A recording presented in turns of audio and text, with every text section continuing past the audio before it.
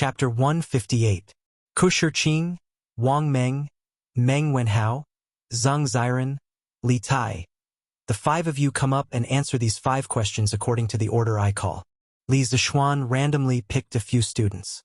Of course, Li Tai was an exception. He wanted to deliberately make things difficult for this little fatty. Wang Meng, Meng Wenhao, and Zheng Ziren were shocked. They didn't expect Li Zishuan to remember their names just by listening to their self-introduction once. They couldn't help but be more convinced by this new teacher. The 5 of them obediently came to the blackboard, took out chalk, and imitated Li Zishuan's writing on the blackboard, and prepared to answer the questions. Who knew? Clack! The 5 of them had just touched the chalk on the blackboard when the chalk in their hands broke one after another. Kong Yingda and Su Hongji, who were watching from below, felt their hearts ache. To them, chalk was a good teaching material. It was normal for people who were used to writing with a brush to not control their strength when using chalk for the first time. Li Zishuan didn't scold them. It was just a few pieces of chalk. He didn't feel bad. Li Tai frowned. He tried a few more times and finally got used to the strength of the chalk. When he looked at the question carefully, he was dumbfounded. It was a combination of addition, subtraction, multiplication, and division, and the 2 numbers multiplied by each other were 3 digits. It was his first time learning this new type of arithmetic. Did it have to be so ruthless? The little fatty pouted and looked at Li Zishuan bitterly. He was sure that Li Zishuan must have done it on purpose. But Li Tai wasn't someone who would admit defeat so easily. He gritted his teeth and gave it his all. Accompanied by the squeaking sound of chalk rubbing against the blackboard, the few of them began to answer the questions. After a while, Ku Shiqing, Wang Meng, Meng Wenhao, and Zheng Ziren finished their calculations. They put down the chalk and returned to their seats. Only Li Tai was still sweating profusely as he calculated. Li Zishuan smiled and didn't provoke him. He looked at the answers of the other 4 students first. Slowly, his smile froze on his face. Wang Meng, stand up. Sir. Wang Meng realized that he had miscalculated. He stood up and stammered. Who taught you that 9 times 6 equals 45? Sir. It's you. You taught me. Ah. Wang Meng asked curiously. Li Zishuan was furious. Bullshit. Show me the multiplication table on the blackboard. Let's see what 9 times 6 equals. Wang Meng glanced at the multiplication table and felt that he had done nothing wrong. He immediately regained his confidence and confidently said, Teacher, look at the multiplication table. Says 6, 9, 54. Doesn't that mean 6 equals 45? Holy shit! Li Zishuan felt like 10,000 alpacas were galloping through his heart. The other students in the classroom were silent for a moment, and then they couldn't help but laugh. Li Zishuan explained the commutative law of multiplication to Wang Meng, and punished him by making him copy the multiplication table 10 times. At this time, Li Tai finally finished his problem.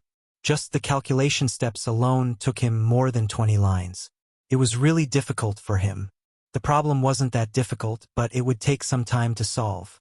Li Tai wiped the sweat from his forehead, put down the chalk, and glared at Li Zishuan. He turned around and was about to return to his seat. Ift! Ha ha ha! All the students pointed at Li Tai's face and laughed loudly.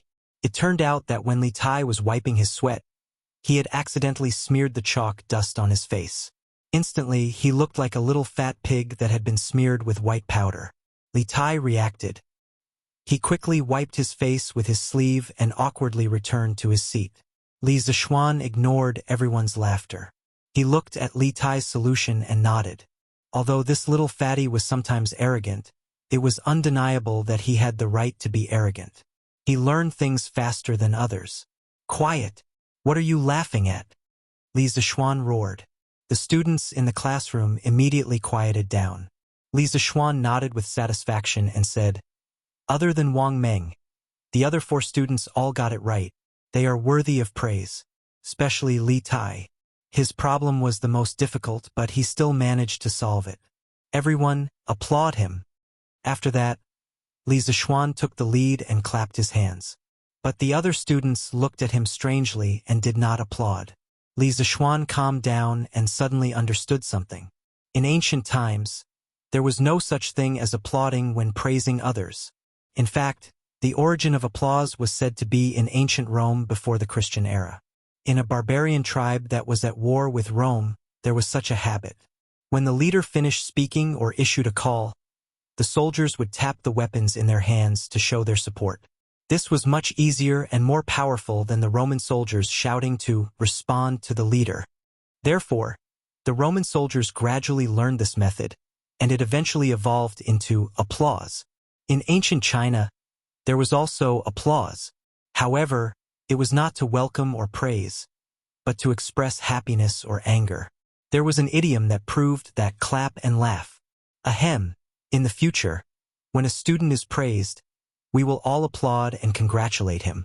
This is the tradition of our school of mathematics. Do you all hear me? If there is no such rule, then I will make the rule, Li Zixuan thought. Right now, Li Zixuan had absolute authority in this class. Although the students were puzzled, no one raised any objections. They all applauded. Clap, clap, clap, clap. Loud applause immediately rang out in the classroom. Hee. As Li Tai listened, he suddenly felt that the feeling of being applauded by others was quite good. He suddenly felt that Li Zixuan was not so despicable. Then, he could not help but applaud for himself. Kong Yingda and Su Hongji shook their heads and smiled bitterly. Looking at all the official and private schools in Tang Dynasty, there was no one who taught like Li Zixuan.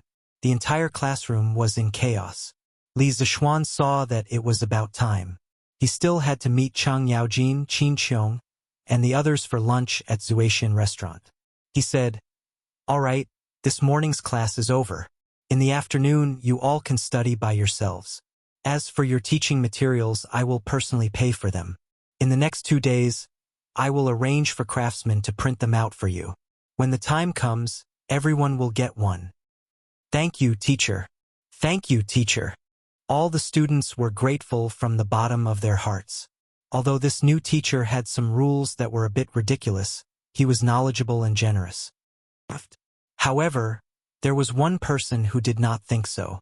That person was Li Tai. When he heard Li Zixuan's words, he almost vomited blood. He had spent 20 strings of coins to buy this teaching material. How could someone give it out for free without spending money? "Well, Brother Qin Ke, do you want me to refund the money to you?" Iron Egg saw Li Tai's gloomy face and could not help but ask tentatively. Li Tai waved his hand and said gloomily, "No need." Li Tai did not have the face to ask for the money that he had given out. Li Zixuan thought for a while and said, "Oh, right, there is one more question. The question is about the height of the ginkgo tree to the west of the entrance of the Imperial College. You can give me the answer after you have measured it, or you can write down your measurement method and give it to me. No matter what, you must hand it in the next class. The one who did the best homework this time will get 2 extra points for this month's exam.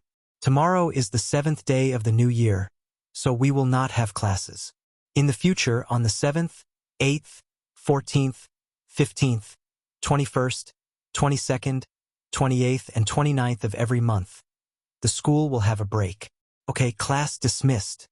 After saying that he was about to leave, Li Tai, Lanner, Iron Egg, Kong Yingda, and Su Hongji hurriedly followed him out. The rest of the students in the classroom were in an uproar. "Ah, the ginkgo tree in front of the Imperial College must be more than 10 feet tall, right? How can we measure it?" "Yes, even the longest ruler is not that long, right? Even if it is that long, we can't go up. According to what the teacher just said, we can have 8 days off every month. Isn't this a little too much? What will the students in the other schools think if they know?" During the Tang Dynasty, the officials had a break every 5 days. Li Zixuan had a break of 8 days a month. Who cares what they think? With the teacher here, what are we afraid of? That's right, that's right. I say, you guys should think about how to solve the question that the teacher left behind. If you answer it well, you will get extra points for this month's exam. Haha. Don't worry. I will go back and ask my father.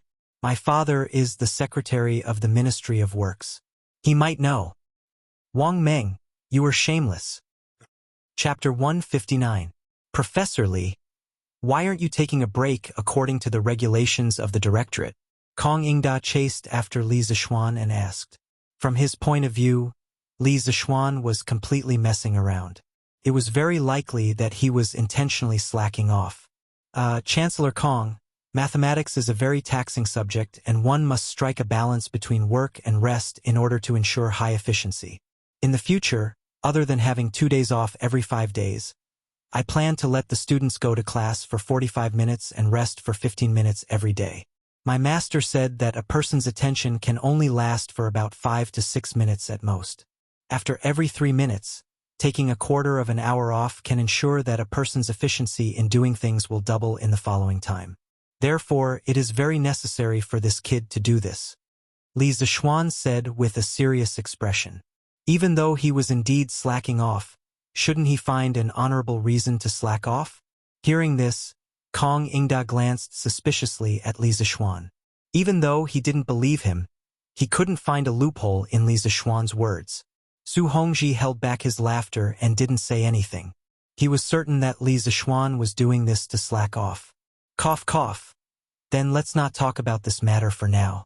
Professor Li, I feel that your blackboard is quite beneficial for teaching. I wonder if you can provide a set of blackboards and chalks for writing on them for the other institutions of the directorate? Kong Ingda thought about it and didn't plan to pursue Li Zishuan's mistake of using the excuse of taking a break to slack off. After all, he had something to ask of Li Zishuan today. Mr. Kong, it's not easy to make these blackboards and chalks. The cost is rather high. If you want me to provide blackboards and chalks for all the institutions of the directorate and the directorate doesn't pay anything in return, I'm afraid it's a bit unreasonable, right? Li Zishuan said with a smile. Even though his family had a lot of money, it didn't come from nowhere. Kong Ingda's words were clearly trying to gain something without risking anything. How could this work? Kong Ingda understood the meaning behind Li Zishuan's words. He sighed in his heart, but said awkwardly, Haha, of course I won't let Professor Li pay for it himself.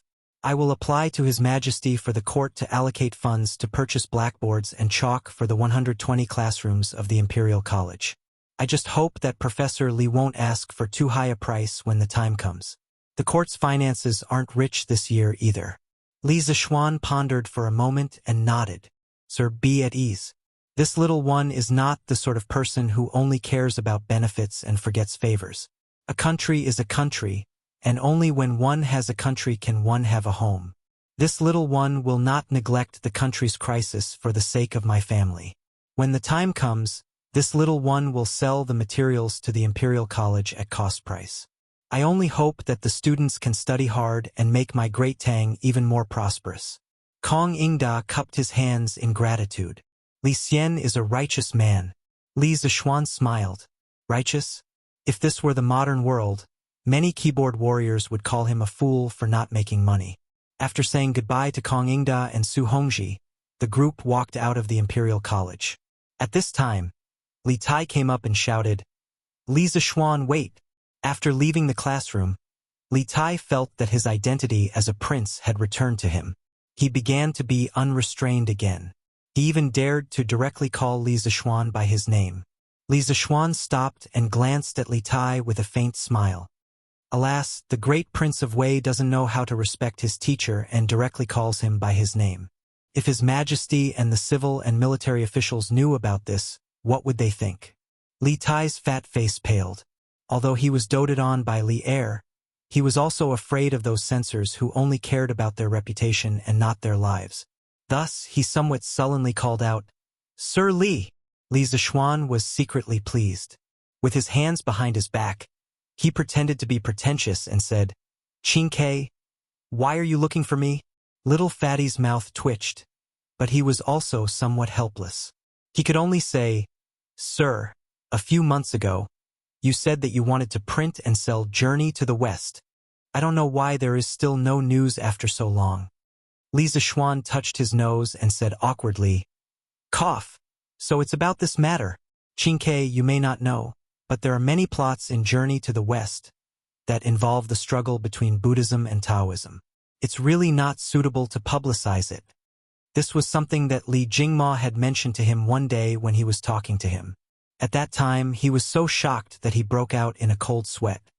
Journey to the West overall emphasized Buddhism and suppressed Taoism, but Li Er strongly advocated Taoism. If he took this book out to sell, wouldn't he be courting death? After listening to this, Li Tai suddenly understood and nodded. He said regretfully, "Sir's worries are somewhat reasonable. It's just that Journey to the West is such a wonderful novel. It's really a pity that we can't share it with everyone." Li Zishuan said with a smile, "Hee. I've been thinking for a long time recently and have decided to publish another novel called A Legend of a Mortal's Journey to Immortality. It will be narrated by me and written by Iron Egg. After it's finished, I will hand it over to the workshop for printing. Qingke, if you are interested, you can go and buy it. I guarantee that it will be longer and more wonderful than Journey to the West." Li Tai's eyes suddenly lit up. A Legend of a Mortal's Journey to Immortality? Just the name alone sounded amazing, so he said excitedly, "Sir, how about I write it? My calligraphy has already reached the primary level. Even my father, the emperor, and scholar you have praised it. It will definitely not be a disgrace to Sir's wonderful story." Iron Egg couldn't help but feel anxious when his job was snatched away. However, he also knew his own limitations. He knew that his doggy-paddle calligraphy was indeed not as good as Li Tai's. A prince. Li Zishuan found it funny. There was actually someone who was willing to fight for such a difficult job? If Qingke is willing, you can come to my house every day during your rest days. You can write it. When you're not around, Iron Egg will write it. Iron Egg felt relieved. It seemed that his master was still thinking about him. Li Tai said happily, "Thank you very much, sir. Then this student will go to Sir's house tomorrow." With a straight face, Li Zishuan said, "Qingke, you can't slack off on your studies because of this. Mathematics is the foundation of all learning other than Confucianism. You should first solve the problem that I left behind for you." Li Tai said gloomily, "Yes, sir." After parting with Li Tai, Lan'er and Iron Egg didn't want to join in the fun with Cheng Yaojin and the others, so they went straight home. Li Zishuan asked San Bao and the others to protect Lan'er and Iron Egg while he rode his horse to the Drunken Immortal Tavern. "Hey, young master, you're here. Master and the other dukes are waiting for you upstairs." When he arrived at the Drunken Immortal Tavern, shopkeeper Lu welcomed him with a smile. Li Zishuan nodded. Today's banquet was mainly to thank Cheng Yaojin, Qin Xiong, Yuqi Jingda, and Niu Jinda for their kindness in leading the family to the rescue that day. As the father, Li Jingma naturally had to personally accompany them to drink. Otherwise, wouldn't that be too disrespectful to the dukes? Li Zishuan handed the reins to the servant and went up to the 4th floor alone. From afar, he could hear Cheng Yaojin's hearty laughter. "Haha, brother Jingma is right. No matter how I look at you, you don't look like a businessman at all. Instead, you look more like a group of rough soldiers like us. Haha." Chapter 160. Li Jingma had traveled extensively in the business world for more than 20 years. He had long since mastered the ability to talk to people and ghosts. Therefore, as long as he was willing, he could chat with anyone. Li Jingma knew that it was impossible to chat and drink with military heroes like Cheng Yaojin and Qin Xiong. He had to be forthright. Haha.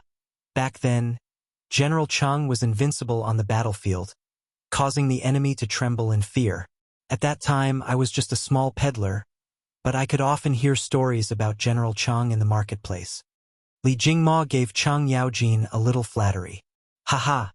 Old Heiyuchi, how is it? I, old Cheng, have a greater reputation among the people than you. Cheng Yaojin laughed proudly. Everyone in the room was speechless at this shameless old man. Uncle Cheng, Uncle Qin, Uncle Yuchi, Uncle Nyo, I was delayed by some matters at the Imperial College. I'm really sorry to have made you all wait for so long. Li Zishuan pushed open the door and cupped his hands apologetically. School was already a little late today, and after school he spent half a day chatting with Kong Yingda and the others at the entrance of the Imperial College. As a result, he was a little late when he arrived at the Drunken Immortal restaurant. But he couldn't be blamed. The Imperial College didn't have an alarm or something. No one knew when school was over. It seemed that he would have to assign someone to ring the bell in the Institute of Mathematics. Cheng Yaojin pointed at Li Zixuan and said angrily, "Haha, you really have guts. You actually made us elders wait for you. You're really something. You'll punish yourself with 3 cups later." Niu Jinda also echoed, "Yes, yes, you should punish yourself with 3 cups." Li Jingma looked at his son with some worry. After spending so much time together, he knew that his son wasn't good at drinking. But at this time, he obviously couldn't refute.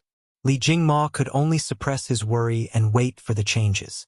Li Zixuan's face did not have the slightest trace of fear. He ordered the waiter to serve the dishes while personally pouring a cup of tea for Cheng Yaojin and the other 3. "Uncle Cheng, you're right.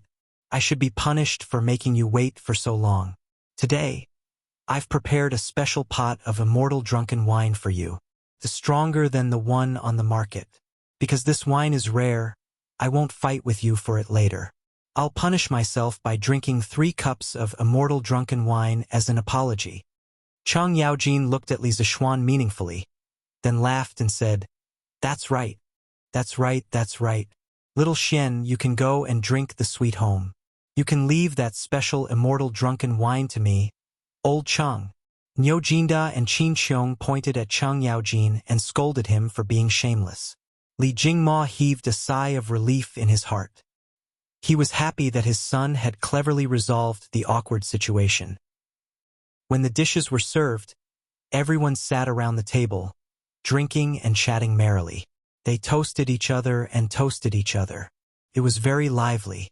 "Little Xian, today seems to be your first day on duty at the Imperial College. How was it? Did that group of scholars make things difficult for you?" Cheng Yaojin asked as he drank. Li Zixuan could hear the concern in Cheng Yaojin's words and felt warm in his heart. Although old Cheng was a boorish person, he treated his own people well. Li Jingma also looked at Li Zixuan with an inquiring gaze. "Haha, thank you for your concern, Uncle Cheng. Chancellor Kong has taken good care of me. The teaching assistant of the School of Mathematics is an old friend of my father. Moreover, the Imperial College speaks with one's strength. My attainments in mathematics can be said to have reached a higher level. Therefore, I'm quite successful today." Li Zixuan replied smugly. Cheng Yaojin laughed. "Haha, you're really shameless. However, little Xian, you're also a capable person. You're proficient in literature and martial arts. Unlike my family's Chonyo, who only knows my 3 axes." Qin Xiong interjected and asked, "Little Xian, did spiritual masterling Su teach you the art of mathematics?" "Uncle Qin, the art of mathematics is only the foundation of my master's lifetime of knowledge. He said that only by mastering mathematics can one create sturdier cities, more powerful weapons, faster vehicles, and more efficient farming tools. The curved plow from before also contained the knowledge of mathematics." Qin Xiong asked curiously, "Your master also knows the art of refining weapons? Oh, I almost forgot. In ancient times, people called the skill of Taoism the art of refining weapons. I've been blindly comparing so much just now." Fortunately, Qin Xiong and the others didn't see through it. Li Zixuan felt a little awkward in his heart, but he continued without changing his expression. "My master is indeed proficient in the art of refining weapons. In the early years, my master traveled to various countries and collected the best of each country's craftsmanship.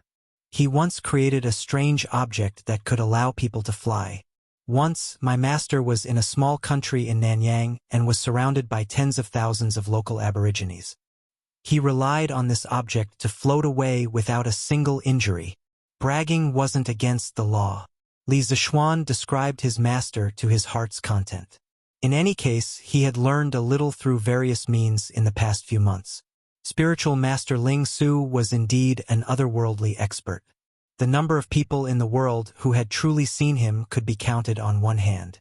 There probably wasn't a single person who was truly familiar with him. Thus, no matter how he bragged, he wouldn't be exposed. Hiss! The few old people in the room widened their eyes in shock. Yuchi Jingda couldn't help but mutter, "There are really people in this world who can fly? Isn't this the means of immortals?" Li Zixuan shook his head and said, "Uncle Yuchi, This is just borrowing the help of external objects. There are no immortals in this world. In fact, when the technology in the world is developed to the extreme, it isn't impossible for mortals to fly in the sky.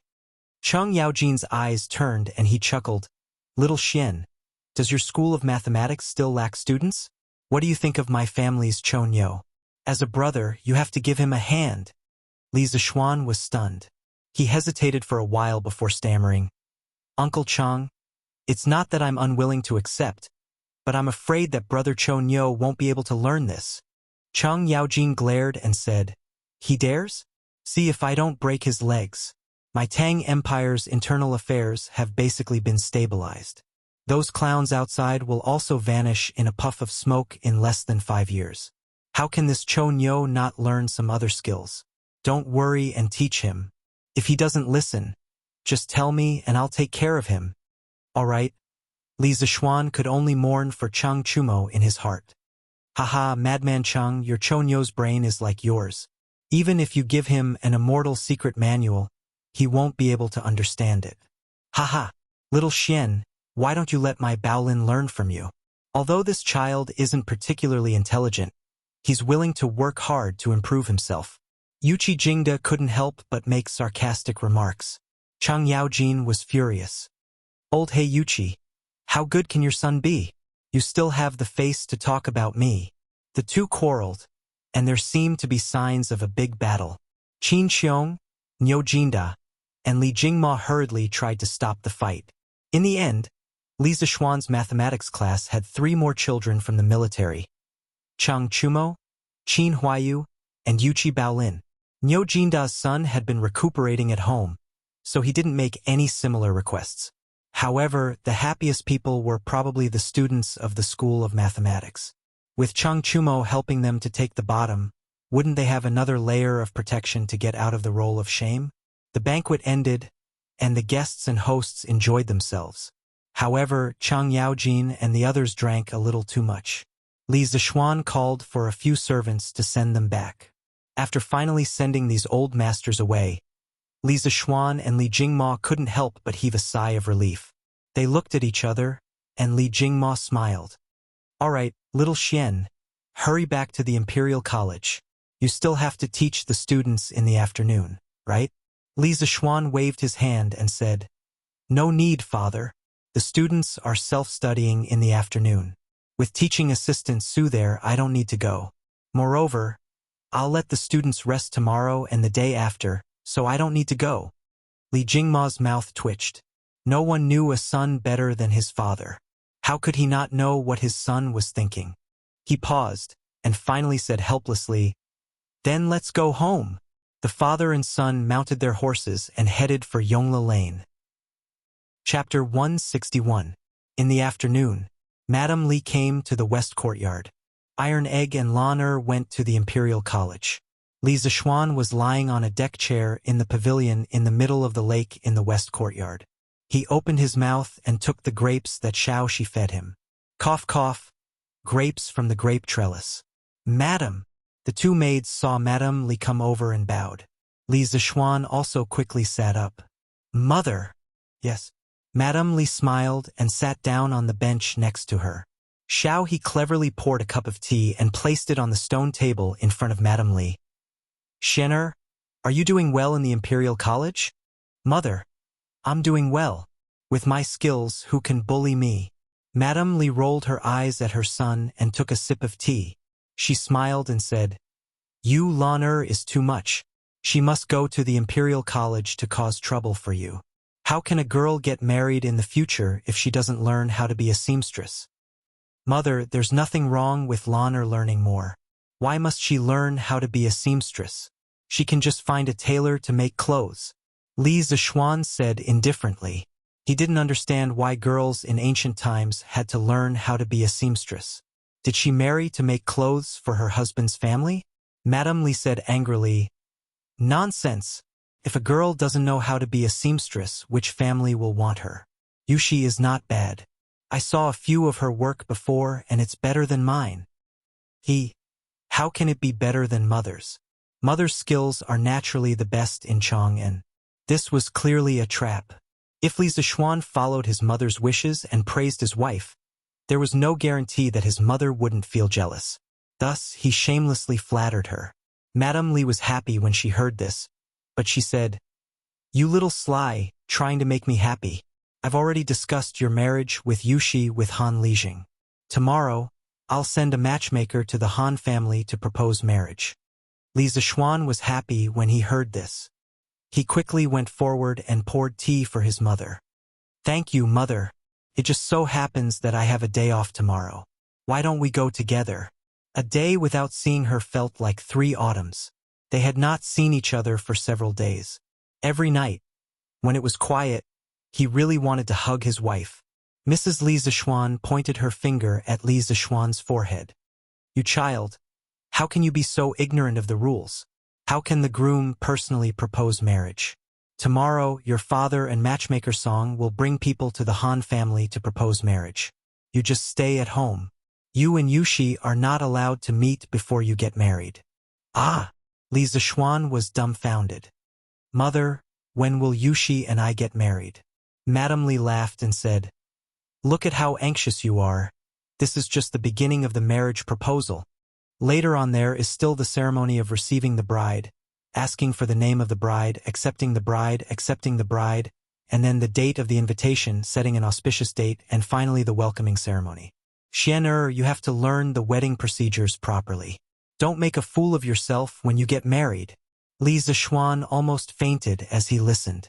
Did it have to be so troublesome? Couldn't they just have a flash marriage? Mother, then you should set the wedding date earlier. Otherwise, it won't be good if your daughter-in-law runs away.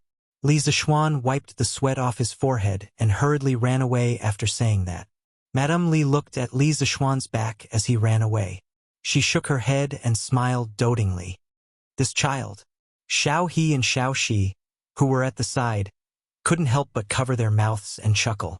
Li Zixuan went out of the mansion and went to the workshop to find Louis Dao Lu Dingy. Ever since Li Zixuan bought the original Heavenly Craft Pavilion and poached him, this old man had been idling in the Strange Interest Pavilion. After Yan Xiaoning gave his workshop to Li Zixuan also transferred Louis Dao to the workshop.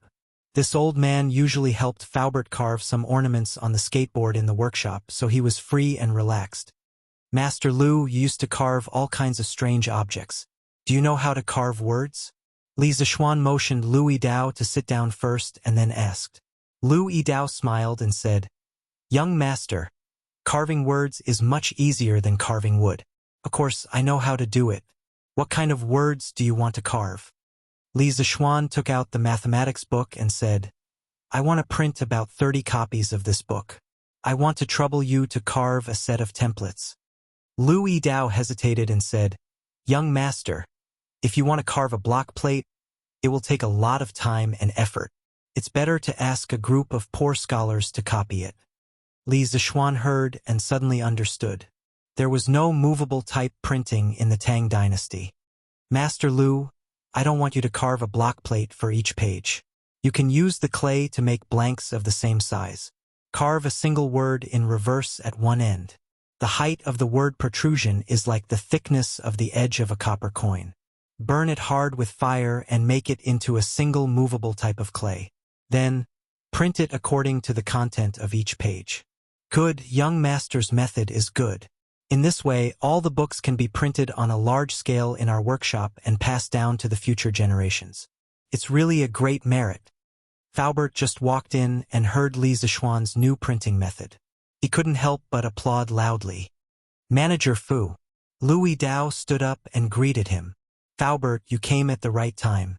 I plan to set up a printing department in the workshop. You can transfer some people to Master Lu. In the future, there will be a lot of books for the workshop to print." Li Zixuan said to Faubert. Faubert sat down and said, "Yes, young master."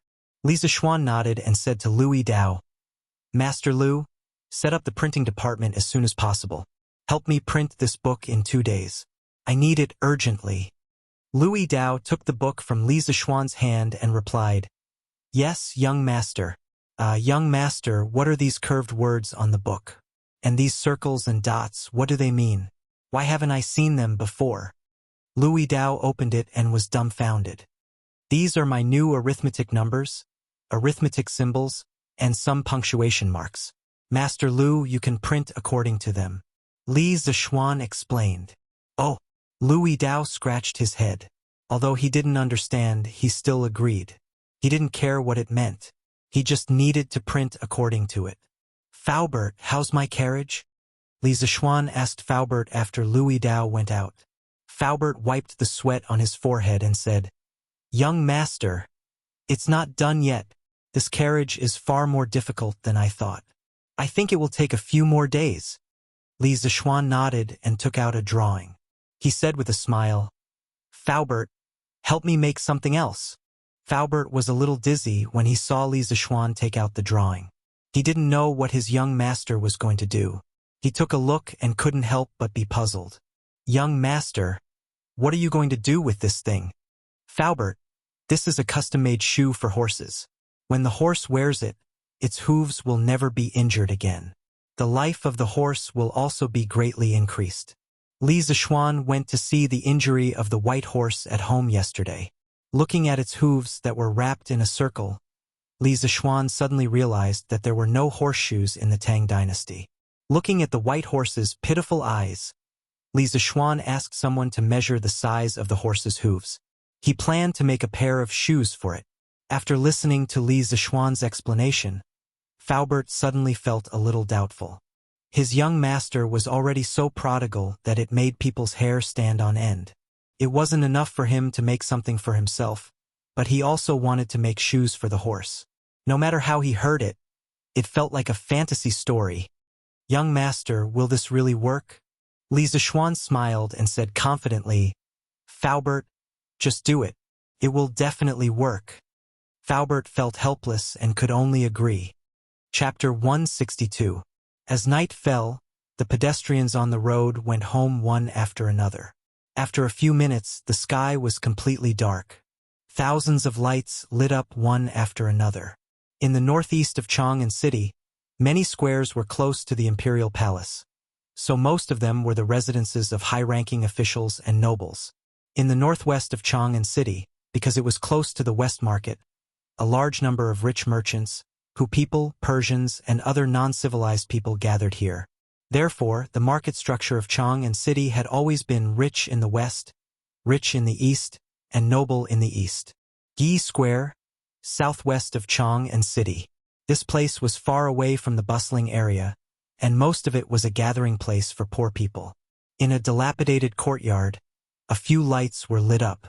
In the room, a little boy about 10 years old was holding a little girl's hand and teaching her how to write. The little girl was about 7 or 8 years old, and her face was a little yellow, obviously malnourished. She seemed to think that writing was fun, and an innocent smile appeared on her face from time to time. It's time to eat. A woman in coarse gray clothes came in with a bowl and said with a smile, Oh, it's time to eat. The little girl cheered and broke free from the boy's arms. She ran to the table and looked at the food in the bowl, drooling. The boy shook his head in amusement and asked the woman, Mother, won't father come back for dinner tonight? The woman in gray was startled and said, Your father is helping people unload goods on the murky river. I'm afraid he won't come back tonight. However, don't worry about that. Eat first. The little boy agreed in a low voice and quietly went back to the table to sit down. Come, however, eat an egg. Today, when I was working at Minister Hu's house, his wife gave it to me. Eat it to nourish your brain. Maybe you can be the top scorer in the exam next year. The woman carefully peeled an egg and put it in the little boy's bowl, and said lovingly. The little boy looked at the egg in the bowl and then looked at Yaya, who was drooling. He put the egg in Yaya's bowl with chopsticks and said, Mother, I have eggs for lunch at the Imperial College. Give this egg to little sister. He thought to himself, I must get first place in this monthly test. That way, I can bring my parents and little sister to the Drunken Immortal restaurant to have a big meal. I heard that the wine in the Drunken Immortal restaurant is called the best wine in the world. My father used to love wine a long time ago, but in order to support my studies, he didn't drink anymore. I must bring my father to taste it. It's been a long time since I've eaten meat. I'm sure you'll like the chicken, meatballs, and braised pork from the Drunken Immortal restaurant. The dompa pork and twice-cooked pork from the Drunken Immortal restaurant would definitely like to eat them. The gray-clothed woman originally wanted to stop him, but after hearing her son's words, she could only give up. She sighed and said, "How I heard from you yesterday that a new teacher will be coming to your academy today. What do you think? Did Mr. Xian teach well?" This little boy was Meng Wenhao from the School of Mathematics. Today in class, Li Zixuan had called his name to do some questions on the blackboard. Meng Wenhao smiled and said, "Mother, you must know our new teacher. He's the man from Lantian County who presented the Tsuan plow to the imperial court a while ago. His mathematical ability is unique. He's the most knowledgeable person I've ever met." The gray-clothed woman was obviously taken aback. She said in astonishment, "So it's Li Xiannan. This person is the great benefactor of our poor family. How you have to learn well from Li Xiannan and live up to his teachings." Meng Wenhao's mouth twitched. He thought to himself, what would Mr. Xian think if he knew that someone called him Mr. Xian? The next day, the wind was gentle and the sun was bright. "Mother, I'm going to the Imperial College." Meng Wenhao finished his breakfast and shouted to his mother, who was cleaning up the dishes in the kitchen. The woman walked out and asked, "How Didn't you say yesterday that you had a day off today? Why do you still want to go?" Meng Wenhao turned around and said, "Mother, Mr. Xian left a question yesterday. I'm going to the Imperial College to solve it today." After saying that, he turned around and ran away. The woman was puzzled. She wanted to ask, but her son had already gone far. At the Imperial College, under the ginkgo tree next to the gate stood a young man in blue. The young man did not move. He raised his head and stared at the top of the ginkgo tree without blinking. Among the students of the Imperial College, the young man was like a lone wolf with his head held high. He stood alone between heaven and earth, looking very different. The passing crowd quickly noticed him. "Hey, look, there's a fool over there. He's standing there motionless." "Ha, it's true. Why is there a fool in our Imperial College?" "He's not a fool. I know this person. He's Meng Wenhao from the School of Mathematics. His results have always been among the best in the school." "Ah? Isn't the School of Mathematics closed today? Why is he here?" "Who knows? Instead of sleeping at home early in the morning, he's here in a daze. He must be crazy." It's said that the School of Mathematics has 8 days off every month. They're so lucky. Yeah, why can they have 8 days off every month? I'm going to protest to the teacher of our school. We have to take 8 days off every month too. Yes, we're going to protest. Why aren't you leaving? You're going to be late. If you're late, the teacher might slap you. Ah, let's go. The surrounding students immediately dispersed, and the gate of the Imperial College returned to its original quiet state. Meng Wenhao remained motionless. He was not affected by the noise outside at all. If he could answer the question well, he could get 2 extra points in the monthly exam. If he could get these 2 points, he would have a much better chance of getting first place in the monthly exam.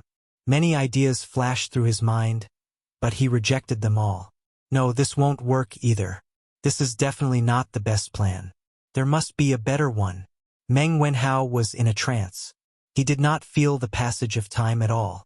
Kong Yingda passed by him and looked at him. He shook his head and sighed. "Stubborn child. I hope you can get over it soon." After saying that, he didn't bother Meng Wenhao and walked away. Time passed. It was noon in the blink of an eye. Wow, why is Meng Wenhao still standing here? Yeah, he didn't even move his feet. Don't make a mistake while standing. I think there's something wrong with his brain. Let's go. Let's not care about him. Let's eat. Yes, yes, yes. Let's eat. The surroundings fell into silence again. Meng Wenhao's lips were dry and cracked. His body was a little shaky, but he had no intention of moving. He was still in deep thought. Since the morning, he had thought of hundreds of methods in his mind, such as building a ladder, measuring the trunk section by section, tying a rope to the top of the tree, measuring the length of the rope, etc. However, he rejected them all. His intuition told him that these were not the best methods. There must be a simpler way. There must be. I can think of something. Meng Wenhao thought firmly. Chapter 163. Yongla Lane. At the Li residence, the marriage proposal team was assembled early in the morning. The leader was a middle-aged woman in her 30s or 40s. She had heavy makeup on and her laughter was mesmerizing. Li Zishuan's eyes were red and he hurriedly returned to the west courtyard. Xiaoxi, you're going too? Li Zishuan asked curiously when he bumped into Xiaoxi, who was in a hurry. Yes, young master. Madam asked Xiaoxi to deliver something to young mistress. Xiaoxi replied with a smile. Li Zishuan laughed and joked. Ha, little girl, you're calling her young mistress so soon? Xiaoxi, wait a moment. Help me deliver something to Yushi too. Yes, young master. Li Zishuan smiled and returned to his room. He spread out a piece of paper and began to write. I'm willing to win the heart of my beloved. When your hair is white and you're past your prime, I'll still hold your hands and give you the gentleness of the world. Be good, Yushi. Stay at home and wait for me to marry you. After he finished writing, he suddenly had an idea. He folded the letter into a paper crane and pressed it flat into an envelope. He sealed it and walked out. Young master, you're going to deliver a letter to young mistress? He was carrying a bag and came to the entrance of the courtyard. She was probably going to follow the marriage proposal team to the Han residence. Li Zishuan passed the letter to Xiaoxi and said to Xiaohe, Little girl, don't peek on the way. Xiaoxi was the timid type while Xiaohe was more lively. It was just that her chest was a little small. What was he thinking? Xiaohe pouted and said, Xiaohe won't peek. Young master must have written some mushy words of love to young mistress. He will die of jealousy if I read it. You little brat. Li Zishuan's face turned black, and he pretended to knock her head. He screamed and ran away with Xiaoxi. Tai Chi Palace, Suite Du Hall. This was where Li Er would read and deal with government affairs after the morning court. At this moment, Li Zishuan was sitting at the top with a book in his hand. He frowned as he read, Zhao Song. Is this Li Zishuan's new mathematics? Why have I never seen these strange words before? Zhao Song stepped forward cautiously and said, Your Majesty, this is indeed a new type of mathematics that Li Xianan invented. It is said that this book was compiled by him personally. As for the strange words in the book, I don't understand them either. However, I'm sure that Your Highness, Prince of Wei, will be able to understand them. After Prince of Wei finished listening to the lecture yesterday, he even solved a very difficult question that Li Xianan set. Li Er smiled happily. Great. My Qingke is indeed talented and learns everything quickly. Haha. Zhao Song smiled and said, It's all thanks to His Majesty's teachings. Li Er laughed heartily, accepting the flattery. Your Majesty, the male student from Li County left a question after class yesterday. He said that he wanted the students to figure out a way to measure the height of the 1,000-year-old ginkgo tree in front of the Imperial College. He also said that the student with the best method would get 2 extra points in this month's exam. Zhao Song saw that Li Er was very interested in the matter between Li Zishuan and Li Tai, so he continued. Li Er was stunned and asked, Monthly exam? What monthly exam? Zhao Song explained, Your Majesty, this is the examination system that Li Xianan set for the School of Mathematics. It is said that the School of Mathematics has a small exam every 7 days, a midterm exam every month, and a major exam every half a year. The top student in the monthly exam will be treated to a meal at the Drunken Immortal restaurant with Li Xianan's personal funds. He can even bring his family along. The top 5 students in the monthly exam will have a roll of honor, while the bottom 5 will have a roll of shame. They will also be responsible for cleaning the teaching hall. The top student in the half-year exam will be rewarded with 100 strings of cash. Li Er was surprised for a moment, then smiled and said, This kid is really rich and overbearing. He is even more generous than I am and has a lot of ideas. The students in the Imperial College are going to have a headache. I hope that Li Zishuan can take the lead in guiding the culture of the Imperial College. In recent years, the Imperial College has become a gathering place for rich playboys. Zhao Song said respectfully, Your Majesty is far-sighted and wise. Li Er waved his hand and pondered for a moment, then said, but this kid really knows how to make things difficult for others. The ginkgo tree at the entrance of the Imperial College is probably more than 100 feet tall, right? How are the students going to measure it? Zhao Song, can you fly that high with your lightness ability? Zhao Song broke out in sweat and quickly said, Your Majesty, this great grandmaster can't fly that high, right? That kind of height is not something that a human can achieve. Li Er rubbed his nose and knew that he was overthinking. Your Majesty, are you still reviewing the memorials? I have prepared iced sour plum soup for you to relieve the heat. At this moment, Zhang Sun walked over elegantly with a bowl of sour plum soup. Seeing this, Zhao Song quickly retreated to the side and became one with the pillars in the hall like an old monk in meditation. Ha! Guanyin, you have troubled yourself. In the future, let the servants do these things. You are not in good health and should not be overworked. Come and sit. Li Er moved his seat and gestured for Zhang Sun to sit over. After Zhang Sun sat down, she smiled and said, Thank you for your concern, Your Majesty. My body is not that weak. Your Majesty, please drink some sour plum soup to relieve the heat. Li Er nodded and took the sour plum soup. He drank a few mouthfuls and exclaimed in satisfaction, Your Majesty, are you not done reviewing the memorials? Zhang Sun looked at the stacked memorials on the table and could not help but feel sorry for him. Soon. Guanyin, please wait a moment. I will finish reviewing them soon and then accompany you to admire the flowers. Li Er finished the sour plum soup in a few mouthfuls and went back to work. Moments later, Li Er looked at a memorial and muttered, It's this kid again, but this time he still has some conscience.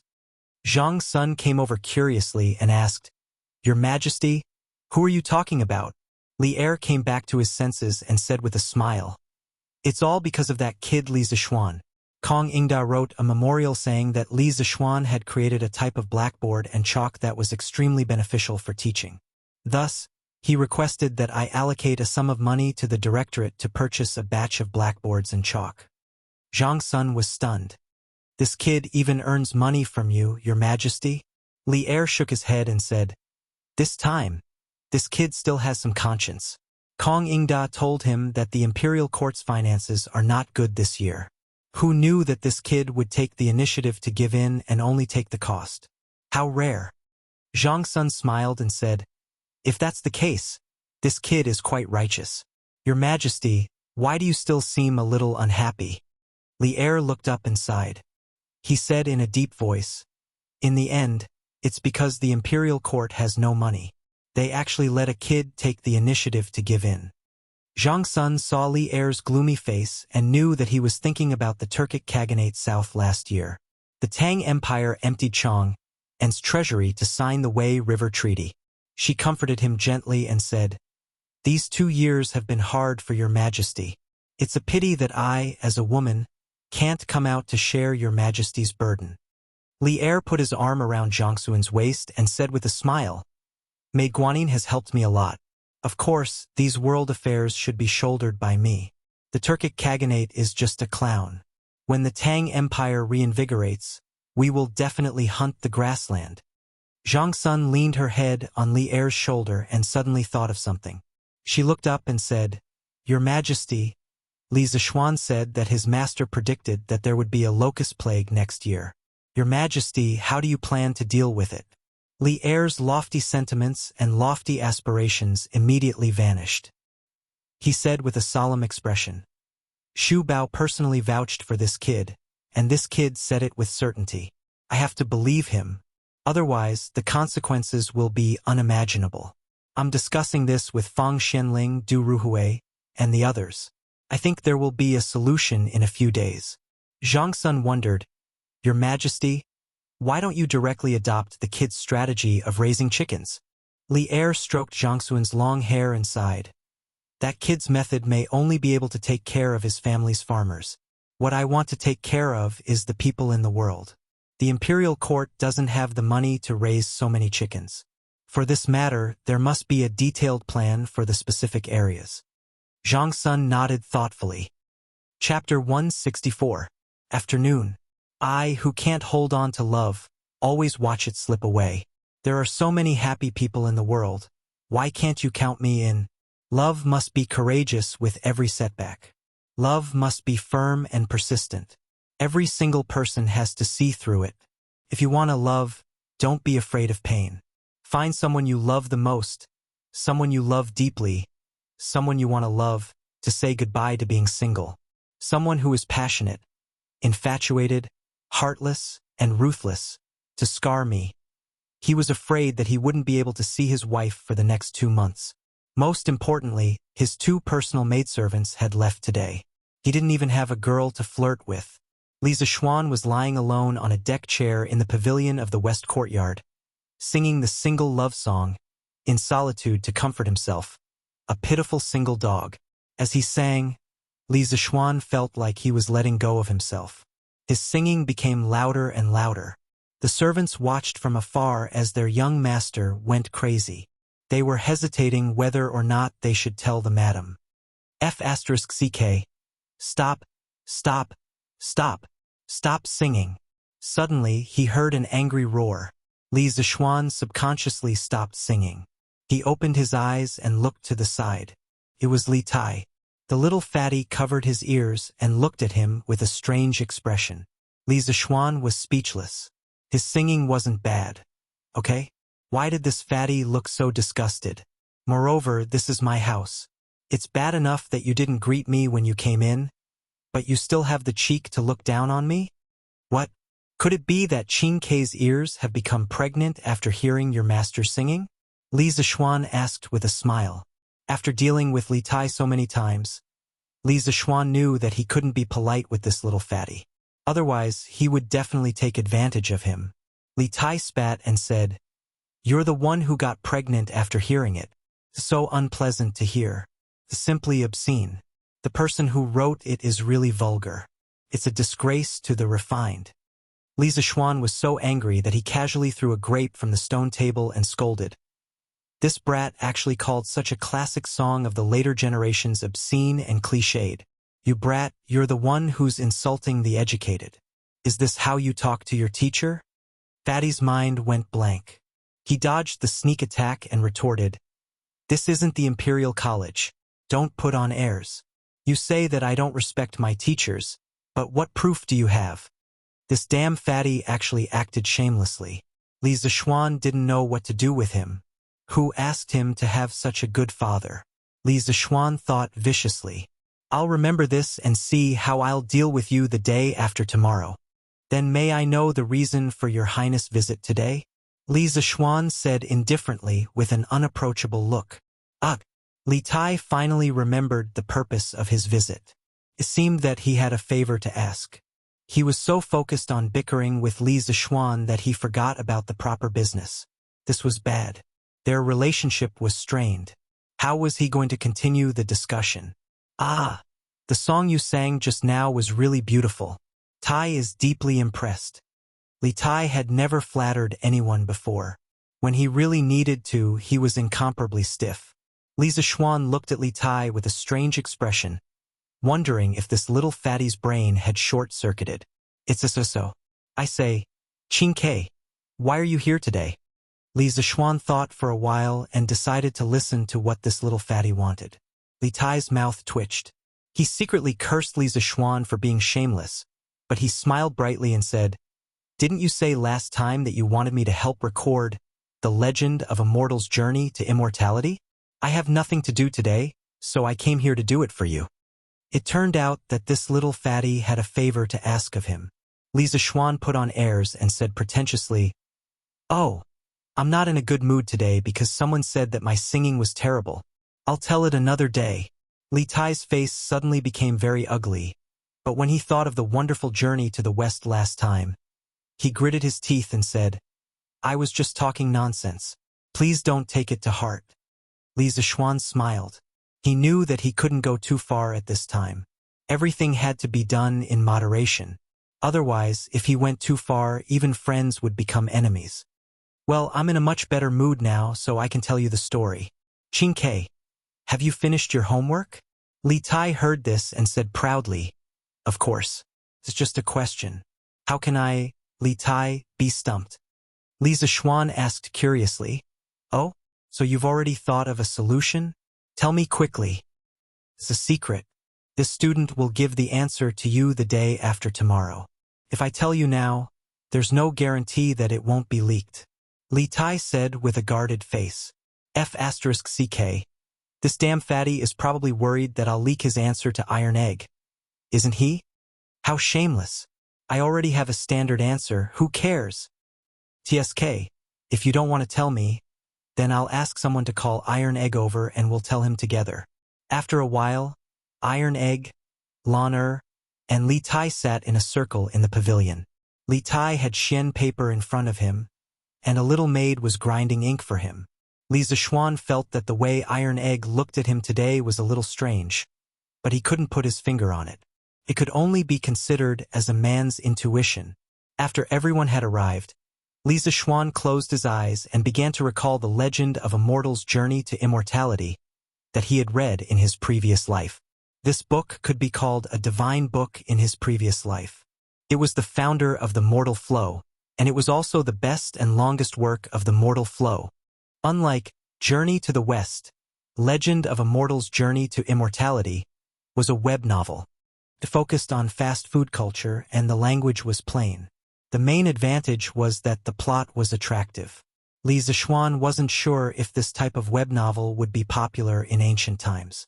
Today was a good time to test it out. In the time it took to drink a cup of tea, Li Zishuan had recalled most of the plot in the first volume of Legend of a Mortal's Journey to Immortality. On one hand, he really liked this novel in his previous life. On the other hand, his current mental strength was incomparable to that of ordinary people. The benefits of having a strong mental strength were not only reflected in mental calculation, but also in memory. Green Sparrow, are you ready? Li Zishuan looked at Li Tai and asked. Li Tai squeezed the brush in his hand and said excitedly, I'm ready. I'm ready. Li Zishuan nodded and began to narrate.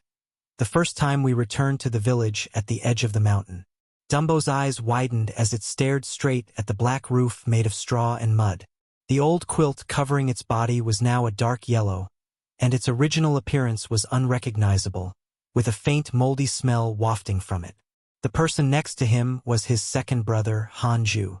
He was sleeping soundly, and there were intermittent sounds of snoring coming from his body. Li Tai frowned as he listened and jotted down notes. This beginning is too plain.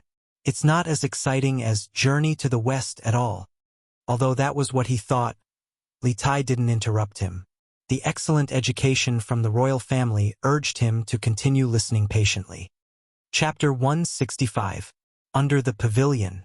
From time to time, Li Tai would frown slightly. Naturally, Li Zishuan would notice this. He could understand this. The beginning of A Mortal's Journey to Immortality was indeed not outstanding. This could be seen from its early results. But there's a saying that goes, if you can endure loneliness, you can hold on to prosperity. Although the system of Mortal was based on Shao Qian's masterpiece Misty Journey, in the novels before Mortal, the cultivation system was only the background of the story. The main characters all leveled up very quickly, and the story still relied on other contradictions to progress. Just like World of Warcraft, leveling up was only a small part of the story. However, in Mortal, leveling up was the main content. Every small improvement was incomparably difficult, but it could also make the reader deeply immersed in it, unable to extricate themselves. The entire story revolved around how to take every step to level up. Through accumulation step by step, the legend of Mortal was finally created. As the story went deeper and deeper, Li Tai also discovered the strengths of Mortal. Unlike Journey to the West, which was unconstrained and passionate, the main plot of Mortal only revolved around Han Li's cultivation and leveling up. Every step was filled with setbacks. As Li Tai listened, he could not help but put himself in the shoes of the character. The Seven Mysteries sect, the eternal spring arts that seemed ordinary on the surface, but contained profound mysteries, and the small mysterious bottle that Li Zishuan had accidentally picked up. All of these tempted Li Tai to continue listening.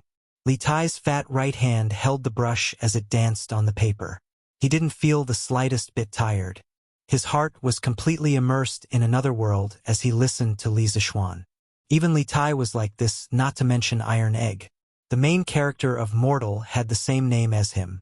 Moreover, their family circumstances were very similar. Thus, after listening to the story twice, Iron Egg was already completely immersed. It was as if he was Han Li in the novel, following the ups and downs of the plot, with twists and turns. Lan on the other hand, had no interest in this story. After listening to it for a while, she felt that Han Li wasn't as interesting as Sun Wukong. After bidding farewell to Li Zixuan, she returned to the backyard. Li Zixuan also breathed a sigh of relief. Previously, he had only asked Iron Egg to come over. He did not expect Lan to come over as well. Many of the later parts of the novel were not suitable for her to read. It was good that the little girl had left. Han Li dripped a drop of green liquid on a green 3 crowgrass, turning it into a yellow 3 crowgrass with a 100-year medicinal effect. A few days later, he dripped another drop of green liquid on it, and it actually became another 100 years old. Seeing that this method was indeed effective, Han Li repeated the same method for the next 2 months. Every time a new green liquid was produced from the small bottle, he would drip it on the 3 crowgrass. And the 3 crowgrass lived up to his expectations. Its leaves gradually turned from yellow to yellow-black, and then from yellow-black to black. Finally, when its leaves were completely black and shiny, it became a rare 1,000-year-old 3 crowgrass in the world. Li Tai's eyes widened, and he was shocked in his heart. So this mysterious bottle can infinitely accelerate the maturity of spiritual herbs. This is really amazing. Han Li will definitely be able to completely turn the tables this time. Iron Egg's breathing quickened as he listened. He was as excited as he was when he obtained the mysterious bottle. Okay, that's all for today. Li Zixuan clapped his hands and did not want to continue. He had been talking for almost an entire afternoon, and his throat was smoking. Ah, you're done so soon? Li Tai was dumbfounded. He had just gotten into the role, and now it was over. What was this? Iron Egg's face was also full of regret, but he did not raise any objections. Li Zixuan said angrily, "It's already so late. What are you still talking about? Qingke, go back quickly. Be careful, the market will be closed soon." Li Tai waved his hand indifferently and said, "It doesn't matter. If worst comes to worst, I'll just stay at Mr. Li's house tonight. Sir, please tell me 2 more times, or I won't be able to sleep tonight." A large part of the reason why he chose to go to Li Zixuan's class in the School of Mathematics was that it was convenient for him to listen to Li Zixuan's story. After reading Journey to the West, he had been out of books for a long time. Today, he had finally fulfilled his wish. He had just satisfied his craving, but now it was abruptly stopped. How could he stand it? At this time, not to mention that the market was closed, even if it was raining blades, he would not be willing to leave. Li Zixuan's face darkened when he heard this. He roared in his heart. "What the F***CK? If worst comes to worst, you'll just stay at my house tonight? This damn fatty is really thick-skinned. No, I'm tired today. I definitely won't teach anymore." Li Zixuan refused in a muffled voice. Li Tai saw that he was determined and knew that there was no room for negotiation. He thought for a while and said, "Okay, I'll come back tomorrow. I won't teach tomorrow either. I have something to do tomorrow." Li Zixuan said quickly. Tomorrow, he would go to the workshop to see how the preparation of the printing department was going. The students were still waiting for the textbooks the day after tomorrow. Li Tai suddenly became angry. He wanted to curse on the spot, but when he thought of the consequences, he shrank his neck and said sullenly, "What can you do? Are you lying to me again? Believe it or not." Li Zixuan was too lazy to explain. He got up and was about to take the manuscript of Ordinary Man that Li Tai had transcribed. "Then I'll go with you tomorrow. Hey, this is what I wrote. Why are you taking it away? I plan to sell this story in the future. You can only listen to it. You're not allowed to take it away so as not to leak the secret," Li Zixuan said with a smile. F***CK. Li Tai was sure that Li Zixuan was doing this on purpose. He was taking revenge on him for not handing in his homework in advance. In his opinion, although the novel was interesting, how much could it be sold for? Li Tai gritted his teeth and turned to leave. TSK. This little fatty's handwriting is not bad. Li Tai was speechless. At this moment, he really wanted to turn around and fight Li Zixuan to the death. Here, Li Tai was addicted to ordinary man. Over at the Imperial College, Meng Wenhao was lost in thought, unable to extricate himself. The sun was already setting in the west, but Meng Wenhao was still standing under the ginkgo tree stubbornly, looking up at the treetops. Because he had been in this position for a long time and hadn't stopped drinking, his thin and weak body seemed to be on the verge of collapsing. The drums of the Imperial College sounded, and the students rushed out of the classroom. When they arrived at the entrance of the Imperial College, they found that Meng Wenhao was still standing there. Thus, many people surrounded him, pointing and whispering to each other. "Oh my God! Why is he still here? He's been standing there for so long. Will something happen to him? I think he must have been stimulated by something and turned into a fool." "I don't think so. Meng Wenhao's grades have always been good. What stimulated him? I don't care. I'm going home. This person is either crazy or a fool. Yes. Let's go home." After a while, the crowd dispersed. Facing the setting sun, their shadows were very long, and many of them reflected on Meng Wenhao's body. Meng Wenhao inadvertently looked down and saw this scene. He was stunned for a moment and seemed to understand something. Then he shouted excitedly, "Haha! I finally figured it out." As he spoke, he wanted to run home. Unexpectedly, he stood for too long and lost control of his legs. He fell to the ground, but he continued to shout excitedly. The students who were walking in front of him turned around and saw this crazy scene. They couldn't help but look at each other and think, "It seems that this student is really crazy." Chapter 166. Not long after Li Tai left, Li Jingma came back with a group of people to escort the bride. Old man Li's face was flushed and full of joy. He was pulled by his wife and asked a lot of questions, but he did not seem to be impatient. She came over secretly and went to Li Zixuan's side. She said softly, "Young master, young madam cried when she saw your letter. She also asked me to bring you a letter." Li Zixuan said happily, "Quickly give it to me." She carefully took out a letter from her waist pouch and passed it to Li Zixuan. Li Zixuan took it and walked to the side. He opened it and saw a line of beautiful words. "I want to know you and live a long life. The mountains have no edges. The heaven and earth merge. The river runs dry. The winter thunder rumbles. The summer snow dares to be separated from you." This was a Han folk love song called Shangxie. Li Zixuan used mushy words to express his love to Han Yushi. Han Yushi used poetry to express her unswerving love.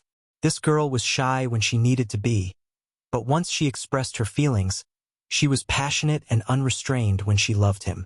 Li Zixuan smiled proudly. He had picked up a treasure. This kind of girl was even cuter, right? When He and she saw Li Zixuan's lewd smile, they couldn't help but back off in fear. The next day, "Teacher, what are you doing here today?" Li Tai left unwillingly yesterday, but he did not believe Li Zixuan's words. He thought that Li Zixuan was deliberately finding an excuse to fool him. Therefore, he came to the workshop today. Li Zixuan smiled and said, "I'm here to get the teaching materials. The day before yesterday, I told the students that I would print teaching materials for everyone. I can't go back on my words, right? Teaching materials, damn teaching materials." Hearing these two words, Li Tai suddenly remembered his foolish act of buying teaching materials at a high price. Thus, he silently followed behind and didn't want to speak anymore. Li Zixuan looked at him and knew what he was thinking. Iron Egg had told him the day before yesterday. Li Zixuan neither agreed nor objected to this kind of thing. Anyway, one was willing to take the hit and the other was willing to take the hit. His disciple didn't suffer any losses, and Li Tai didn't lack the money. When he arrived at the workshop, he was greeted by the sight of countless busy craftsmen. Compared to the beginning, the number of craftsmen working in the workshop had increased by more than 3 times. The main reason was that the supply of scooters and skateboards could not meet the demand. These 2 items were already hard to find in Chang'an. Last month, he had negotiated a cooperation with Wang Renbiao, and he had to give him 50% of the supply every month. The Chitsu Pavilion workshop, which was already short of supply, was even more strained. Seeing that Li Zixuan had arrived, the craftsmen didn't stop working. They only raised their heads and greeted him with a smile when Li Zixuan walked to their side. This was what Li Zixuan had told them before. He didn't like formalism. For him, efficiency was the way to go. The craftsmen were now full of a sense of belonging to the workshop. Not only was the treatment good, but there were also no officials who would scold them for no reason. They could obtain the most basic respect here. Therefore, when they worked, it was a race against time. When Li Tai saw that Li Zixuan had arrived and that the craftsmen were still at their original positions, each carrying out their duties, he couldn't help but click his tongue in wonder. It wasn't that he hadn't been to the imperial family's workshop before, but every time he went, all of the officials and craftsmen would swarm out, fighting to prostrate themselves before him. Li Tai didn't find this annoying. Now that he saw the orderly scene of the strange interest pavilion workshop, Li Tai couldn't help but think, this is what a workshop should be like. Led by a shop assistant, Li Zixuan came to a spacious independent courtyard. Inside, dozens of craftsmen were neatly arranging the dried clay molds in a certain order in a frame made in advance. When a frame was filled, it would become a page. Then the ink was brushed, the paper was covered, and the press was done in one go. A page of the book was printed just like that. Li Tai, who was next to him, widened his eyes in shock and said with a confused face, What kind of printing method is this? Why haven't I seen it before? Li Zixuan laughed and said, Qing Ke, there are many things you haven't seen. Learn from me. Ha. After that, he left the confused Li Tai and went straight to find Louis Dao. Master Lu, what do you think of the movable type printing technique? Li Zixuan asked with a smile when he saw Louis Dao fiddling with a few newly dried clay movable characters. Oh, young master, you are here. This movable type printing technique is really magical. It just avoids the shortage of engraving plates. As long as enough individual movable characters are prepared in advance, they can be combined at any time. It greatly speeds up the plate making time. After the movable type plates are printed, they can be dismantled and reused. Moreover, the movable type takes up less space than the engraving plates, so it is easier to store and keep. If we only print more than 30 teaching materials, it is certainly not as cost-effective as hiring someone to copy them. However, these movable characters can be kept as a backup. If we want to print any books in the future, the cost is too low. Louis Dao saw Li Zixuan come in and quickly stood up and said excitedly. When Li Zixuan was about to answer, he heard Li Tai, who had just entered the door, shout, Ha! This method is really wonderful. Li Zixuan, you are really a genius. Li Tai was so excited that he didn't even call him Mr. Li. He directly called Li Zixuan by his name. Seeing that Li Tai was praising him, Li Zixuan decided not to argue with him about this. Young master, who is this? Louis Dao was old and shrewd, but he also had good eyesight. He saw Li Tai's noble aura and knew that he was definitely not an ordinary person. So he asked aloud. Li Zixuan didn't want to scare him, so he waved his hand and said, He is just my student. Li Tai shrugged and didn't mean to reveal his identity. Louis Dao said, Oh, and thought that since the young master was teaching in the Imperial College and this person could follow the young master around and was the young master's student, he should be the son of an official. So he saluted Li Tai with his hands folded in front of his chest as a greeting. Master Lu, when will my teaching materials be printed? Li Zixuan came here today for the purpose of getting teaching materials, so he asked directly. Young master, they will all be printed and bound in the afternoon. I will send them to your mansion then. Louis Dao replied with his hands folded in front of his chest. Li Zixuan nodded with satisfaction. He thought for a while and then asked, Master Lu, I asked you to set up a printing department last time. How is it going? Young master, the basic prototype of the printing department has been set up. At present, there is one supervisor, 20 craftsmen in charge of carving, more than 40 craftsmen in charge of typesetting and printing, and a scholar in charge of text proofreading. Li Zixuan said curiously, "Oh, there are scholars who are willing to come here." In Li Zixuan's impression, there was a clear division between the classes of scholars, farmers, workers, and merchants in ancient times. Scholars were all arrogant. How could they be engaged in the so-called lowly industry? Louis Dao stroked his beard and said with a smile, "Young master, not all scholars can pass the exam. After all, the majority of people fail the exam. They also need to earn money to make a living." Chapter 167. In the workshop of Strange Interest Pavilion. "Master Lu, where is the scholar now? Take me to see him." Li Zixuan was suddenly very interested in this down-and-out scholar. How miserable was this person? He actually came to work in the workshop. Li Tai curled his lips and secretly thought that Li Zixuan was really inexperienced. Li Tai had seen this kind of thing many times. Thinking about it, Li Tai could not help but feel a sense of superiority in his heart. Cough, cough. "Young master, this person is probably reading in the back hall. He is a scholar after all. How can I let him mingle with us bumpkins?" Thus, I arranged a separate place for him to work. Louis Dao wiped the sweat on his forehead and said with a little guilty conscience. After all, he had made a decision on this matter. If Li Zixuan blamed him, he had nothing to say. Li Zixuan smiled and said, "Master Lu, take me to see him." Li Zixuan did not blame Louis Dao for making a decision on his own. In fact, if this person was really capable, it was okay to give him some preferential treatment. After all, if there was no scholar in the printing department, it was obviously impossible. But if this person was just a good-for-nothing who used the name of a scholar to cheat for food and drink, Li Zixuan would let him go back to where he came from. "Young master, here it is." Following Louis Dao to the back hall in the southernmost part of the workshop, Li Zixuan looked around. The environment was quiet, birds were singing, and flowers were fragrant. It was really a good place to read. "Okay." Li Zixuan nodded.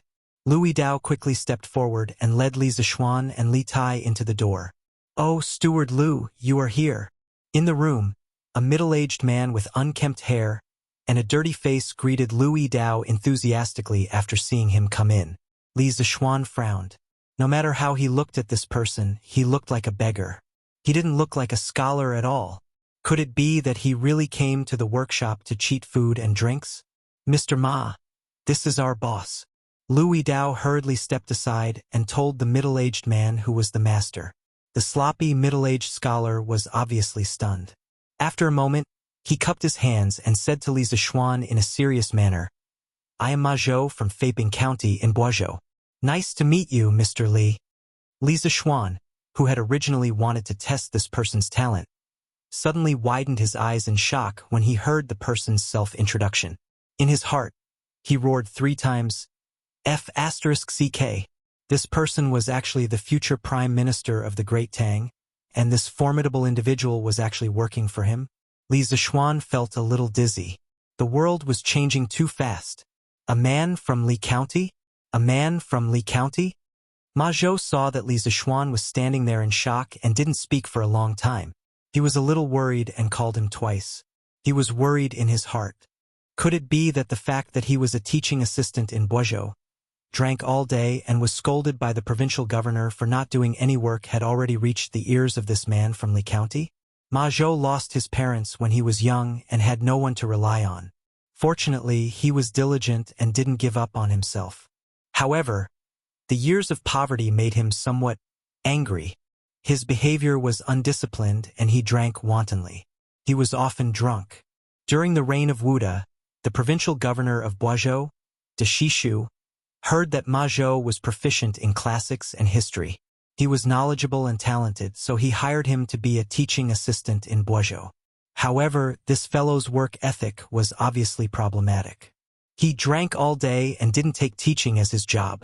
He was paid but didn't do any work. He only knew how to drink and looked drunk all day. De Shishu reprimanded him a few times, but Ma Zhou didn't change. He still did things his own way. Finally, one day, Ma Zhou drank and messed things up again. De Shishu couldn't take it anymore and heavily reprimanded him. This time, the reprimand was very heavy. Ma Zhou lost face on the spot. Thus, in a fit of anger, he took off his official robe and handed it to his student. He asked him to return the provincial governor's robe. Then he laughed to the sky and left Boizhou. When this fellow left Boizhou, he was very confident. However, when he left Boizhou, he was dumbfounded. He didn't have any money for travel. Fortunately, he met a few important people on the way. After a few turns, he arrived at the capital, Chang'an. However, his money for travel had already been used up. However, he had to find a job. After finding a few jobs at the academy, he had nothing to do. The money they gave him was too little. It wasn't even enough for him to drink. Thus, this fellow quit his job and continued to look for jobs. As a matter of fact, he happened to come across the workshop of Strange Taste Pavilion. The pay was very generous. Thus, he didn't care about being reserved as a scholar and eagerly ran over. Oh, Mr. Ma, right? How did Mr. Ma recognize me? Li Zixuan reacted and casually asked. Ma Zhou smiled and said, "The scooters of Strange Taste Pavilion are not only popular in Chang, they are also gradually becoming popular in other provinces and counties. The divine plow of curved yuan also originated from Strange Taste Pavilion. It was greatly promoted by the current emperor. Countless people in the world have benefited from it. Nowadays, who doesn't know the name of Strange Taste Pavilion? Who doesn't know the owner of Strange Taste Pavilion? Just now, when Steward Lu called you owner, I guessed that you were the man from Lantian County." Li Zixuan had only asked casually. He didn't expect Ma Zhou to beat around the bush with so many twists and turns. He thought to himself that when this person was smart, he really wasn't vague at all. Mr. Ma is smart. I wonder if Mr. Ma is satisfied with this job? Satisfied. Ma Zhou nodded repeatedly. However, he heard Li Zixuan's tone. It seemed that he had the intention of raising his pay. Then, he rolled his eyes and added, "It's just that there's no wine to drink in this workshop. It's really a fly in the ointment." Li Zixuan rolled his eyes. In his previous life, he had heard that Ma Zhou was addicted to alcohol. Now, it seemed that it was true. "As long as Mr. Ma has real talent and can help me with something, I'm willing to give you some good wine." Li Zixuan purposely kept him in suspense. Ma Zhou's eyes lit up. He thought to himself that there was hope. He quickly asked, "Is owner's words true?" Li Zixuan smiled and said, "Of course it's true.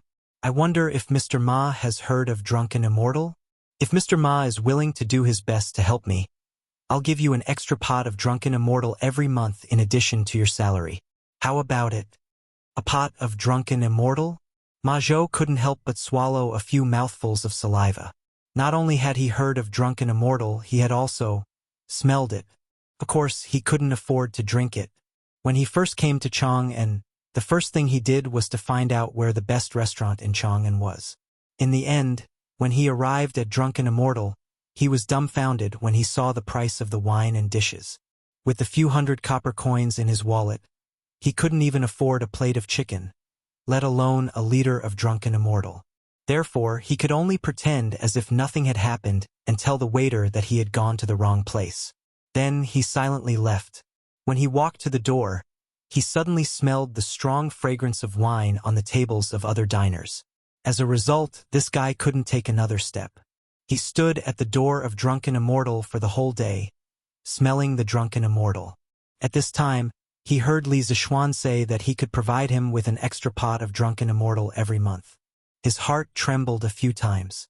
This was worth 50 strings of coins, which was dozens of times more than his basic salary. However, he had never met Li Zixuan before. Why would he give him such a generous offer? After being excited for a while, Ma Zhou immediately calmed down and became vigilant against Li Zixuan. "What does owner want me to do? I'll make it clear in advance. Although I'm poor, I will never commit crimes, break the law, or go against reason. No matter how much money you give me, I will never do it." The offer was too generous. The other party thought that he had bad intentions. Li Zixuan was sweating in his heart. It was hard to be a good person these days. Haha, Mr. Ma, don't worry. What I want you to do is definitely not against the law or against reason. It's just that. It's just that. Chapter 168. What do you mean? When Ma Zhou heard the first half of Li Zixuan's words, his eyes lit up. However, when he heard that Li Zixuan did not continue, he felt as if 100 claws were scratching his heart. He was annoyed that Li Zixuan was deliberately keeping him in suspense. Li Zixuan smiled and did not answer. Instead, he changed the topic and asked, "What do you think of the movable type printing technology in this workshop?" When Ma Zhou heard about printing technology, he immediately became excited and said excitedly, "Of course it's good. That's great. With the movable type printing technology, the cost of books will be greatly reduced. In the future, all the poor scholars in the world will be able to afford to read books." Lord Zhu, you are doing a great deed. Li Zixuan was puzzled and asked, "What? Do you mean that books are very expensive now? Scholars can't afford them?" He had transmigrated for a long time and had never bought books from a bookstore. He did not understand the situation of the book market. When he saw that Ma Zhou was overly excited, he was curious and asked this question. When Ma Zhou heard Li Zixuan's question, he seemed to have thought of something. His eyes suddenly became red. He angrily hammered the pillar next to him and said angrily, "It's not just expensive, it's simply robbery. My Tang dynasty has millions of books. I'm afraid that 700,000 to 800,000 of them are in the hands of the aristocratic families. The price of a book in the bookstore is enough for an ordinary family of 3 to live for a year. How can those poor scholars afford it? If it wasn't for my father's collection of books, I would still be an illiterate person. It's good enough that I didn't starve to death. How can I still hope to read books?" The way Ma Zhou was spouting nonsense was like an ancient version of an angry youth. In fact, Ma Zhou was right. The book trade in the Tang dynasty was very active. Bookstores were all over the country. Because engraving printing was not popular, books were still handwritten. Therefore, the price was relatively expensive. Generally, each volume cost more than 1,000 copper coins. Yi Meng of the Southern Song dynasty summed up the price of books before the Tang dynasty in one word: expensive. He said, "Before the Tang dynasty, all books were written and there was no way to print them. People valued books. Could be seen that at that time, people regarded books as a very valuable commodity and scrambled to collect them. Just like modern real estate, it was more valuable than gold, which led to people buying houses crazily." Li Tai couldn't help but interject, "Doesn't the imperial court encourage people to copy books? Mr. Ma, you can copy books and send them to the government office to exchange for money before buying other books." After Li Er became the emperor, in order to encourage the people to contribute their books, he once issued an edict. Books from the 3 ministries will be given 1,000 coins. It meant that each copy of a book would cost 1,000 copper coins. Could be said that this was the first time an official price had been set. Therefore, the books in bookstores were usually priced slightly higher than this. Ma Zhou said angrily, "Bullsh *t. If you want to copy books, you have to be able to borrow the books first. Those rich families with book collections will know that you borrow books to copy, so they will first charge you 600 to 700 copper coins as rent." Oh, may I ask how I should address you, little brother?" Ma Zhou scolded for a while, then remembered that he didn't know who this little fatty was. "Master Lu, you go ahead with your work. I will talk to Mr. Ma for a while," Li Zixuan said. Lu Yidao cupped his hands and said yes, then left and closed the door. "Mr. Ma, this is His Highness, Prince of Wei." Li Zixuan formally introduced him to Ma Zhou. Ma Zhou's legs trembled and he almost knelt down. He had just scolded Li Tai. "Greetings to His Highness Prince of Wei," Ma Zhou said in a trembling voice. Although he hated the rich, the supremacy of imperial power had been deeply ingrained in his heart. Moreover, Ma Zhou was well-versed in classics, history, classics, and books. What he wrote was a policy of stabilizing the country, so naturally, he wanted to sell goods to the imperial family. For many years, he had not found the right sales channel, and only wandered around the states and counties. How could he sell at a good price? Now that he met Li Tai, the most beloved son of His Majesty, his mind was a little active.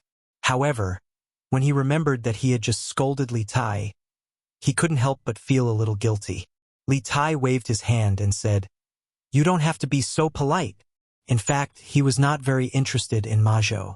After all, it was the first time they met, and he didn't know how talented Ma Zhou was. Moreover, Ma Zhou's sloppy appearance really made people dislike him. On the other hand, he had a literature center and many scholars under him. He didn't lack literati. Ma Zhou had experienced the fickleness of human nature for many years. Naturally, he could see that Li Tai was not interested in him. He couldn't help but sigh in his heart. It was better to do his job well and not bite off more than he could chew. Li Zishuan smiled and said to Ma Zhou, "Mr. Ma, when I first set up this printing department in the workshop, I thought that it would be more convenient to print books in the future. That's why I invented movable type printing." Ma Zhou and Li Tai were speechless. This was a very strong reason. To set up a printing workshop for the convenience of printing books. How rich must your family be?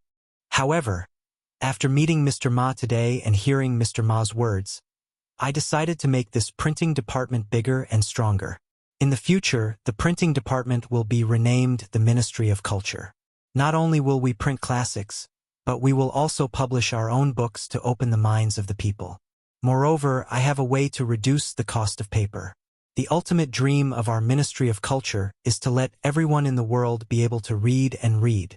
Brother Ma, I wonder if you are willing to help me sincerely? Li Zishuan looked at Ma Zhou and said sincerely. These words weren't completely a bluff. Previously, he set up the printing department only for his own convenience. However, now that Ma Zhou was in charge of the printing department, if he still wanted to use the printing department to print books for himself, it would be a waste of Ma Zhou's talent in governing the country. In the future, the printing department must be transformed into a cultural export department. Ma Zhou's eyes widened and his breathing quickened. He was really shocked by Li Zishuan's shocking words. Let everyone in the world be able to read and read. What a great dream this was.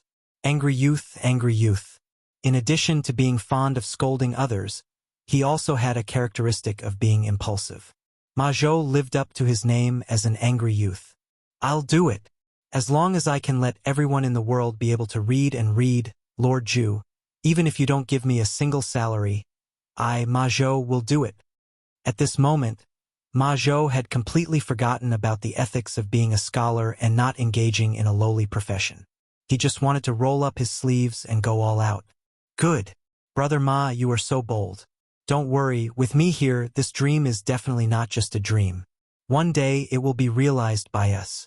Brother Ma, not only will you be famous for thousands of years, you will also be rich. Li Zishuan's heroic spirit rose as he laughed heartily. Li Tai looked envious and interrupted. Sir, why don't you count me in? Tai has many scholars under him. Perhaps they can help you. As a member of the royal family, Li Tai also had his own position. Li Tai was now wantonly suppressing the aristocratic families and promoting poor officials.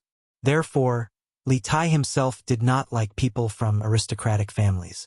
Li Zishuan's Ministry of Culture was a very good weapon to deal with aristocratic families. Li Zishuan did not think about these twists and turns. He thought for a moment and nodded. Okay, then I will give Qingke 30% of the Ministry of Culture's shares. Qingke, remember to bring 3,000 strings of cash to buy shares in the future. Selling books at a low price would affect the interests of many people. Li Zishuan wanted to pull a prince into the car as a shield. Li Tai vomited blood and said, 3,000 strings of cash? Why don't you go rob someone? I can send a few scholars to help you. Can you ask for less money? Li Zishuan waved his hand and said, There's no need. Brother Ma's talent alone is enough.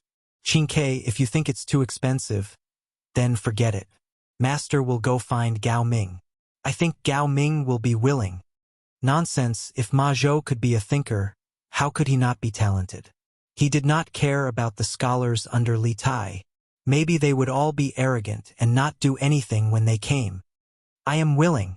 Brother Zishuan, I am willing to pay 3,000 strings of cash for 30% of the shares. Li Chengxian's shout came from outside the door. Li Zishuan was speechless. Speak of the devil. Li Chengxian must have been eavesdropping outside for a while. As soon as he finished speaking, Li Chengxian pushed the door open and entered. He then looked at Li Zishuan excitedly. Chapter 169. A few days ago, Li Zishuan heard that Li Zishuan had created a new type of mathematics in the Imperial College. Furthermore, Li Tai had also received praise from Li Er for this. Thus, he wanted to come to Yongla Lane to look for Li Zishuan for a textbook to see what this new type of mathematics was all about. In the end, he was informed by the Li residence's servants that Li Zishuan was in the workshop. Thus, he came looking for him. Some of the old people in the workshop knew Li Chengxian, so no one dared to stop him. They even pointed the way for him. When Li Chengxian arrived at the back hall, he happened to hear Li Zishuan's bold words. Then, he heard about the investment and hurriedly called out. If it were 2 months ago, he definitely wouldn't have been able to take out 3,000 strings of cash. However, he had 30% of the shares in Strange Interest Pavilion. Last month's dividends amounted to more than 2,000 strings of cash. Now, he could be considered to be quite wealthy. After tasting the benefits, Li Zishuan needed someone to work with. How could Li Chengxian refuse? Li Tai glared at him and said, "Big brother, I came here first. How can you snatch it from me?" Li Chengxian smiled and said, "Isn't it because you think it's expensive, Qingke? I can only do it for you." Ma Zhou's legs trembled and he almost peed himself. Another great person had come. He couldn't help but think that his boss's background was really strong. "Student Ma Zhou greets Your Highness the Crown Prince." Li Chengxian grunted and waved his hand with a smile. "Mr. Ma, please dispense with the formalities." He knew how to conduct himself slightly better than Li Tai. When he heard Li Zishuan's tone outside the door, he seemed to be very respectful to Ma Zhou. Thus, he also gave some face to Li Zishuan and addressed Ma Zhou as Mr. Ma Zhou. Ma Zhou was instantly overwhelmed by the favor. To be addressed as Mr. by the current crown prince was such an honor. Li Tai said unhappily, "Who says I think it's expensive? Isn't it just 3,000 strings of cash? I can afford it, Mr. Li. I'll get someone to send 3,000 strings of cash over tomorrow." Since young, the little fatty had always liked to compete with his big brother, Li Chengxian. At this time, how could he be willing to fall behind? He calculated in his mind.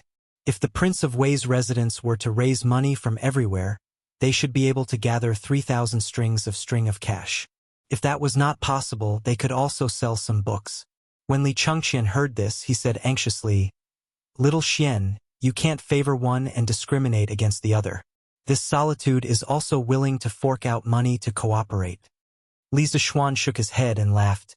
"Your Highness, why are you here today?" Li Chengxian was a little embarrassed. After all, he had been eavesdropping outside for a while. "Ahem. I originally wanted to borrow a textbook from you today to see your new mathematics. I didn't expect you to not be at home, so I came here to look for you." Li Zishuan nodded, thought for a moment and said, "Since both your highnesses want to participate, how about this? Both your highnesses will contribute 2,000 strings of cash each, and each of you will get 20% of the shares. What do you think, your highnesses?" He only wanted to honestly live his own leisurely days. He didn't want to help Li Tai and Li Chengxian in their infighting, nor did he want to offend either of them. Of course, if possible, Li Zishuan hoped that the two of them could live in harmony. Li Tai and Li Chengxian looked at each other. They both knew that this was probably the best solution, so they nodded in agreement. "Okay, then this department will be officially named Chitsu Culture. The three of us will be in charge of it. I hope that everyone will work together to make all the people of the Tang Empire able to afford to read as soon as possible." Okay. No matter what grudges the two of them had before, now that they had a common interest, they could not help but be of one mind. "Next, I will be in charge of improving the papermaking technology and reducing the cost of paper. Qingke heard that you have a rich collection of books. Tomorrow, Brother Ma will go to your place to choose dozens of fine books. We will first print these books and sell them.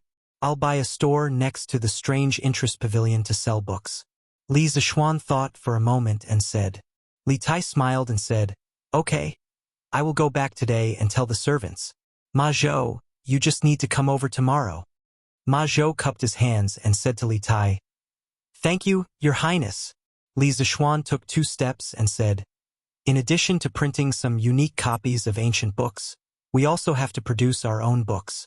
Relatively speaking, this is a huge project. Let me tell you an idea first, you can refer to it. Li Chengqian asked curiously, Xiaoxian, you plan to write the books yourself? Li Zixuan nodded and said, currently, the aristocratic families control most of the education resources. If the children of ordinary families want to read and write, they have to pay a high price. I plan to organize people to produce a dictionary to teach people how to read and write. Li Tai smiled and said, Mr. Li, the book you mentioned already exists. Now, every bookstore sells Shua Wenjie. The author of Shua Wenjie was Su Xin. It was the first book in China that systematically analyzed the Chinese characters and studied the source of the characters. It was also one of the earliest dictionaries in the world. It was a Chinese dictionary arranged according to the radicals. It was written from the 12th year of the Han Emperor Yongyuan to the 1st year of the Emperor Jingguang. In the Sui and Tang dynasties, Shua Wenjie had become one of the essential reference books for scholars. Li Zixuan shook his head and said, the dictionary I am talking about is Shua Wenjie, with symbols. I call these symbols pinyin. As long as you learn this spelling method, no matter how complicated the word is, as long as it is marked with pinyin, even a child can read it. Is pinyin so magical? Ma Zhou couldn't help but cry out in surprise. He had suffered since he was a child, and he understood better than anyone that if pinyin really was as miraculous as Li Zixuan said, then the educational structure of the Great Tang would undergo a fundamental change, and more people would become literate. Li Zixuan didn't talk nonsense. He came to the table, picked up the brush, and wrote 26 letters on the paper. He began to teach the 3 of them pinyin. An hour later, Li Zixuan wrote Jiao in pinyin and said, Qingke, you try to spell it. Among them, Li Tai's ability to accept new things was the strongest. Therefore, Li Zixuan let him try first. Li Tai nodded and went forward to spell it. Jiao-yi Jiao. Li Zixuan clapped his hands and said with a smile, exactly. Ma Zhou also reacted and exclaimed in admiration, amazing! It's really amazing! If this is a child from an ordinary family, it would take a few days to learn pinyin. Then, if they buy a dictionary like you said, wouldn't they be able to learn to read at home? It's really magical. Li Chengqian also said with a happy face, pinyin is really a good thing. If my father knew about it, he would be very happy. Li Zixuan said, since everyone agrees on this dictionary, Ma Zhou will be the chief editor of the dictionary. Qingke, Gao Ming, each of you send 3 scholars to assist Ma Zhou. This dictionary will be called the Tang Empire Dictionary. Pay attention, the scholars you send are only to assist Ma Zhou. Don't fight with each other and make the Ministry of Culture a mess. Li Zixuan decided to say the ugly words first, in case there was trouble later. Li Chengqian nodded and said, okay. Ma Zhou waved his hand and said, Lord Zhu, you can't do that. I have little talent and knowledge. How can I let the scholars assist me? Li Tai also frowned and said, yes, is Ma Zhou talented enough?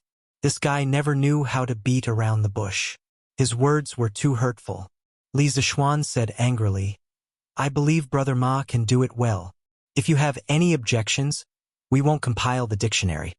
Ma Zhou saw Li Zixuan supporting him and couldn't help but feel touched. Li Tai rolled his eyes. He learned this from Li Zixuan and didn't say a word. Chapter 170. After settling the matter of the dictionary of the Tang dynasty, Li Zixuan suddenly felt that he had forgotten something. After thinking for a while, he clapped his hands and smiled. He clapped his hands and said, oh right, Ma Zhou, other than compiling the dictionary, you have to help me with something else. I want to start a newspaper.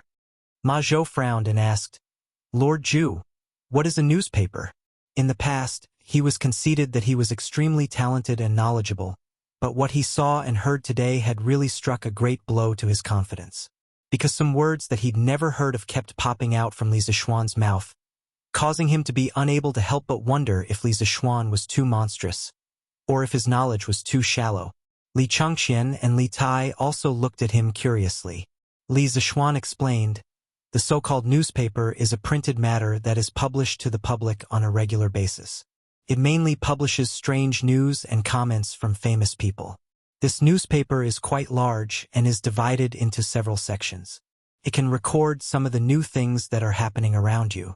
It can also invite some famous scholars to interpret the new decrees issued by the imperial court for the public. It can also record some of the recent major cases that the government has tried. Can even publish some novels. The newspaper will be published once a day, and then we will hire a newsboy to sell it in the tea houses. In the early stages, we will write the content ourselves.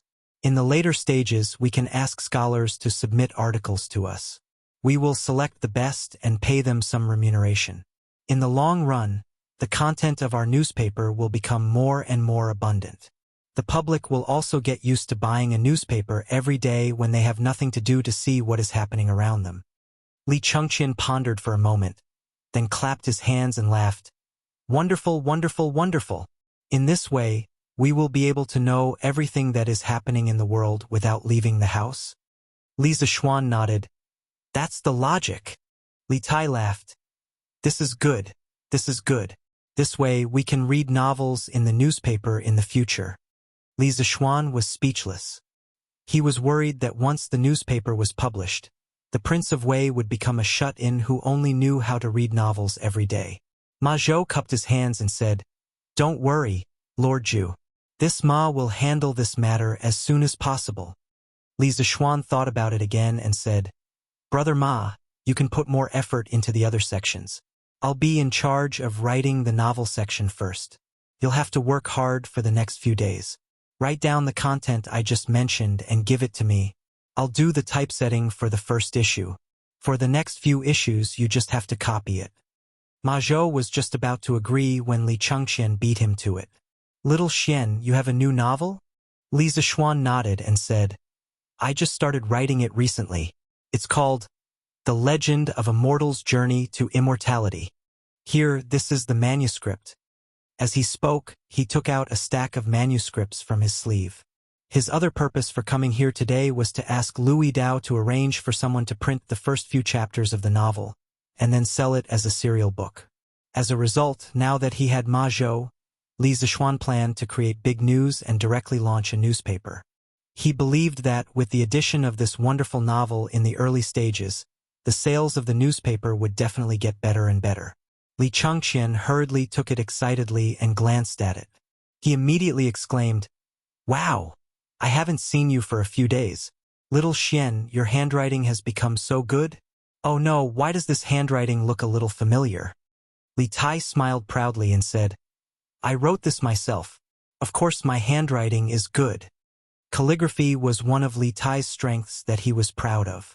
At this time, when he heard Li Changqian's praise, the little fatty couldn't help but grin, even though he usually didn't get along with his big brother. "Oh, no wonder, no wonder. Qing Ke, your calligraphy has improved again." Li Changqian nodded in understanding and casually praised Li Tai. As the big brother, he still had this kind of bearing. "Haha, you flatter me." The little fatty's face was full of pride. He didn't know the meaning of modesty at all. Li Changqian smiled and looked at the thick stack of manuscripts in his hands. He thought for a moment and said, "Little Xian, I wonder if I can take these manuscripts back to read?" He wanted to read them now, but with so many manuscripts, it was obvious that he wouldn't be able to finish reading them in a short period of time. He could only take them back and read them slowly. Li Zishuan nodded and said, "Yes, Your Highness. Just remember to send someone to deliver them after you've finished reading them." Okay. The few of them discussed the future direction of Strange Culture.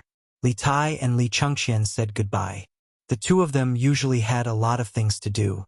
They weren't like Li Zishuan, the rich second generation who could wander around all day. At this time, only Li Zishuan and Ma Zhou were left in the room. Li Zishuan smiled and asked, "Brother Ma, are you more confident now?" Ma Zhou laughed heartily and said, "Of course! I really didn't expect Lord Zhu to be able to get in touch with the Crown Prince and Prince Wei. With the help of the two of you, our strange culture will definitely succeed." Li Zishuan nodded and looked into Ma Zhou's eyes for a while before saying, he stared at them for a while and said, "Brother Ma, if this succeeds, not only will you and I be famous for eternity, but you will also have a bright future and wealth in the future. I hope Brother Ma can settle down and do things honestly before strange culture takes off. Don't think about anything else." Ma Zhou's heart trembled. He knew that Li Zishuan's words were a warning to him. He didn't expect Li Zishuan to see through his previous thoughts. He quickly cupped his hands and said, "Lord Zhu is right. I will definitely do my best." He also understood that he had nothing now. Prince Wei and the Crown Prince would definitely look down on him.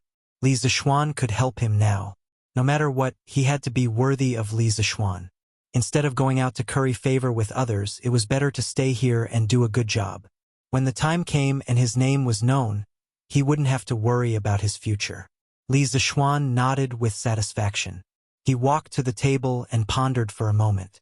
He said, "I wonder if Brother Ma has a family in Chang'an?" Ma Zhou sweated and said, "Cough, cough. I have been poor since I was young. I haven't married yet." Li Zishuan was speechless. Ma Zhou looked like he was at least 26 or 27 years old. In modern times, there was no problem. However, in ancient times, it was very problematic for someone to be unmarried at such an age. Alas, he could only blame himself for not caring about his appearance. His image was too poor. Then where is Brother Ma staying now? Ma Zhou was even more embarrassed. He coughed embarrassedly and said, "Cough, cough, cough. I used to stay in an inn. However, I used up all my traveling expenses a few days ago. I've been staying here for the past 2 days." Li Zishuan looked around. There wasn't even a bed in the room. This Ma Zhou probably slept on the table at night. The future prime minister of the Tang Empire was actually living such a miserable life. Li Zishuan frowned and said, "How can this be? I'll ask Faubert to rent a house near the workshop for Brother Ma. A person can only work more efficiently when he has a good rest." Ma Zhou hurriedly cupped his hands and thanked him gratefully. After chatting with Ma Zhou for a while, Li Zishuan pushed the door open and left. Chapter 171. After exiting the back hall, he bumped into Faubert. Li Zishuan briefly told him about the newly established Strange Culture Department and asked him to cooperate with Ma Zhou's work more in the future. He also repeatedly told him to improve Ma Zhou's treatment so that he could work in the workshop with peace of mind. After explaining, Faubert gave Li Zishuan 2 things. One was a horseshoe, and the other was the blood transfusion syringe that Li Zishuan asked him to make a long time ago. "Young master, this is the horseshoe and syringe that you asked me to make before. This horseshoe is quite easy to make. Just follow the blueprint. As for the syringe and needle, I tried my best, but this is the best I could make." Faubert handed the things to Li Zishuan and said with a bitter smile.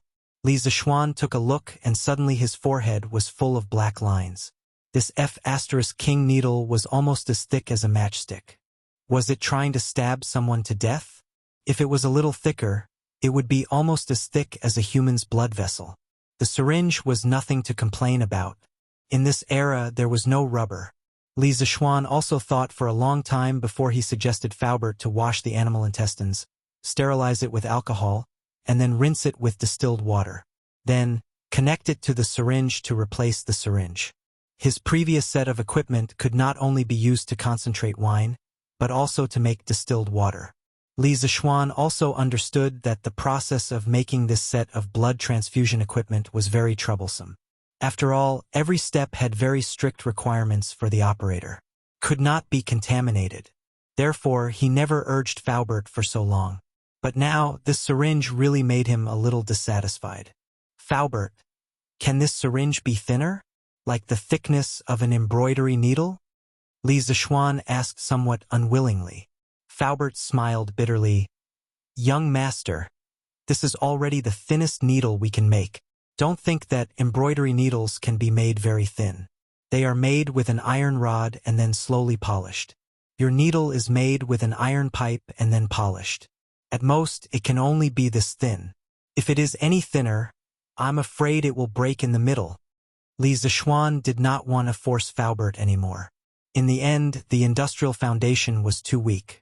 Many professional mechanical equipment workshops did not have, and it was all done by hand. It was not bad to be able to make it like this. If it was painful, then so be it. He believed that Faubert should be able to endure this pain. All right then. Thanks for your hard work, Faubert. Li Zishuan waved his hand, took the horseshoe and syringe, and went home. When he got home, Li Zishuan went straight to his study to prepare a set of papermaking equipment. The current papermaking technology of the Tang dynasty was still passed down from the improved papermaking technology of the Eastern Han dynasty. At that time, he used tree bark, hemp, rags, fishing nets, and other raw materials to make paper. Compared to the paper made from plant fibers before the Eastern Han dynasty, the cost of this paper was indeed much cheaper. However, because the papermaking process was completely manual, the cost was still very high, and it was not something that ordinary people could afford. In the relevant history books of the Tang dynasty, it was recorded that Huai Su practiced calligraphy with a wooden board and became a master of cursive calligraphy. When Bai Jui was young, he wrote one stroke at a time. He did not dare to be careless because a piece of paper was a few days' worth of food. Thus, it could be seen that the price of paper in the Tang dynasty was still very high. Li Zishuan planned to draw a set of long net papermaking machine. This was a patent that the British brothers Fourlinier bought from the inventor of the papermaking machine and gave it to Tang Jin to improve the design. In 1803, they successfully made the first long net papermaking machine that could make paper, also known as the Fourlinier papermaking machine. Its main feature was that it had a conveyor belt-shaped part made up of endless nets. It was composed of the wet part, including the headbox, shaper, and press part, and the dry part, drying, calendaring, and coiling. At that time, the power source of this papermaking equipment relied on the steam engine that what had improved. However, with the current industrial foundation of the Tang dynasty, there were still many difficulties in making a steam engine. Therefore, Li Zishuan made some changes. In the transmission and refining parts, some linkage structures were added so that this part could be replaced by animal power. Compared to the current traditional papermaking workshop, not only would the speed and efficiency of papermaking be greatly improved, but the cost would also be lower. For other people, drawing such a complicated set of blueprints would take at least 2 to 3 days. However, Li Zishuan was different. He had abnormal mental strength that exceeded that of ordinary people, as well as skillful control of his strength. When he drew the blueprints, he did not stop at all. He was completely like a printing machine. After nearly 2 hours, Li Zishuan finally straightened his body. He shook his sore wrist and let out a long breath. Looking at the stack of blueprints in front of him, he smiled with satisfaction. Then, he called San Bao and asked him to send it to the workshop and pass it to Faubert. "Young master, you told me not to let anyone disturb you while you were drawing. In the end, you were drawing until now. You didn't even have lunch. I'll get the kitchen to cook for you." At this time, Xiaoxi ran over and said with a distressed expression. Only then did Li Zishuan look at the sky. It was already past lunchtime. He then remembered that when he came back, he did tell Xiaoxi not to let anyone disturb him while he was drawing. Who knew that he had been drawing for so long that he even forgot to eat lunch? His stomach also let out 2 goo-goo sounds of protest. "Sai, I'm not qualified to be a rich second generation. How can a rich second generation starve?" Li Zishuan criticized himself in his heart. He looked at Xiaoxi's beautiful face and said, "Okay, Xiaoxi, go quickly. I'm starving." Xiaoxi obeyed and left. Li Zishuan admired the little girl's delicate back and could not help but sigh. "It's so good to have a little girl like her by my side. Clothes will be handed to me. Food will be served to me. The most important thing is that she's beautiful. When I have nothing to do, it's nice to look at her." Unknowingly, Li Zishuan was walking further and further down the path of feudal society. He did not look back at all. After finishing his lunch in a whirlwind manner, Li Zishuan was just about to lie down and rest when Lana ran over. Brother, Lan Er's little gray was bullied by the big white horse. Quickly go and save it. Li Zishuan was speechless. A dog could be bullied by a horse. What kind of nonsense was this? Xiaohe, what's going on? Isn't the white horse at home recuperating recently? Li Zishuan looked at Xiaohe, who was behind Lan Er, and asked. That day when the big white horse was injured and carried back, Wang Zhong was very perceptive and took the initiative to invite the best veterinarian in the city to treat its injuries. Li Zishuan was surprised when he heard about this. He did not expect that there would be a professional veterinarian in the Tang dynasty. Xiaohe looked at Lan Er and hesitated for a long time before saying to Li Zishuan, Young master, the big white horse's injuries were not serious before. It's already recovered today. Little Gray was still teasing it like before, but in the end. Chapter 172. After Xiaohe explained for a long time, Li Zishuan finally understood. According to the stables groom, Little Gray saw that the big white horse's hooves were injured a few days ago, so it couldn't move. Therefore, it came up with the idea of flirting with the big white horse. From time to time, it would come to the side of the big white horse and harass it in all kinds of ways. The white horse was indeed powerless and could only snort in protest. Little Gray tried a few times and found that the white horse really couldn't do anything to him.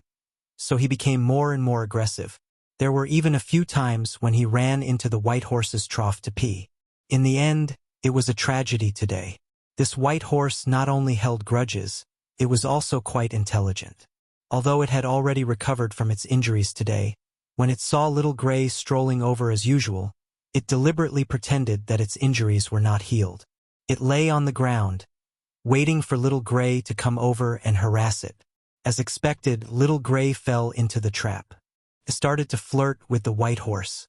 Suddenly, the white horse jumped up and kicked Little Gray. Little Gray was kicked into the air and experienced what it meant to be a flying dog. After it landed, it lay on the ground and cried out in pain. Previously, because the white horse was injured, the servants didn't tie it up. However, today, the white horse suddenly went berserk and relentlessly chased after Little Gray all over the courtyard. Lan Er ran over to her brother to ask for help. After all, this big white horse was Li Zishuan's mount. Li Zishuan shook his head and laughed in spite of himself. He had no sympathy for Little Gray, this little rascal. This little thing had obviously dug its own grave, so it deserved its fate. However, he couldn't let the big white horse continue to cause trouble. All right, Lan Er, stop fooling around. Big brother will accompany you to take a look. Yeah. Lan Er hurriedly stood up excitedly and pulled Li Zishuan away. Wait, I'll go get something. Li Zishuan brought the horseshoes to the west side of the backyard. Sure enough, he saw Little Gray being chased by the big white horse beside the stable. The little thing turned its head and barked at the white horse as it ran. Li Zishuan was speechless. This guy was about to die, yet he was still acting like a bitch. He really didn't know where his courage came from. In fact, the big white horse obviously didn't use all its strength to chase. It probably also wanted to tease Little Gray.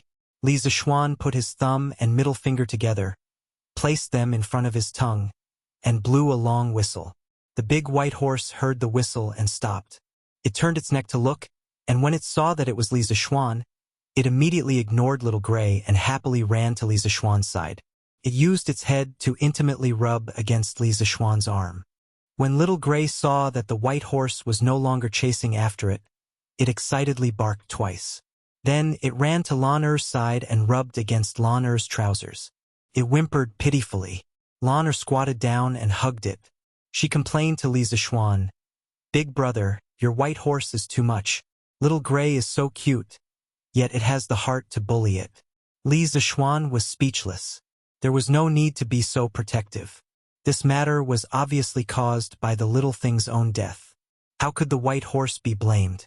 At this time, the white horse also snorted, as if it was protesting. Li Zishuan touched the mane on the white horse's neck and said to Lan Er, Okay. The white horse won't bully your Little Gray in the future. Xiaohe, go call a few servants over to help. I want to put on shoes for the horse. Xiaohe was confused and asked, Young master, why does the horse need to wear shoes? Li Zishuan waved his hand and said, You will know in a while. Go call the servants first. Oh, Xiao he didn't dare to ask anymore. She went to the front yard with a stomach full of doubts. A moment later, Xiao he called over 4 strong servants, including San Bao. Li Zishuan tied the white horse's reins to the tree next to him and instructed the servants to flip the horse over so that the horse's hooves faced the sky. Then he asked the 4 of them to hold the white horse down. Li Zishuan personally went up to nail the horse's hooves. The big T-shaped iron nail on the horse's hooves was about 5 centimeters long. It was nailed directly into the horse's hooves. Lan Xiao Shi, and Xiao he screamed at the side and quickly covered their eyes, not daring to look. Li Zishuan shook his head with a smile and continued to do the same thing. He nailed horseshoes on the other 3 hooves of the white horse, and then let the people let go of the white horse. The white horse rolled on the ground and stood up directly, as if nothing had happened. Li Zishuan stroked the horse's mane and said with a smile, "Okay, from now on, I will call you Whitey. Haha. Now that you have shoes to wear, you don't have to worry about your feet getting hurt anymore." The white horse used its head to knock Li Zishuan's arm. No one knew if it liked this name or not. Brother, why isn't the white horse injured? Lan opened her eyes and saw Whitey standing there perfectly fine. It didn't look like it was injured at all. She couldn't help but ask curiously. Li Zishuan stroked Lan's little head and said with a smile, "Of course it's fine. Brother is just putting on shoes for it, not killing it." In fact, the dark part of the horse's hooves was a very thick layer of hard cuticle. There were no nerves or blood vessels in it, so the horse didn't feel any pain at all. The reason why Whitey was injured on the road last time was mainly because it was running too fast. The vines directly pierced through the cuticle and hurt its flesh. Lan made an "oh" sound, but still didn't understand. "But why is brother putting on shoes for it? Then why do you have to wear shoes, Lan?" "It hurts my feet if I don't wear shoes. If a horse doesn't wear shoes for a long time, it will also hurt its feet. Whitey was injured because of this last time. After wearing shoes, Whitey can run on all kinds of terrain and won't have to worry about pricking its feet anymore." In fact, the hard cuticle on a horse's hooves was equivalent to a human's fingernail. Naturally, the fingernail would be worn down when the foot rubbed against the ground. However, the fingernail would also continue to grow, so a natural balance was maintained. If a human broke this balance, for example, by keeping a horse in a soft field, the fingernail would grow wildly. At this time, if a horse was loaded with heavy objects and ran for long distances, its fingernail would be quickly worn down and split open. This way, the horse would become a cripple and unable to walk. It was just like how a human's fingernail could no longer be used to scratch things. Putting horseshoes on a horse could solve this problem very well. It could slow down the wear and tear of the horse's hooves and greatly extend the horse's life. After hearing this, Lan made an "oh" sound like a little adult and nodded. Then, she suddenly said excitedly, "Then brother, can you make a pair of shoes like this for Lan's little gray to wear?" Li Zishuan fainted. This little dog's feet didn't have a thick layer of hard cuticle like a horse's hooves. If this nail went in, "Little sister, you want to eat dog meat, right?" Woof, woof, woof. Little Gray seemed to have sensed danger. It quickly broke free from Lan's embrace and ran away. Chapter 173. Father, this is the magic of pinyin. All words can be marked with pinyin. As long as the children who have just entered school spend some time learning pinyin, they can rely on self-study to recognize all the words. Li Tai spoke frankly in the Sweet Nectar Hall. From the looks of it, he had probably just finished teaching Li Er about pinyin. As for Li Chengqian, that fellow was hiding in the Eastern Palace reading novels. After all, after Journey to the West, he had not read for a long time. Li Er glanced at the paper on the table. Although his expression did not change, his heart was in turmoil. From a certain point of view, the importance of pinyin was no less than that of Li Zishuan's invention of the curved plow. Moreover, once this kind of dictionary was published, the number of literate people in the world would increase tenfold. At that time, he would be able to promote a large number of commoner officials to deal with the aristocratic families. His descendants would also no longer be reprimanded by the aristocratic families. Li Er was a natural strategist. He quickly understood the deeper meaning of pinyin. He could not help but excitedly say, "Good! What a good pinyin! Qin Ke, this matter is of great significance. You and Chengqian must pay attention. If you do not have enough people, we can have Kong Ingda transfer a group of professors from the Imperial College to assist you." Li Tai smiled and said, "Many thanks, father, but I and Big Brother have more than enough people." The father and son chatted for a while more before Li Tai clasped his hands and excused himself. He also had to go back and choose people to help Ma Zhou write the dictionary. Li Er looked at Li Tai's plump back and smiled warmly. A moment later, his eyes suddenly focused and he said, "Zhao Song, present. Send someone to hurry Li Zishuan. Why hasn't he presented the locus control strategy we had him write last time? Could it be that this kid forgot?" Li Er said, somewhat exasperated that Zhao Song had failed to meet his expectations. "Yes, father." Zhao Song held back his laughter and slowly retreated. He had never seen anyone who dared to stand Li Er up. However, Li Er only reprimanded him and did not punish him. From this, it could be seen that Li County's male emperor favored him greatly. The moon hung in the treetops, and the occasional meowing of a few cats on the roof could be heard. In the western courtyard of the Li residence, the study was still brightly lit. Shi was waiting on Li Zishuan as she gracefully grinded the noodles for him. The candlelight shone on the little girl's beautiful face, making her look even prettier. The fragrance of a girl who had just finished bathing also filled the air. In the dead of night, the candlelight shone brightly. A single man and a single woman were in the same room, but there was no ambiguous atmosphere. Li Zishuan also did not experience the pleasure of having a beautiful woman join him. He was bent over a few tables and writing at a rapid speed.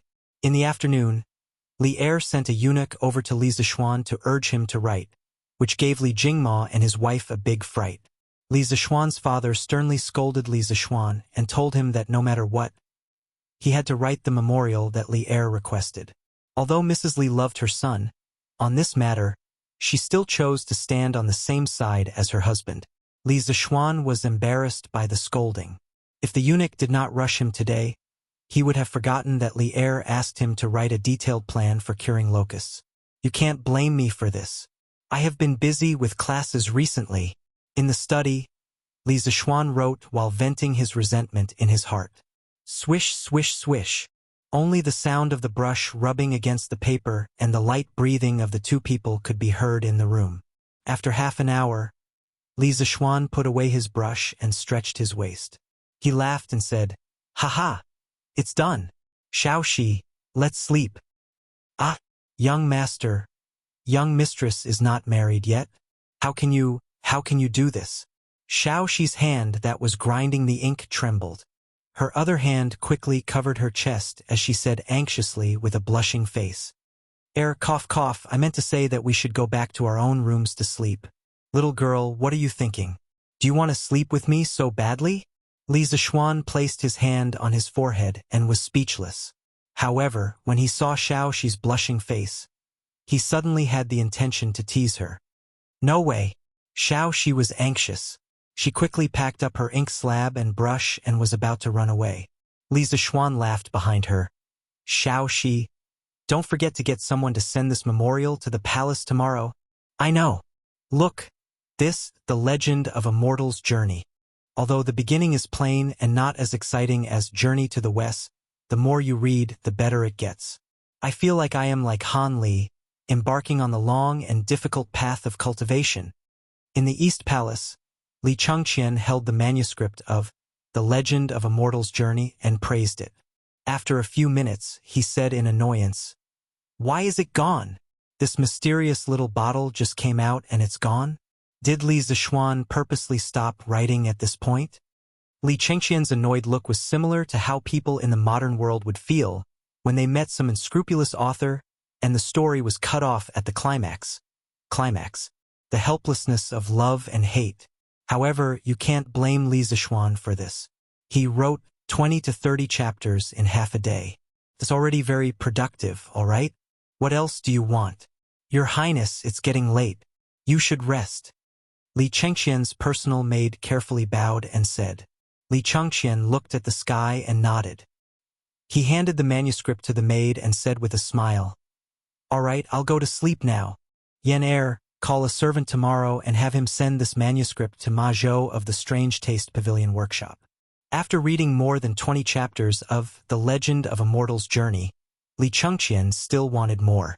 However, at the same time, he was also looking forward to Ma Zhou quickly producing the newspaper. When that time came, everyone in Chang'an would be trapped like him. It was so hard to wait for a new chapter. Li Chengxian's mentality of wanting to drag everyone down with him was very similar to those unscrupulous readers in the modern world who had been tricked many times. Yan Er took the manuscript and hurriedly bowed and said, "Yes." The next day, after breakfast, Li Zishuan and Iron Egg went out of the house to school. Lan Er had a temper when she woke up today and didn't come with them. Li Zishuan didn't force her. When Lan Er cried and shouted that she wanted to go to the Imperial College to attend classes, Li Zishuan had already guessed that this little girl would slack off for 3 days and dry her net for 2 days. Although this little girl didn't persist for 3 days, it didn't matter. He didn't expect this little sister of his to be knowledgeable and become the top scorer in the exams.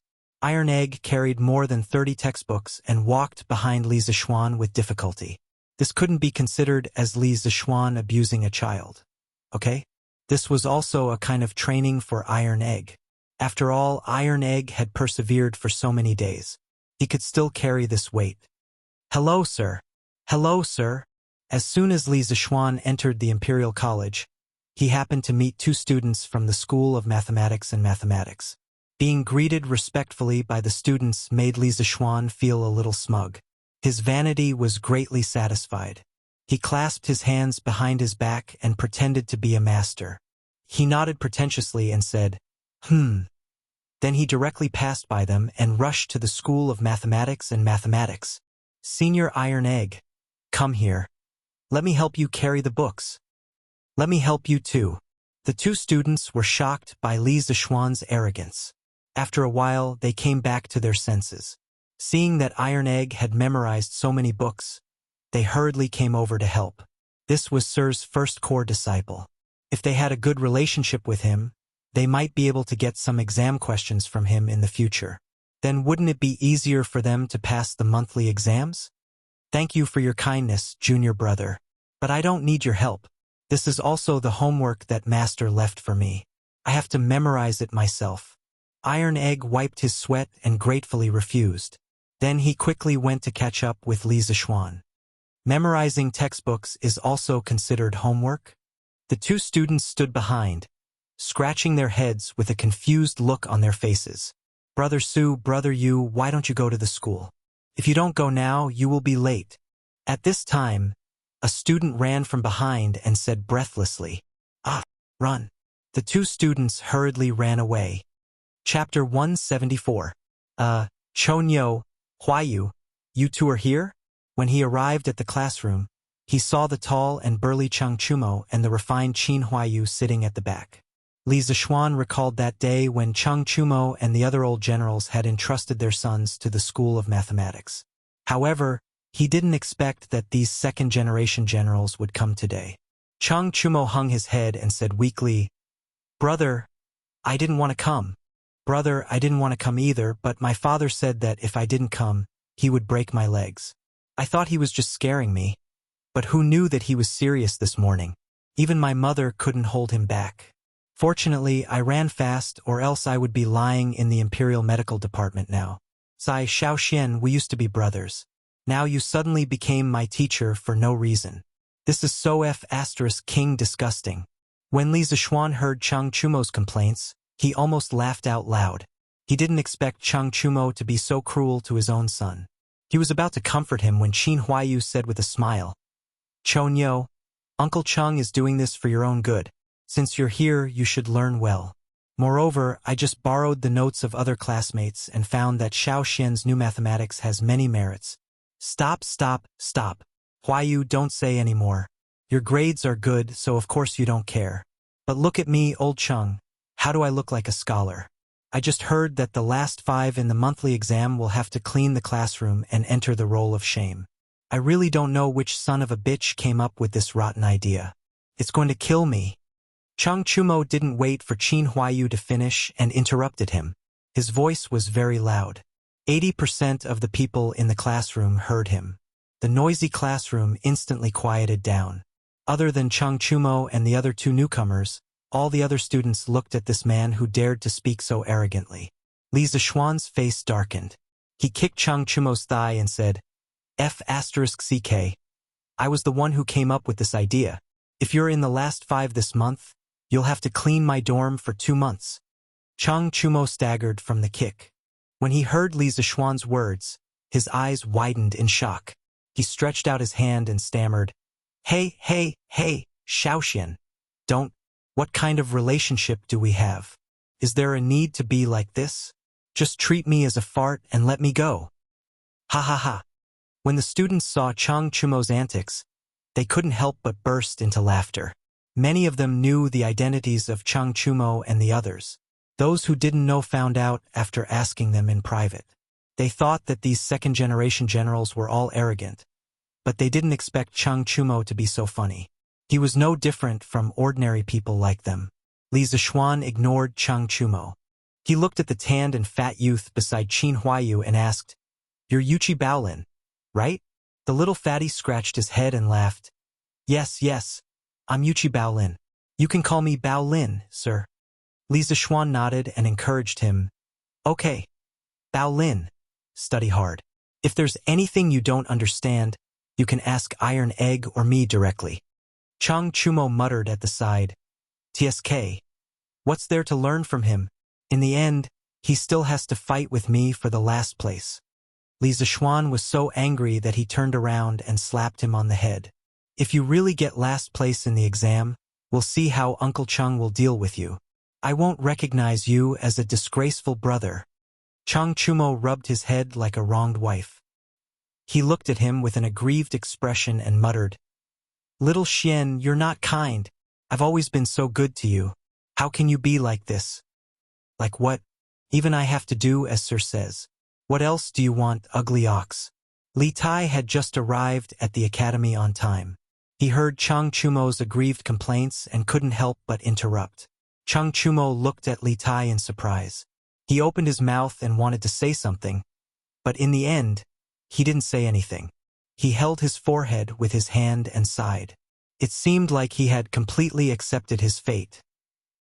All right, let's start class. Students, take out your homework. Iron Egg, go collect your homework and pass it to me. The sound of a bell and drum came from outside. Li Zishuan had hired a night watchman to ring the bell for the academy. When the bell rang, Li Zishuan started a new day of classes. Yes, master. Iron Egg stood up and collected the homework one by one. He had just handed out new books to all the students when he arrived in the morning. In addition, he was Li Zishuan's eldest disciple, so the students treated him very well. After a while, Li Zishuan took everyone's homework and skimmed through it. After a while, he frowned and shouted, Wang Meng, get up. Wang Meng sat down and waited for Li Zishuan to praise him. He had thought for a long time before coming up with the homework. However, judging from Li Zishuan's tone, it was obvious that he wasn't going to praise him. Wang Meng stood up in shock and stuttered, Sir, tell us, what method did you write in your homework? Wang Meng sweated and said, I wrote that if you saw the ginkgo tree down, then connect a few rulers on the ground to measure the height of the tree, you would be able to get the height of the tree. Ha ha ha. The students burst into laughter after hearing this. Chang Chumo was also amused. He laughed and shouted, Ha, brother Wang Meng, with you here, it seems like I don't have to be the last in the exam. Ha ha. Li Zishuan asked everyone to be quiet. He looked at Wang Meng and said, Now do you know that you were wrong? The reason why I'm teaching you mathematics is so that you can apply what you've learned in your daily life. I don't want you to be like before, relying on brute force for everything. Wang Meng hesitated for a while and said, But my dad said that when he was doing carpentry, he used this method to measure the length of the tree trunk. Li Zishuan was speechless. After wasting a lot of time with Wang Meng, Li Zishuan finally convinced this one-track-minded guy. Then, he began to evaluate the winners of the homework. All the students perked up and listened attentively. After much deliberation, I think that Meng Wenhao did the best homework. His method was to measure the length of the shadow of the person and the tree at the same time. Then, he multiplied the length of the shadow of the person and the actual height of the person to get the true length of the ginkgo tree. Other than Meng Wenhao, Li Tai's method was also outstanding. He made the person's eyes stick close to the ground and then moved a ruler until the top of the ruler was in a straight line with the person's eyes and the tip of the tree.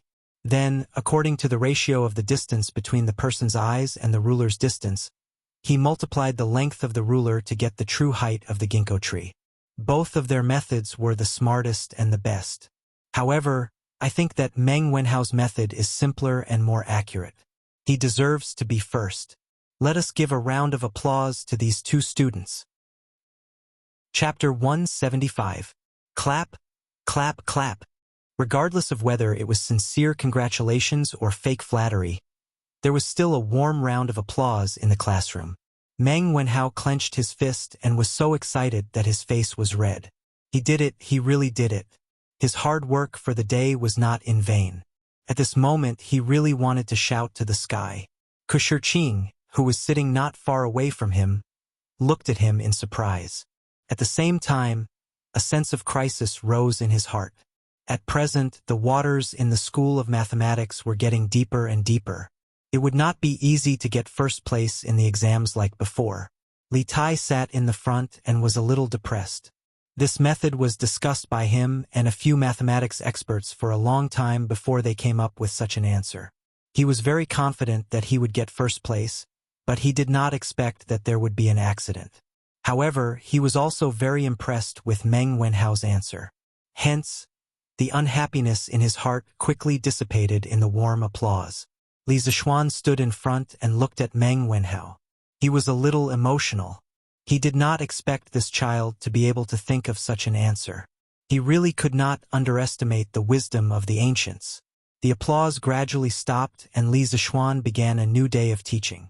What was different from the previous time was that today's class would have a 15-minute break every 45 minutes. This made the students more energetic in class, and the class was livelier than before. Li Zishuan believed that as time passed and they got used to this way of teaching, their learning progress would be much faster than before. Taiji Palace, Suite Du Hall. After the morning court, Li Er gathered Zhangsun Wuji, Fang Xianling, and Du Ruhui to the Suite Du Hall to discuss the plan to eliminate the locusts.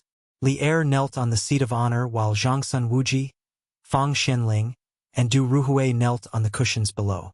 Li Er looked up and asked lightly, "How are the three of you thinking these few days? Do you have any countermeasures for next year's locust plague?" Zhangsun Wuji took the lead and said, "Your Majesty, since Your Majesty has already firmly believed that there will be a locust plague next year, I think that the most important thing now is to increase the storage of food in case of emergency." Li Er nodded and looked at Fang Xianling and asked, "What do you think?" "Your Majesty, I estimate that the Ministry of Revenue doesn't have much money left. I'm afraid that it will be difficult to deal with this locust plague. I'm afraid that Brother Fuji's plan won't work." After some thought, Li Er explained just how difficult the imperial court situation was.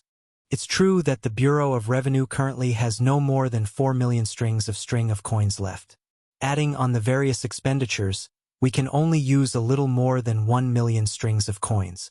Relying on this amount of money to buy food will not be enough for the people of the Great Tang to survive the plague of locusts. Du Ruhui could not help but say, "Your Majesty, this old subject did not think that the finances of the imperial court would be so tight. From today onwards, this old subject will voluntarily not take any salary from the imperial court. This subject is also willing to do so." Zhangsun Wuji and Fang Xianling couldn't help but agree. Li Er waved his hand and refused. "My three beloved ministers, you have followed me to conquer the world and have suffered a lot. Now that the world is peaceful, how can I let you suffer? Let's continue discussing the locust plague." When Zhangsun Wuji, Fang Xianling, and Du Ruhui heard this, their eyes reddened. They were extremely touched.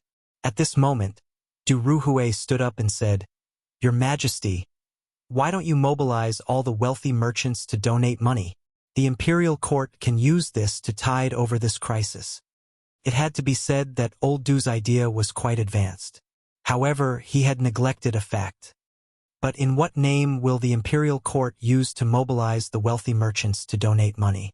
Li Er's eyes lit up at first. However, after a while they dimmed again. The reason for the donation was indeed a big problem. Du Ruhui was taken aback when he heard this. He immediately reacted. The prophecy of the locust plague could not be made known to the world. Naturally, they could not use the name of the locust plague to get people to donate money. However, if that was the case, what convincing excuse could they find? The hall fell into silence. The three important ministers all calmed down and pondered carefully. Li Er was a little disappointed. He did not expect that the three ministers he relied on the most were also at a loss. Was there really no other way? "Your Majesty, Li Xianxing has asked Duke Lu to send in a secret memorial." At this moment, a chamberlain ran in with a memorial in his hands. He bowed and reported to Li Er. Li Er perked up and scolded jokingly. "This brat finally sent the memorial over. Quickly hand it over. If it's not written well, I will not let him off easily." The chamberlain quickly did as he was told and handed the memorial to Li Er. Zhang Sun Wuji, Fang Xianling, and Du Ruhui looked at each other. They were very surprised by Li Er's reaction. After about half an hour, Li Er put down the memorial and looked at the three old ministers. He smiled and said, "Li Zishuan has sent in a memorial. He mentioned some locust control strategies. My dear ministers, please take a look and see if they are feasible." The chamberlain took the memorial and handed it to Zhang Sun Wuji. The three of them gathered together and began to read it carefully. They saw the words written on it. "I have thought hard and obtained 3 locust control strategies. I would like to present them to your Majesty for your reference. Firstly, I believe that since the imperial court does not have much money left, why not send a large ship filled with silk and porcelain to the small countries in the Southern Sea to exchange for food? I have heard that the weather in the Southern Sea is extremely hot. Rice matures 3 times a year and the price of food is extremely cheap. Those uncivilized people have never seen such beautiful silk and exquisite porcelain of our great Tang. A bolt of silk can be exchanged for 5 dan of food. Actually, even if our great Tang has tens of millions of gold in our treasury, I do not agree to purchase food from within the country. That is just robbing the east wall to pay the west wall. It is no different from some grain merchants hoarding food in advance. In the end, the ones who will starve are the local people. Secondly, I believe that the imperial court can issue a decree to encourage the people to raise chickens, ducks, geese, and other poultry through tax reduction. When the number of these poultry reaches a certain level, it can guarantee that the crops will not be harmed by the locusts when the locusts come. What the imperial court has to pay is just a portion of the tax for the coming year. Otherwise, when the locusts come and the people are unprepared, all the crops will be eaten by the locusts. At that time, not only will the imperial court not be able to collect 10% of the tax, they will also have to fork out additional money to provide relief. Thirdly, I suggest that your Majesty issue a decree to allow the officials of the various provinces of Great Tang to set up warehouses to store the food collected this year. When the locusts come next year, the various provinces will open the warehouses to provide relief. This will prevent the transportation of food and huge losses during the journey. I have thought for half a night and came up with these 3 strategies. If there is anything wrong with them, I hope that your Majesty will not blame me. A child's words carry no harm. A child's words carry no harm. Zhang Sun Wuji, Fang Xianling, and Du Ruhui originally thought that Li Zishuan's words were very reasonable. However, when they saw the last sentence, they almost laughed out loud.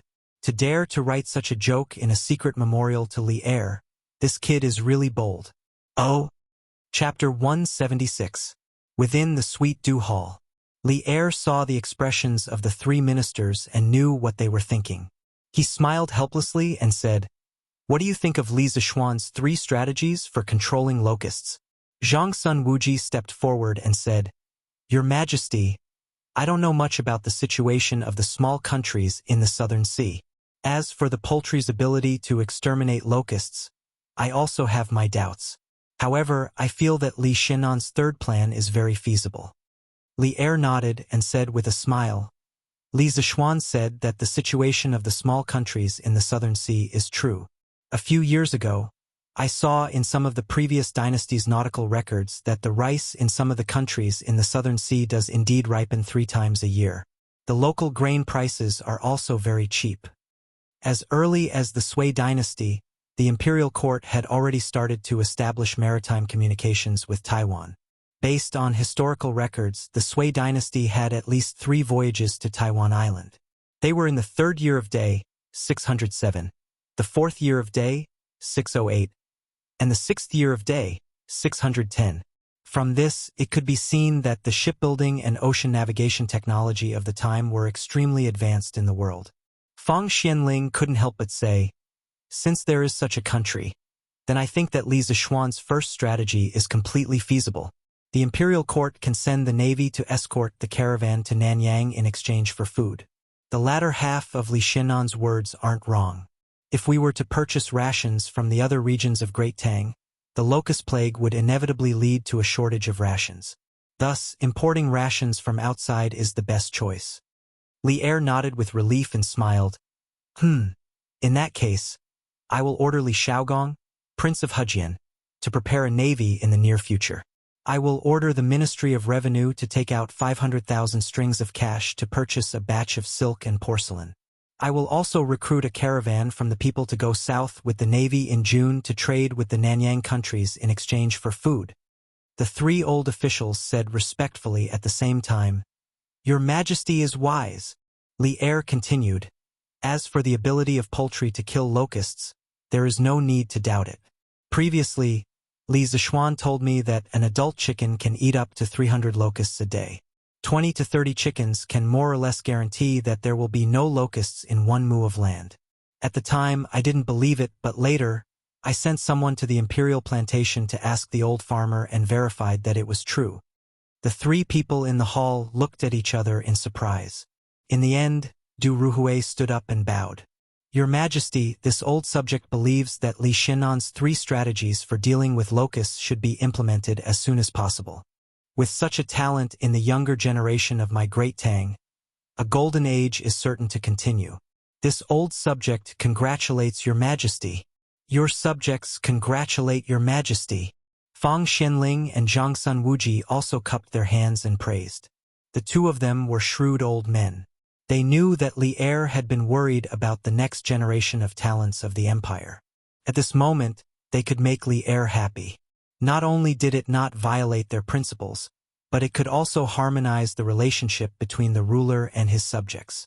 Wasn't it killing 2 birds with 1 stone? Ha ha ha! Li Er laughed heartily. Du Ruhui's words had struck a chord in his heart. He swept away the gloominess from a few days ago and smiled. Minister Du is right. The Great Tang will have to rely on these young people in the future. People of our generation are already old. Since the 3 of you agree, then the 3 of you should cooperate with me to implement the 3 strategies for dealing with locusts as soon as possible. This subject obeys the decree. At noon, the mathematics school was about to start classes. The Imperial College had its own canteen. After all, there were many students from outside the city. Of course, the Imperial College did not force the students to eat in the canteen. Therefore, many students from the city chose to go home for lunch. Huayu, how is Uncle Qin's health recently? After class, Li Zishuan found Qin Huayu and asked. Qin Huayu was still thinking about the lessons in the morning. Unlike Chang Chumo, who had been fooling around outside since he was young, the Qin residence's upbringing was extremely strict. Qin Huayu had been ordered by Qin Qiong to study hard at home since he was young. Therefore, although he was the 2nd generation of a military family, he was more like a gentle scholar. This was the first time he had heard of this new mathematics class. Even now, he was still immersed in it. Li Zishuan saw that he was in a daze and repeated it again. Qin Huayu was instantly awakened and said in astonishment, Ah? Oh, thank you for your concern. Although my father's health is not as good as before, he is much better after these days of recuperation. Li Zixuan did not know whether to laugh or cry at the way Qin Huayu addressed him.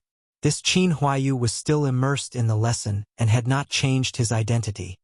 Huayu, after class, you can just call me Little Xian. If you still call me Mister, wouldn't it be too distant? That's right, that's right. Chang Chumo quickly echoed from the side. Even in class, this fellow was unwilling to call Li Zixuan Mister, let alone after class. Okay, then I'll call you Little Xian after class. Qin Huayu was much more awake now and quickly said, Huayu, I'll go check on Uncle Qin tomorrow afternoon. Send someone to inform Taoist Sunday. If Uncle Qin's blood has been completely replenished, then that's even better. If it's still as weak as before, then I'll give Uncle Qin a blood transfusion.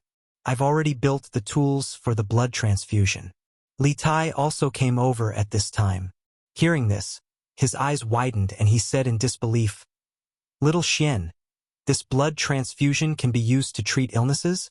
How come I've never heard of it? Li Zixuan looked at him indifferently and said, Qin Ke, why are you so impudent and not calling me Mister anymore? Li Tai said bluntly, didn't you just say that I'll call you Little Xian after class to avoid alienation? Li Zixuan was speechless. This little fatty really didn't treat him as an outsider. That's right, Little Xian. I heard from my dad that you're going to give Uncle Qin a blood transfusion. Unfortunately, you didn't have the tools before. This time, I have to go and see. Chang Chumo said excitedly. I'll go too. I'll go too. Li Tai was also very curious about this novel treatment method. You two still have class tomorrow. Li Zixuan said unhappily. Chang Chumo curled his lips and said, then why don't you have class tomorrow? In the future, you two will have self-study in the afternoon. Assistant Lecturer Su will be in charge. If you have anything you don't understand, you can ask Mr. Su. Li Zixuan expressed that his reason for being lazy was very good. Su Hongji's foundation and talent in mathematics were originally very strong. In the end, Li Zixuan's new mathematics still had a lot of shadows of traditional mathematics. Su Hongji was able to comprehend by analogy. After studying the textbooks for a few days and asking Li Zixuan about some doubts, he had already digested most of the elementary mathematics. Therefore, Li Zixuan dared to be so lazy. Chang Chumo, Yuchi Baolin, and Li Tai were all speechless. After a while, Chang Chumo rolled his eyes and said smugly, I'm going to be sick tomorrow and need to apply for leave in advance. Even Chancellor Kong can't say anything, right? Li Zixuan kicked Chang Chumo's butt and said unhappily, You brat, why don't you go to heaven? Chapter 177. Xian come over here. After lunch, Madame Li mysteriously waved for her son to come over. Li Zixuan curiously walked over and asked, Mother, what's the matter? Madame Li lovingly smiled and said, It's a good thing. Yesterday, your father asked a matchmaker for Han Yushi's birth characters. Mother will go to Xian Du Temple tomorrow and find a Taoist priest to match your birth characters. Li Zixuan was overjoyed and said with a smile, Really? That's great. But mother, what if that Taoist priest says that Yushi and I are not compatible? Nonsense. My son is handsome and elegant. The Han family's daughter is also dignified and beautiful. She is educated and reasonable. How can the two of you not be compatible? Madame Li lightly knocked on her son's head and said unhappily, Oh, then I'll have to trouble you, mother. Li Zixuan rolled his eyes and rubbed his head. He replied and quickly went to the West Court. Shao Shi, come over? In the main hall of the West Court, Li Zixuan sneakily asked Shao Shi to come in. Young master, it's still daytime. What do you want to do? Shao Shi looked at Li Zixuan and thought of something bad. Furthermore, Li Zixuan said those words last night. The servant girl immediately crossed her arms and looked at Li Zixuan vigilantly. She refused to go in. Now that Li Zixuan was about to get married, if he messed around with the servant girls, it was hard to guarantee that the future young mistress would not make things difficult for them. Although Shao Shi had a good impression of Li Zixuan, she was very clear about what she should and shouldn't do. Li Zixuan stared at her and said, What are you thinking? If you don't come in, I will definitely eat you up tonight. Oh, when Shao Shi heard Li Zixuan say that, She knew that she was thinking wrongly. She quickly agreed and walked in. "Young master, what's the matter?" "Something big. Tomorrow, my mother is going to the Xuandu temple to match Yushi and me. You should follow her and take the opportunity to give that fortune-telling Taoist some money. Let him pick something nice to say. Tell him that if he dares to talk nonsense, I will smash his Taoist temple." Li Zixuan finally got a wife who was as beautiful as a fairy. He didn't want these weird Taoist priests to cause any more trouble. Poochie. When Xiaoxi heard this, she couldn't help but cover her mouth and giggle. "Young master, how can you do this? Aren't you cheating?" At the same time, Xiaoxi was a little envious. If young master could care about her so much in the future, she would be willing to die. Li Zixuan rolled his eyes and snapped. "What's wrong with cheating? Those Taoists of the Jianghu were always talking nonsense. How many of them could be accurate? My master's fortune-telling was accurate, but he never told people's marriage. He would rather destroy a temple than ruin a marriage. Do you understand?" Actually, Li Zixuan was overthinking this matter. Normally, Taoists would match people's birth characters. Regardless of whether the man and woman were suitable for each other, they would usually pick something nice to say. Very few Taoists would purposely break up people's marriages. If that was the case, the grudge would be too big. It wouldn't be in line with their principle of keeping a low profile to make a fortune. Hence, most of the time, the so-called matching of birth characters was just a formality to let the elders feel at ease. Xiaoxi stuck out her tongue mischievously. She felt that no matter what she said, her young master was right. Hence, she stopped arguing and smiled. "All right, young master. Xiaoxi will do it tomorrow." Li Zixuan grinned and said, "That's right, that's right. This is my family's good Xiaoxi." Xiaoxi blushed and ran out. She thought to herself that ever since the young master wanted to marry the young mistress, he liked to tease her and Xiaoxi more and more. Could it be that the young master had turned into a big pervert? If Li Zixuan knew what the little girl was thinking, he would definitely vomit blood. He was also a man. Every day he would guard these two pretty little girls. He couldn't eat them, and he would occasionally say a few flowery words. How did he become a pervert? Strange Interest Pavilion Workshop. Ma Zhou was sitting in the study room in the backyard. He was leisurely drinking tea and reading a book. On the table beside his hand, there was a thick pile of books. The current Ma Zhou was not the same as before. Ever since Li Zixuan came that day, his position in the workshop had skyrocketed. He sat firmly in the second position. Furthermore, because he was an authentic cultured person with great potential, his position in the workshop was faintly surpassing Faubert's. Therefore, he was naturally treated well now. There were even 2 servants outside the door who could be ordered around. He was really living a comfortable life. He was now reading the manuscript of The Legend of a Mortal's Journey to Immortality that Li Chengxian asked the eunuch to return. He was already working on the newspaper that Li Zixuan asked him to do last time. The stack of documents on the table was the recent major events in Chong, and that he had collected. He had also personally written the relevant manuscripts. Now that he was free, he wanted to read Li Zixuan's novel and see how the quality was. After all, Ma Zhou was very confident in his literary talent. He believed that if his article was published in the newspaper, it would definitely receive a lot of praise. However, he was not confident in Li Zixuan's literary talent. Ma Zhou was afraid that Li Zixuan's novel would be too lousy and drag down the overall quality of the newspaper. The beginning is so flat and straightforward. It doesn't pay attention to the rhymes. It's completely vernacular. How can this kind of article be presented? But what are the circles and dots in the middle used for? Why does it look like it's used for punctuation? This idea is not bad. Ma Zhou looked at the first chapter and couldn't help but say with a look of disdain. However, he was still very interested in Li Zixuan's punctuation. Forget it. Let's read the next chapter. After thinking for a while, Ma Zhou still patiently continued reading. Cultivation. The idea of this chapter is a bit interesting.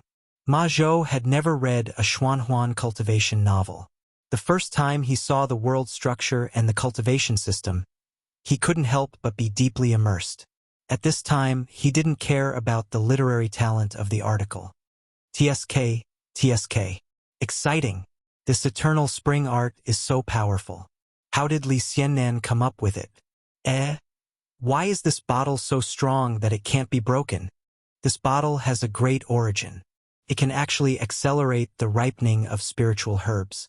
Won't Han Li be able to level up quickly in the future? How did it end so quickly? At first, Ma Zhou was still disdainful of Li Zixuan's literary talent. In the end, he was quickly immersed in the novel and dreamlike plot. Unknowingly, he finished reading more than 20 chapters, and it was obvious that he was still somewhat unsatisfied. Although the beginning of the story is flawed, the more I read, the more exciting it is. The owner has completely created an unprecedented new world. It's really too novel and too interesting. Ma Zhou touched his chin and muttered to himself. After a while, he looked at the press release he wrote before and his heart wavered. Should I also write this article in vernacular?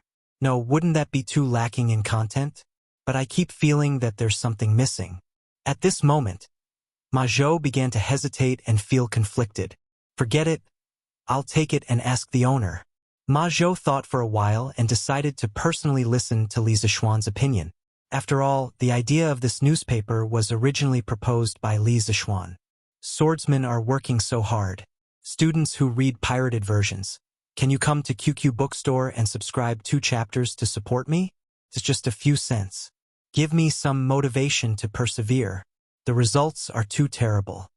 Chapter 178. In the afternoon, after Li Zixuan finished his nap, Xiao He came over and told him that a middle-aged scholar named Ma Zhou had come to see him and was waiting in the main hall of the front yard. Li Zixuan nodded and walked to the front hall. He saw Ma Zhou wearing a high hat and a wide belt. He was immaculately dressed, looking like a scholar with an imposing appearance and an elegant demeanor. His attire almost blinded Li Zixuan's titanium alloy eyes. Was this still the sloppy man he saw yesterday? TSK, TSK. Mr. Ma's style is almost as elegant as mine. If you walk on the street, won't other young ladies be stolen by Mr. Ma? Li Zixuan looked at Ma Zhou and couldn't help but sigh.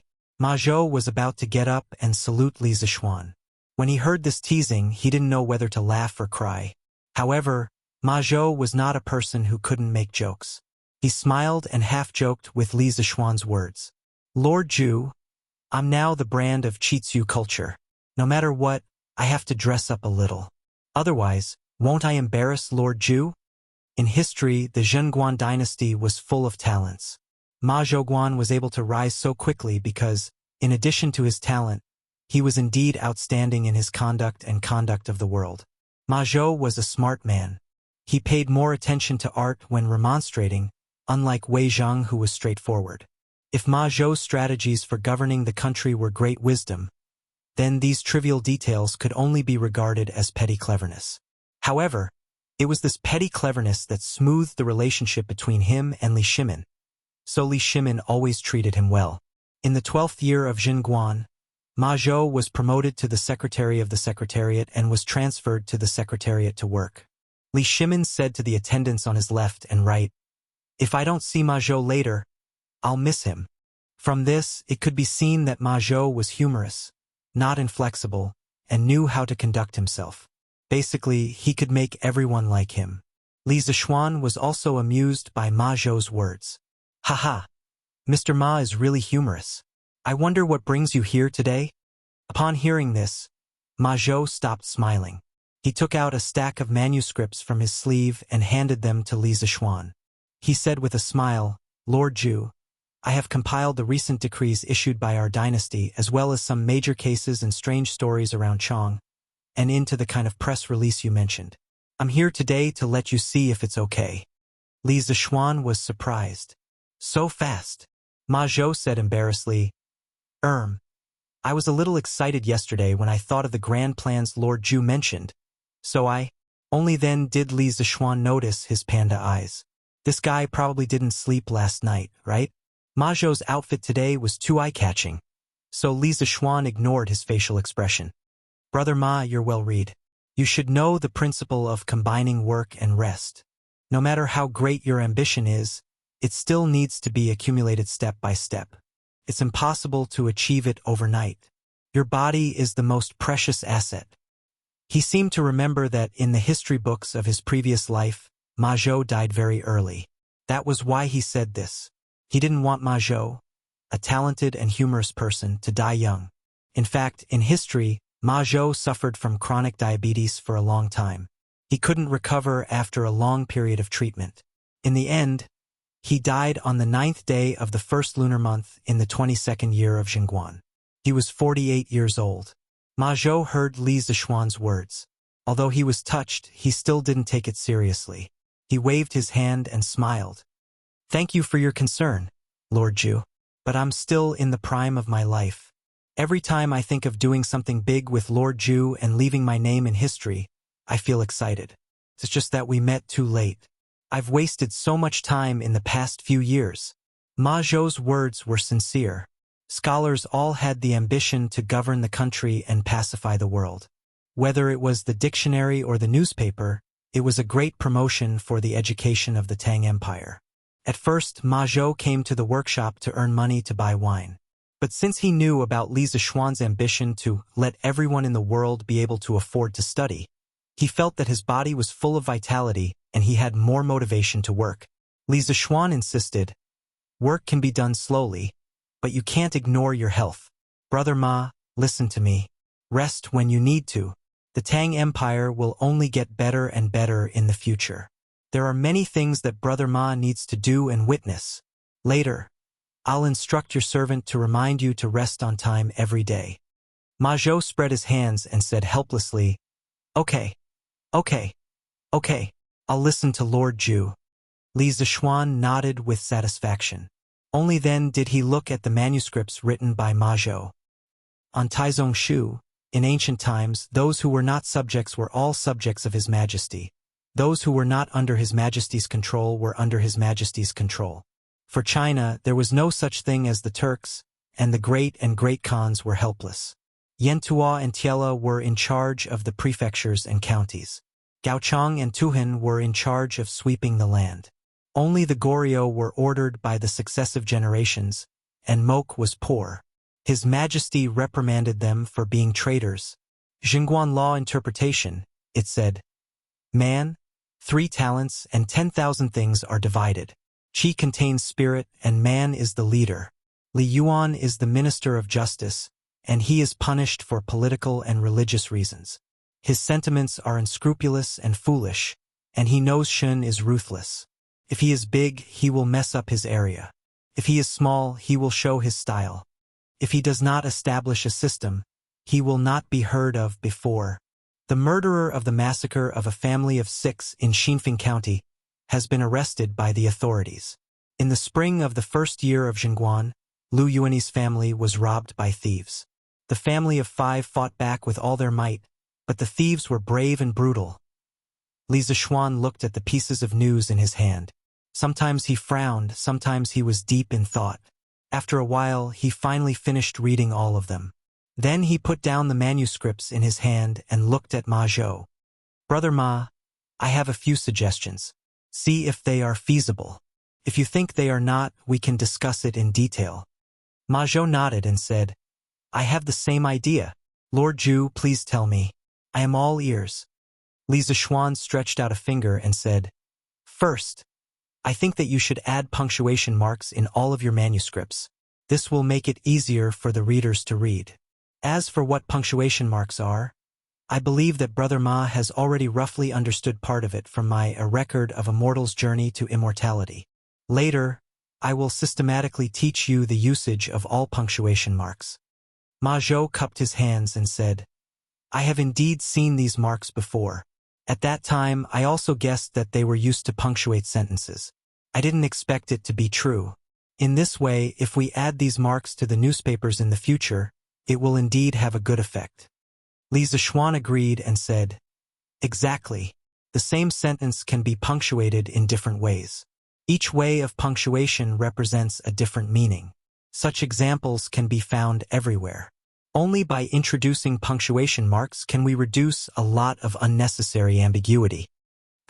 Chapter 179. In the main hall of the Li estate, Li Zixuan continued to speak with assurance. He extended a second finger and said, "Secondly, I think we need to figure out the audience of the newspaper. With the publication of the Tang Dynasty Dictionary and the promotion of Pinyin, the number of literate people will far exceed the current number of scholars. These people don't read much, so they definitely won't be able to understand profound classical Chinese. I think that, in the future, the newspaper should mainly be written in the vernacular. But considering that the dictionary and Pinyin haven't been fully promoted yet, we can do a preliminary experiment. We can divide the newspaper into a few sections. One section will be called Literati Interaction. In this section, everything will be written in classical Chinese. Here, the scholars can express their interpretations of the imperial court's decrees and different viewpoints from different schools of thought. This section will become a paradise for literati to communicate. The other sections will be written in the vernacular." Ma Zhou couldn't help but nod and say, "That's a good idea. Before I came, I also considered this problem." Li Zixuan continued, "Thirdly, regarding the current news, Brother Ma, you can put it into a separate section. This section is mainly used to record the recent strange events, but the writing style can't be so serious. The title can't be as rigid as what you wrote. You have to write it in a relaxed and humorous way to attract people. Don't the people read the newspaper for fun and novelty?" Ma Zhou worked so hard to write the news article for so long. Many of the words were carefully crafted by him. In the end, he was criticized as worthless by Li Zixuan. He was a little embarrassed and his stubborn temper almost flared up again. But this time he forced himself to hold it back. He was a little unconvinced and asked, "Then Lord Zhu, how do you think I should write it?" Li Zixuan smiled. He could also see that Ma Zhou still had a little temper. But it was normal for literati to be arrogant. He didn't mind too much and said, "As for how to write it in a way that will attract people, Brother Ma has to figure it out yourself. But I can provide Brother Ma with an example. For example, you can start by writing, 'Why did a 90-year-old woman die naked on the streets? Why did hundreds of female donkeys scream in the middle of the night? Why did the underwear of the courtesans of Hundred Flowers Tower get stolen? Who was the perpetrator of the serial rape and killing of sows? Why did the old nun's door get knocked every night? Was it a person or a ghost? What was behind the accidental deaths of hundreds of female dogs? Behind all this, was it the distortion of human nature or the decay of morality? Was it the eruption of sex or the helplessness of thirst?" Stay tuned for the 8th issue of Datang Daily. Pooh! Li Zixuan was really full of surprises. Before he could finish, Ma Zhou felt dizzy and almost spat out a mouthful of blood. "Where's your integrity? My Lord Zhu, where is your integrity?" Ma Zhou felt that he had no integrity when he put down his pride as a scholar and shamelessly went to work in the workshop. However, he did not expect that there would be a scholar who was even more shameless than him. Ma Zhou now had some doubts. Was he too thin-skinned before? "Lord Zhu, is it really okay to write like this? Will we be drowned by the saliva of all the scholars in the world?" Ma Zhou looked like he was going to vomit blood and asked gloomily. It was as if he was saying to Li Zixuan, "Are you sure you're not King kidding me?" Li Zixuan deliberately ignored Ma Zhou's expression and said matter-of-factly, "Why not? Brother Ma, don't you think that the people will be more interested in reading if you write like this? As for the scholars' saliva, Brother Ma, you don't have to worry at all. If they want to scold us, let them. Only when there is controversy can we become more and more famous. Their saliva will only make our newspaper more popular. Moreover, in the future, our newspaper will definitely have the absolute power of public opinion. When that time comes, I'll see who dares to scold us." Ma Zhou wiped the cold sweat on his forehead. Why did he feel like he had fallen into a pit of fire? Moreover, it was the kind of pit that was 10,000 meters deep. He could not jump out even if he wanted to. "Lord Zhu, do you really want to write like this?" Ma Zhou hoped that Li Zixuan would change his mind and not make things so shocking. Li Zixuan insisted, "Yes, just write in this style. There's a trace of exaggeration in the humor. Once people start reading, they can't stop even if they want to." "All right then." Ma Zhou could only agree helplessly. He cursed in his heart. Is that a trace of exaggeration? It's simply too exaggerated. Li Zixuan thought for a while and continued, Then the novel section at the end of the newspaper will be called Dahua Jianghu. In the early stage, I'll use my Legend of a Mortal's Journey to Immortality to cover it. Every issue will have 4 chapters serialized. Later on, if the Ministry of Culture receives some high-quality novels, then they can be serialized together. Brother Ma, what do you think of my Legend of a Mortal's Journey to Immortality? Can I put it in the newspaper? Ma Zhou said awkwardly, Ahem, of course. This Ma has also read this novel. Although the beginning is a little plain from the last few chapters, this Ma has never heard of the huge world built in this novel and the cultivation system mentioned in the book. This Ma is simply unheard of. It is really too novel. I believe that when the time comes, there will be many people who will like to read it.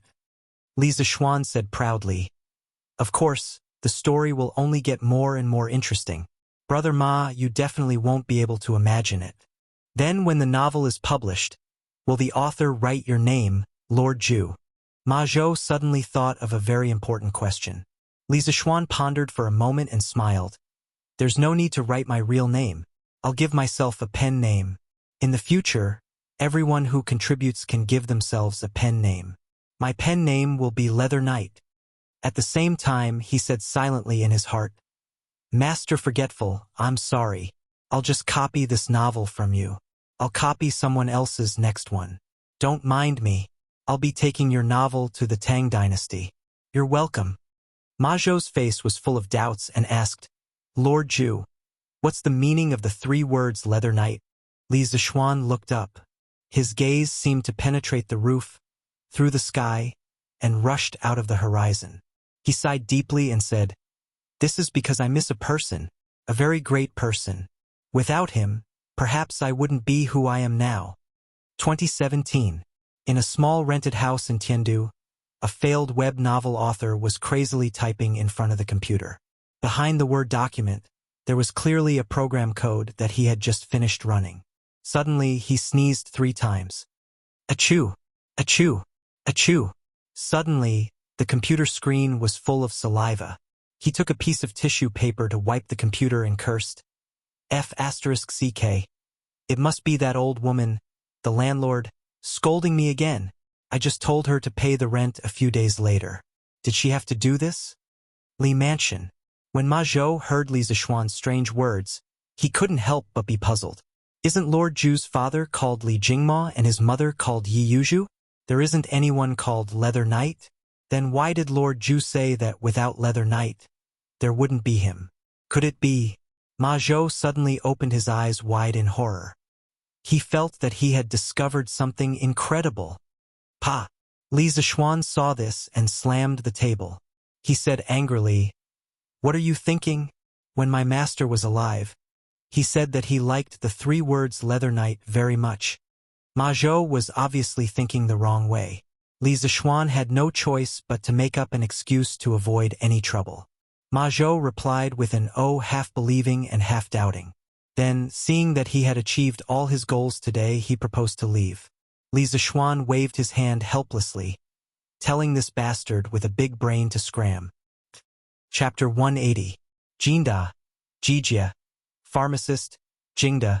Why are you all here? The afternoon of the 2nd day, Niu Jinda, Chang Yaojin, Li Jing, and Yuqi Jingda arrived at the Qin Manor, giving Qin Xiong a fright. Ha ha! Second brother, we heard that Shaoxian was going to give you a blood transfusion, so we wanted to come and observe. Chang Yaojin smiled happily.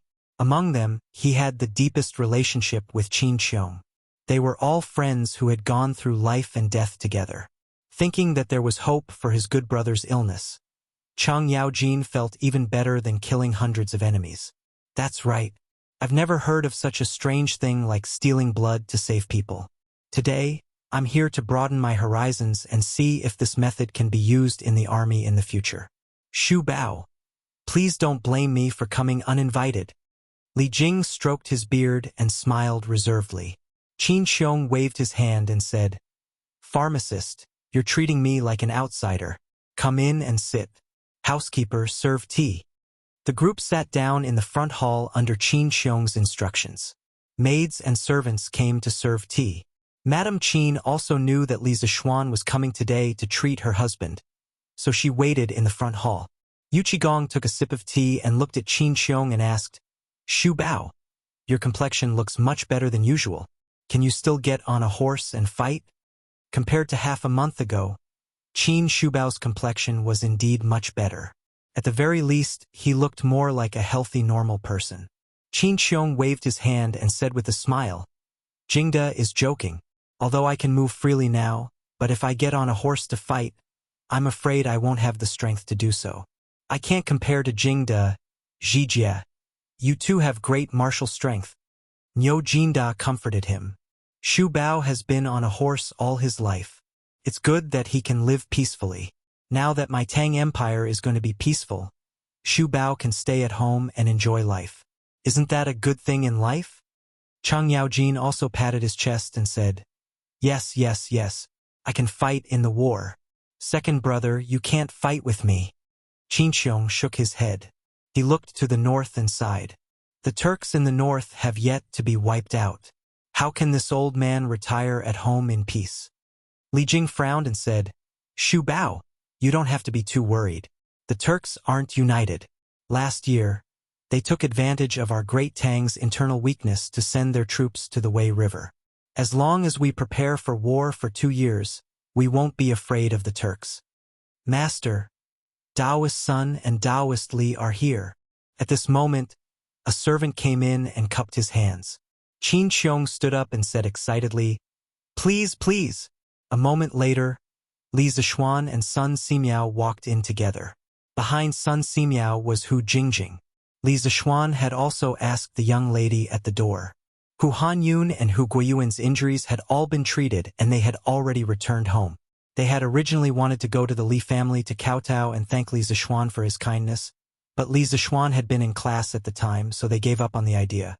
After the few people in the room greeted Sun Simiao, Chang Yaojin began to scold Li Zixuan. "Good lad, you made all of us wait for you. You're getting more and more arrogant." Li Zixuan cupped his hands and apologized. "Please forgive me, uncles. I was late because I had to prepare some things. I didn't think it through." Li Jing stroked his beard and smiled. "Zhijie, don't scare children. As long as you can cure Xu Bao's illness, what's wrong with us waiting for a while?" Li Zixuan looked at Li Jing and cupped his hands in puzzlement. "May I ask who this uncle is?" In his opinion, the person who could sit here and chat with Chang Yaojin and Qin Xiong must be a big shot, so he asked. Niu Jinda pointed at Li Zixuan and said with a smile, "Haha, you don't even know the famous pharmacist Li." Li Zixuan was surprised. He didn't expect to meet such an awesome person.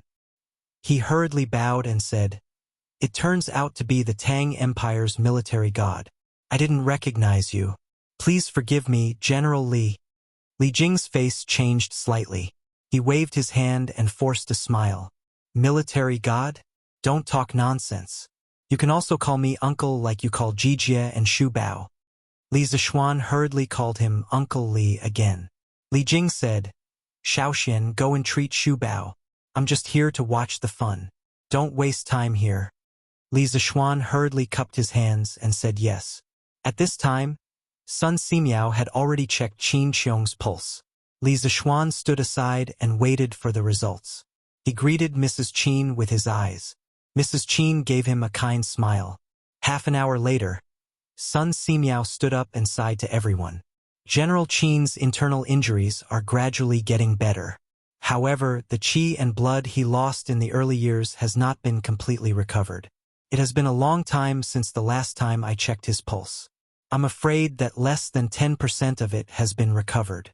General Qin is approaching middle age and his qi and blood are not as vigorous as a young man's. I'm afraid that it will be difficult to recover all the qi and blood he lost through the power of the medicine." Everyone's face darkened and they couldn't help but feel disappointed. Sun Simiao looked at Li Zixuan and continued, "Shaoxian, let's try your life-prolonging skill." Chang Yaojin agreed. Yes. Shaoxian, let's draw blood. See if my blood is suitable." "Sir Li, please see if my blood is suitable." At this time, The housekeeper of Qin's mansion, who was waiting on the side, bowed and begged, "Lordly, please take a look and see if our blood is compatible." Suddenly, there was a roar of nearly 100 people outside the house. Qin Xiong and the others turned pale with fright. They hurriedly walked to the door and saw nearly 100 Qin clan generals neatly lined up in 10 rows. Everyone cupped their fists and knelt on one knee. This was standard military etiquette.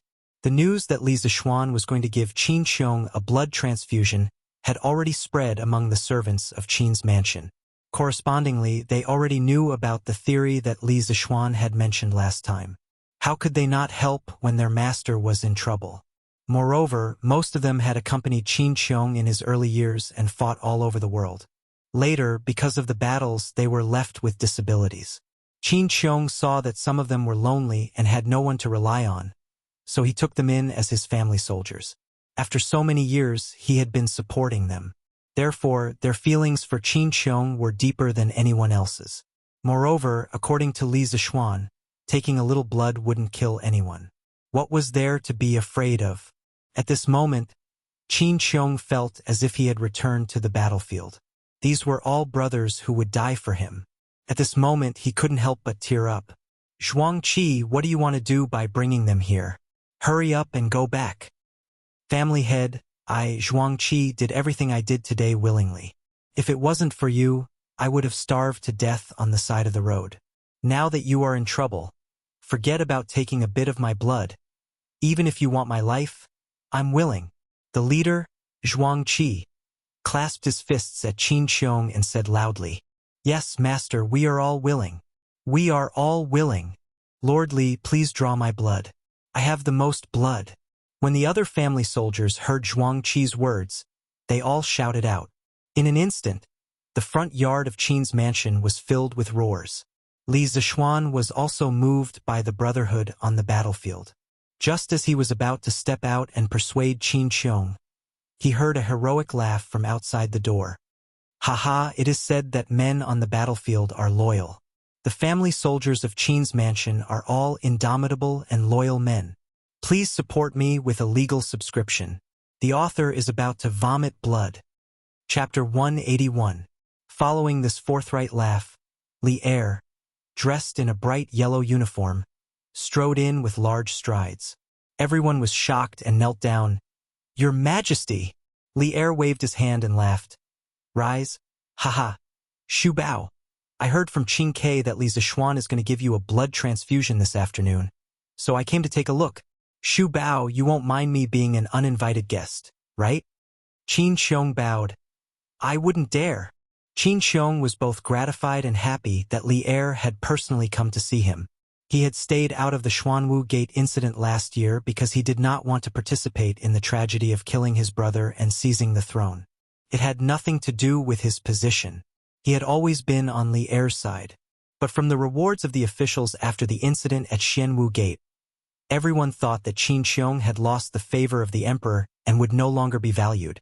Usually, only Chang Yaojin and Niu Jinda, these former battle brothers, were willing to come to the Qin Fu. Now that Li Er came out of the palace to see Qin Xiong, to a certain extent, it dispelled some of the rumors. Qin Xiong didn't care about these rumors, but he was still happy that Li Er came to see him personally. "Haha. Don't just stand there. Continue. Don't delay Shu Bao's treatment because of me." Li Er didn't rush everyone to do what they were supposed to do. Li Zixuan looked and said to Qin Xiong, "Uncle Qin, since these men are willing to donate blood for you, why don't we start the blood test first? I said before that taking a small amount of blood is not harmful to the human body, but beneficial. I'm willing to use my life to guarantee this." Qin Xiong patted Li Zixuan's shoulder and said, "I believe you." Then, he looked at the group of family generals in front of him and said loudly, "All of you, get up. This old man owes you a favor today." Zhuangqi stood up and grinned. "Family head, you're too serious." Li Zixuan had them stand in a row, but he didn't need so many people. He planned to let them leave once he found a suitable blood type. He first used a porcelain bottle to take the blood of the 10 people and put their names on the bottle. Then, he took it back and tested it with Qin Xiong's blood. After a while, the results came out. Uncle Qin, Zhuangqi, and Mei Wenhua have the same blood type as you. You can use their blood. Li Er and the others watched from the side and clicked their tongues in wonder, but did not interrupt. In the courtyard, Zhuangqi heard Li Zishuan's words and immediately grinned proudly. Haha, you're so uncultured. Don't fight with me this time. Lord Li, you can just use my blood. Your uncultured body is not as strong as mine. A lame veteran in the first row was immediately unhappy. He scolded, Zhuang Laoqi, you're F*** looking down on us veterans. If you're not convinced, come out and fight with me. Qin Xiong could not help but scold. All of you, shut up.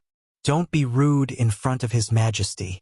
Immediately, the two of them quieted down. Li Er waved his hand, indicating that he didn't care.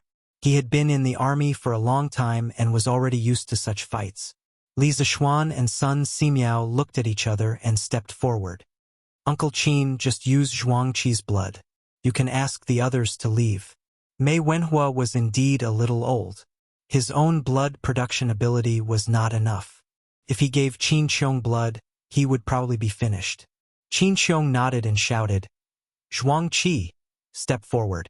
The rest of you can leave. Master. Mei Wenhua still wanted to fight for it, but he was glared at by Qin Xiong. Everyone came to a bedroom. Sun Simiao went forward to check Zhuangqi's pulse to see if he was healthy and if he had any medical history.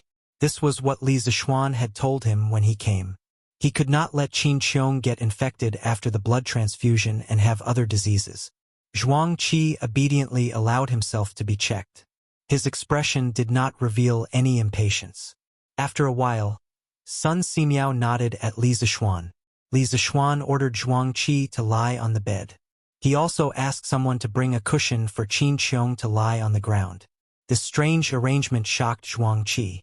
He quickly stood up and said that he wanted to lie on the ground and let Qin Xiong lie on the bed. Li Zishuan slapped him. If they really lay down like that, who would be the one to transfuse blood in the end? After the two of them were in position, Li Zishuan asked them to roll up their sleeves. He picked up the cotton swab, which was actually a ball of steamed coarse cloth tied to the front of a thin stick.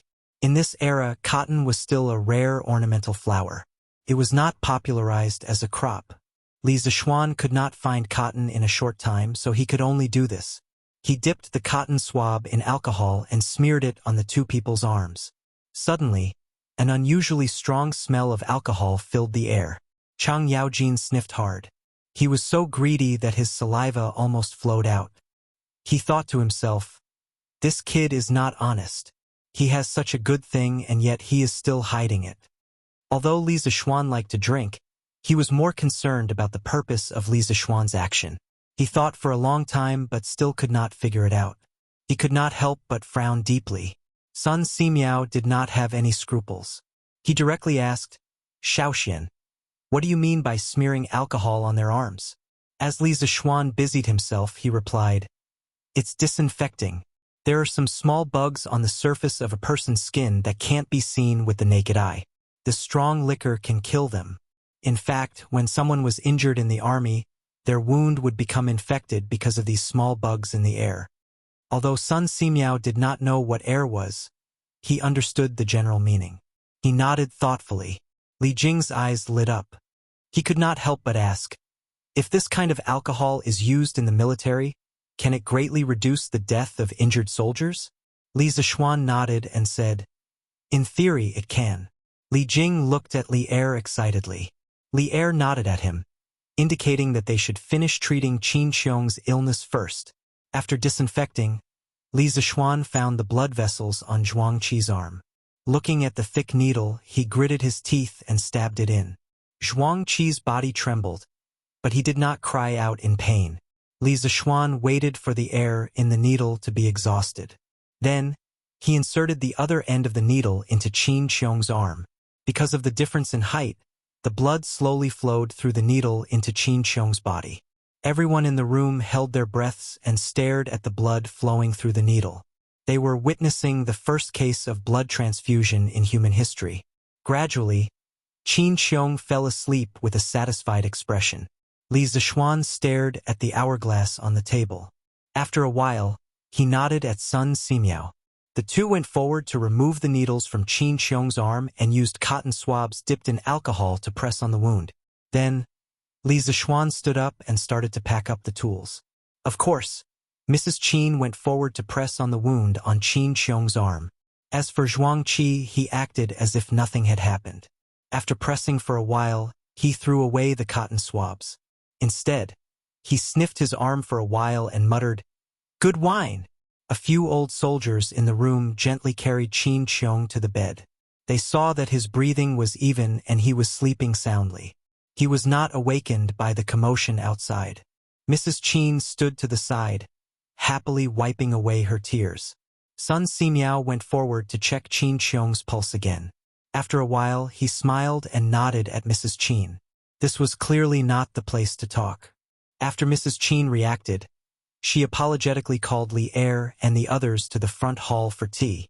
Li Zixuan wanted to leave after packing up, but Yuqi Jingda picked him up like an eagle grabbing a little chick and brought him to the front hall. Chapter 182. Li Zixuan. Can this strong liquor really prevent the wound from getting infected and suppurating as you said? In the main hall of Qin's mansion, Li Er sat alone in the seat of honor while the others sat below in an orderly manner. Li Zixuan was tired for a long time and finally sat down to rest.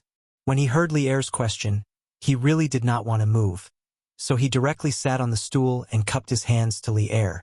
Indeed, when my teacher treated the wounds of the farmers who were bitten by wild beasts, he would use strong liquor to disinfect them. If your majesty does not believe me, you can test it in the Imperial Medical Department first. Li Er nodded. Li Jing then stood up and cupped his hands to Li Er. This old subject earnestly requests your majesty to introduce this method of disinfection into the army. Every year, the death rate of wounded soldiers in the army is as high as 70%.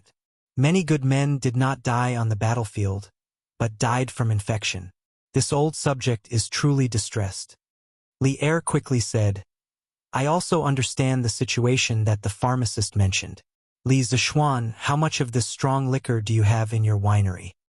He wanted to directly take the method of brewing the strong liquor into the imperial court's possession.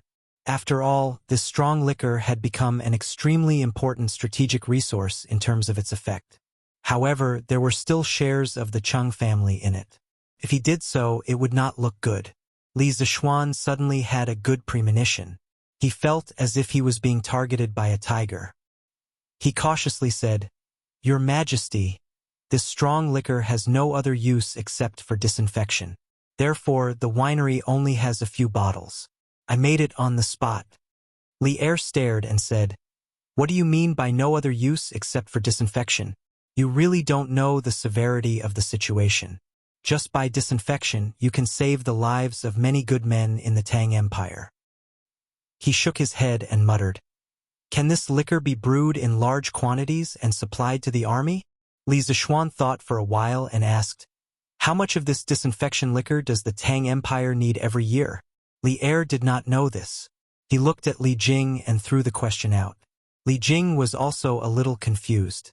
He knew how many injured soldiers there were every year, but how would he know how much strong liquor was needed? There are about 15,000 injured soldiers in the army every year. Little Xian, calculate how much hard liquor you need. Li Jing could only throw the question to Li Zixuan. Li Zixuan calculated carefully. After a while, he said, Your Majesty, I have roughly calculated that the army needs to store about 600 liters of liquor every year to ensure that it is enough. Li Er nodded and slapped the table, saying, Good! Then your winery will provide 600 liters of hard liquor to the Ministry of War every year. As for the price, Li Zixuan rushed to say, At least 8 rounds per liter. Li Er was so angry that he almost slammed the table. Nonsense! You have the nerve to earn money from saving the lives of those soldiers. Li Zixuan felt wronged and said, Your Majesty, this is really the cost price. This disinfection liquor is more than twice as strong as the immortal drunken wine. Think about it, the immortal drunken wine is already sold for 5 rounds per liter. If you sell it for less than 8 rounds per liter, I will really go bankrupt. What he said was not entirely a lie. In modern times, alcohol was indeed very cheap, but industrial alcohol was generally obtained through chemical synthesis, not through fermentation and distillation of grains.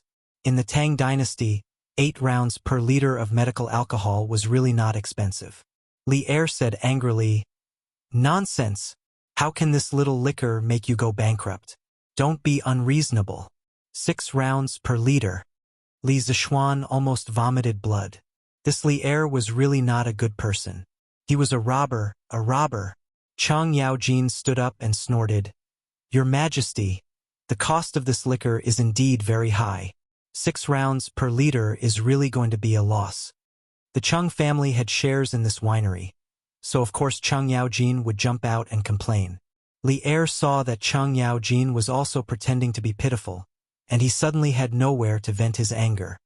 "Fine, 8 rounds per liter it is. If you dare to cut corners, I will teach you a lesson." Li Er flicked his sleeves and left. All the big shots had seen what they wanted to see, and Qin Qiong was now sleeping. It was not appropriate for them to stay any longer, so they all said their goodbyes. Only Li Zishuan, Sun Simiao, and Chang Yaojin were still there. Sun Simiao looked at Madame Qin and said, "General Qin's pulse is stable, and his body is no different from a normal person. Madame Qin, please don't worry." Madame Qin sincerely thanked him. "Thank you, Dr. Sun." Sun Simiao waved his hand, looked at Li Zishuan and said, "Shaoxian, I have never heard of the small insects in the air that you mentioned. Can you tell me in detail some other day?" Chinese medicine focused on the 5 qi and 6 qi, the balance of yin and yang, and the integration of heaven and man. Li Zishuan's theories had really broken Sun Simiao's understanding of medicine. He seemed to have seen the door of a new world, waving at him. Li Zishuan said with a smile, "Of course, if you want to hear from me one day, I will tell you everything. In fact, these small things that can't be seen with the naked eye can be seen with some tools. When I make this tool in the future, I will invite you to come and see it together." Sun Simiao said in surprise, "There is such a strange thing? That's great. As the saying goes, hearsay is false, but seeing is believing. If you can really make that kind of tool one day, you must send someone to inform me. Even if I'm thousands of miles away, I must rush back to take a look." Li Zishuan nodded and said, "Don't worry, Taoist Sunday. I will definitely inform you." Only then did Sun Simiao say goodbye with satisfaction. Who actually helped Sun Simiao carry the medicine box obediently. She smiled sweetly at Li Zishuan and waved goodbye.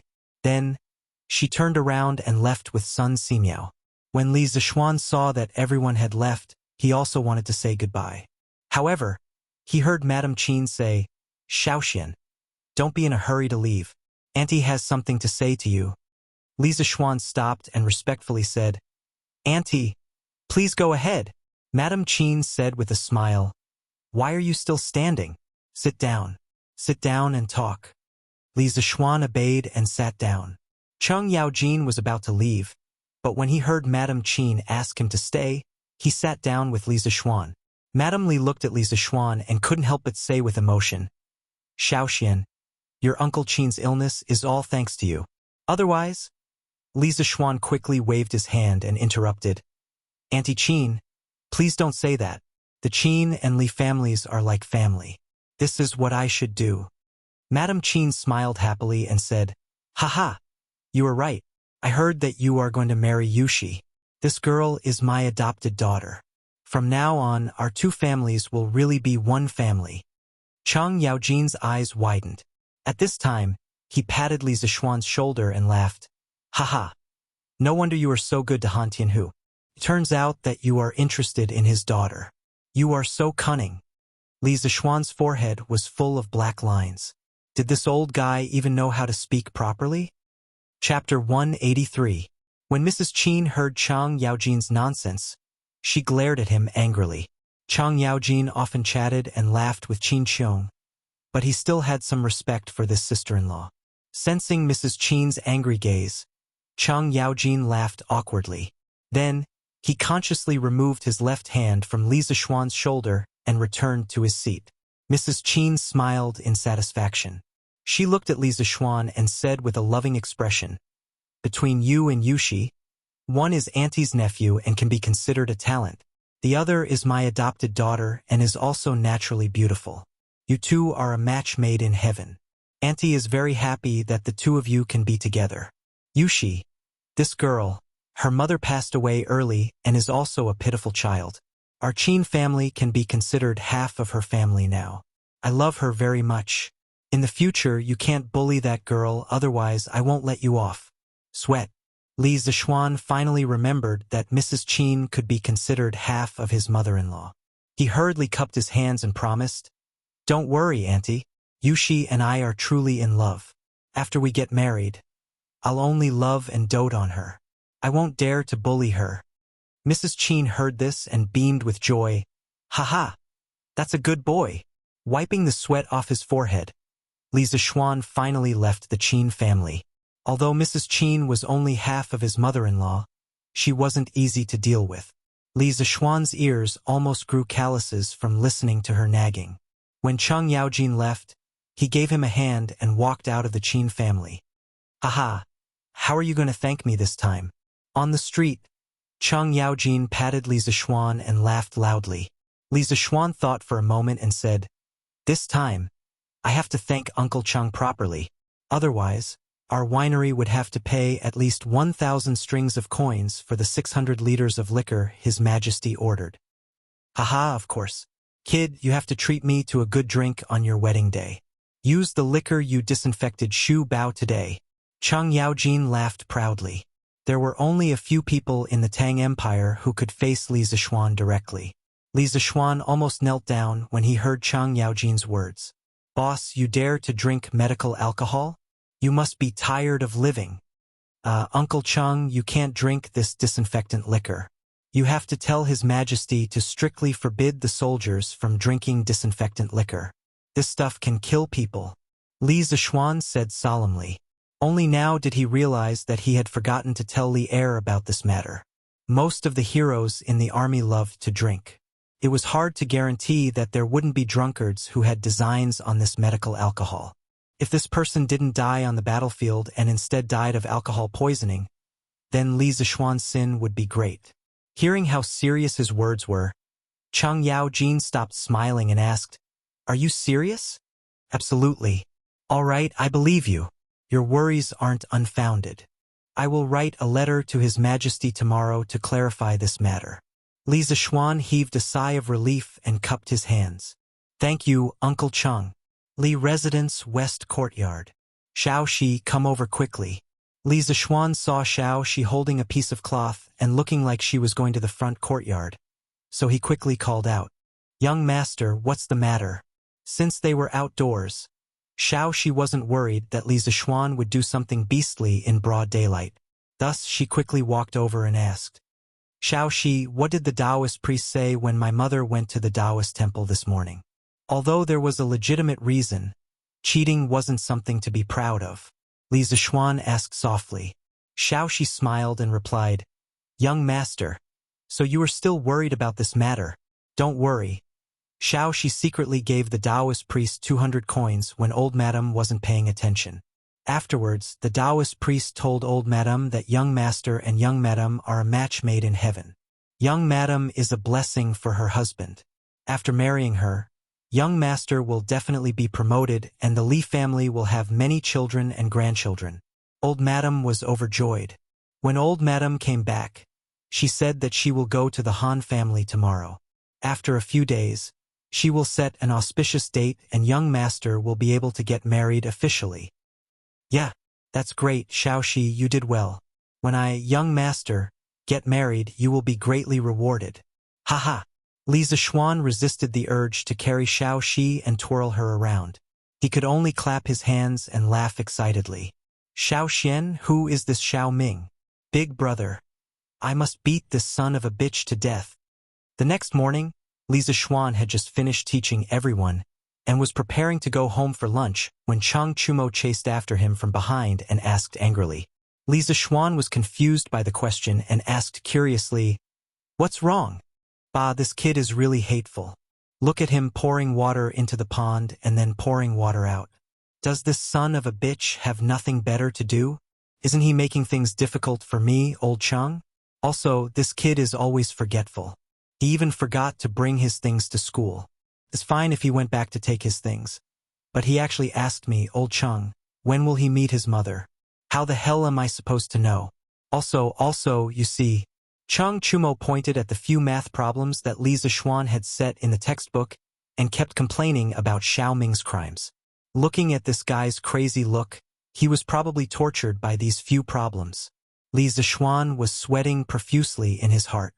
Why was this idiot's brain always wired differently from other people? Wasn't it because he wanted to save time and effort when he was setting the questions, so he directly changed all the application questions to Xiao Ming? Does this guy have to be like this? Haha, Chonyo, how can you understand it like this? Xiao Ming is just a code name. The reason why Mr. set this problem is to let us learn how to solve this kind of problem, not to let you care about who the problem is. Qin Huayu, who was following behind, heard Chang Chumo's funny words and couldn't help but help Li Zixuan to explain with a smile. Li Zixuan gave this guy a kick. He said unhappily, "Did you hear what Huayu said? You don't think about proper things and only think about crooked ways. If you continue like this, I'll pay a home visit to the Chung residence and talk to Uncle Chung about your recent studies." Although Chung Chumo didn't know what a home visit meant, he roughly understood after hearing the second half of the sentence. He immediately jumped up and said, F***CK. Xiao Xian, are you still my brother? How can you do something so immoral? What? You can't win a battle of words, so you want to fight? Come. We brothers haven't sparred in a long time. F***CK. Only an idiot would spar with you. After following Li Zixuan for so long, this guy already knew how to call him an idiot. Chung Chumo was really afraid that Li Zixuan would want to spar with him, so he immediately ran away after saying that. Chapter 184.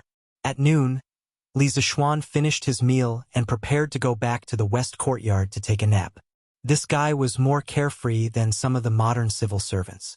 He only worked half a day and rested for 2 days every 5 days. There was no one else like him. Perhaps even Li Er's quality of life was not as good as his. As soon as he arrived at the west courtyard, he saw Lan Er following him. Li Zixuan rubbed his head with a headache. With this little devil around, how could he sleep at noon? Lan Er, what's the matter? Yes. Lan Er quickly nodded. The little girl looked around and then mysteriously pushed Li Zixuan into the room. She hurriedly asked, Brother, have you noticed anything wrong with Iron Egg recently? Li Zixuan patted his clothes that were messed up by his little sisters pushing and shoving. When he heard this boring question, he couldn't help but roll his eyes. What could be wrong? Of course there is. Brother, as a master, why don't you care about your disciple at all? Li Zixuan said angrily, How do you know that I don't care? Don't I check on his progress every day? No. I'm saying that you don't care about Iron Egg's inner feelings. Li Zixuan was a little confused by Lan Er's words. He asked impatiently, Lan Er, what do you want to say? Just say it. Humph, you're really unqualified as a master. Haven't you noticed that Iron Egg has become more and more silent recently? He even talks to me less often. Lan Er pouted and said with a face full of dissatisfaction, Isn't this normal? Iron Egg has to practice and go to school. How can he have so much time to chat with you? That's not it. Iron Egg used to practice and go to school. But every afternoon after class, he would come to play with Lan Er. But recently, after Iron Egg came back, he didn't look for Lan Er anymore. Brother, go and check on Iron Egg at night. What I said is true. Lan Er said anxiously. The more Li Zixuan listened to his little sister, the more mysterious she became. But in order to avoid being pestered, he could only agree, Okay. I'll go and take a look tonight. Thank you, brother. Lan Er smiled sweetly. Li Zixuan's heart melted when he heard that. He thought to himself that his little sister was becoming more and more coquettish. After Lan Er achieved her goal, she did not cause any more trouble in the west courtyard. Li Zixuan's ears finally had some peace. He moved the recliner to the entrance where he could feel the cool breeze. Then, he put on the eye mask that he asked Xiao Shi to sew for him and laid down on the recliner, taking a beautiful afternoon nap. After an unknown amount of time, Li Zixuan felt a few drops of cold water dripping on his face. He subconsciously wiped his face, thinking that it was raining. He instantly woke up and saw Lan holding a dripping towel, laughing mischievously beside him. "Oh, Lan, didn't I just promise you? What else do you want? Stop fooling around. Let me sleep for a while more." Li Zixuan was about to throw a tantrum when his afternoon nap was interrupted. However, when he saw his little sister's innocent smile, his temper instantly died down. However, he still said unwillingly, Brother, don't sleep anymore. Faubert sent someone over to say that the new car you asked for is ready. Quickly accompany Lan to sit in the beautiful new car." Lan grabbed Li Zixuan's arm and kept shaking it. She was like a little sparrow chirping in Li Zixuan's ear. Li Zixuan was just thinking that if Lan was still here, he would tell her a ghost story to scare her away. However, when he heard that the new car was ready, he immediately sat up and said excitedly, "Lan, where's the new car? Has it been sent over?" "It's still in the workshop. Faubert said that he wants you to go over and see if there's anything that needs to be changed. Brother, bring Lan along." Previously, Li Zixuan had told her about the new car a few times. According to Li Zixuan's description, Lan had always been looking forward to the new car. Now that she heard that the new car was ready, how could she hold herself back? Li Zixuan laughed heartily and stood up. He rubbed Lan's head and said with a smile, "All right, I'll bring you along." Ignoring Lan's cheers behind him, Li Zixuan went out and asked Xiao Shi to get a basin of water to wash his face. He instantly felt refreshed. Sanbao brought Dabai over. Li Zixuan carried Lan and got on the horse. He laughed loudly and said, Let's go look at the car. Hee, I can't afford a BMW, Mercedes-Benz, or Ferrari in the modern era. Then, I'll make my own luxury car in the Tang dynasty." Li Zixuan thought proudly in his heart. Accompanied by the clatter of the horses' hooves on the ground, the siblings arrived at the workshop in a short while. When they walked into the workshop, they saw a huge four-wheeled carriage that was about 12 feet long and 3 feet wide. The sides of the carriage were angular and there were some exquisite carvings. The dark red paint on it gave people a sense of low-key luxury. Compared to the current 4-foot-long and 2-foot-wide ordinary carriage, this luxury car looked like a huge beast from afar. Moreover, it had 4 wheels, so it looked more stable. Li Zixuan was very satisfied just by looking at its appearance. Only then did he have the time to look around the carriage. He discovered that other than Uncle Fu, Yan Xiaoning had also come today. This guy had not been seen for a while, so he did not know where he went. "Hey, Brother Xiaoning is here today. It's rare. We haven't seen each other for a long time. Brother Xiaoning, how have you been?" Li Zixuan held Lan's hand and walked over quickly to greet Yan Xiaoning. Yan Xiaoning said with a bitter face, "The workshop has been so lively recently. Of course, I wanted to come and take a look. However, some time ago, His Majesty ordered the Ministry of Works to mass-produce curved plows and promote them to other provinces and counties. The Ministry of Works is short of manpower. My father recruited temporary craftsmen from the public and took me to be a supervisor. I was released today and heard that you made something good, so I came to take a look." Li Zixuan looked at this poor kid sympathetically and patted him on the shoulder. He smiled and said, "Haha, it's good that you're here. You're the technical director of our workshop. Without you, our workshop's progress has slowed down a lot." Yan Xiaoning's mechanical talent was undeniable. He was even better than Faubert. In the future, he could become a god. With such an awesome engineer, Li Zixuan was very assured about the workshop's future development. Yan Xiaoning could not help but roll his eyes. He had just jumped out of the pit that his father had dug for him. Why did he feel that he had jumped into Li Zixuan's pit? This kid was obviously treating him as a coolie. However, he still had 10% of the workshop's shares. This counted as working for himself, right? Yan Xiaoning's mood improved a little when he thought of this. He was too lazy to care about Li Zixuan. He came over and pulled Lan. He smiled gently and said, "Let's go, Sister Lan. Brother Xiaoning will take you to see the new carriage." Okay. The two of them jumped directly into the carriage. Li Zixuan was immediately stunned and hurriedly cried out, "Hey, this is my carriage." After saying that, he hurriedly chased after them. Chapter 185. After entering the carriage, Li Zixuan looked at the interior furnishings. Even though this was designed by him, he was still shocked. He saw two single sofas placed on both sides of a small long table. Due to the hot weather recently, Faubert specially placed a bamboo mat on top of the sofa to make it look cooler. Li Zixuan secretly praised Faubert's quick-wittedness. Behind the long table there was a long sofa. It was about 2 feet wide and 8 feet long. It looked like it was just enough for one person to rest on. If there were 2 people, then they could only lie on top of each other. Li Zixuan suddenly had an unhealthy thought in his mind. Faubert was quite thoughtful. He even placed a bamboo mat on top of the sofa to make people want to lie on top of it and sleep. In the innermost part of the carriage, there were 2 compartments side by side. Li Zixuan pushed open the door and looked inside.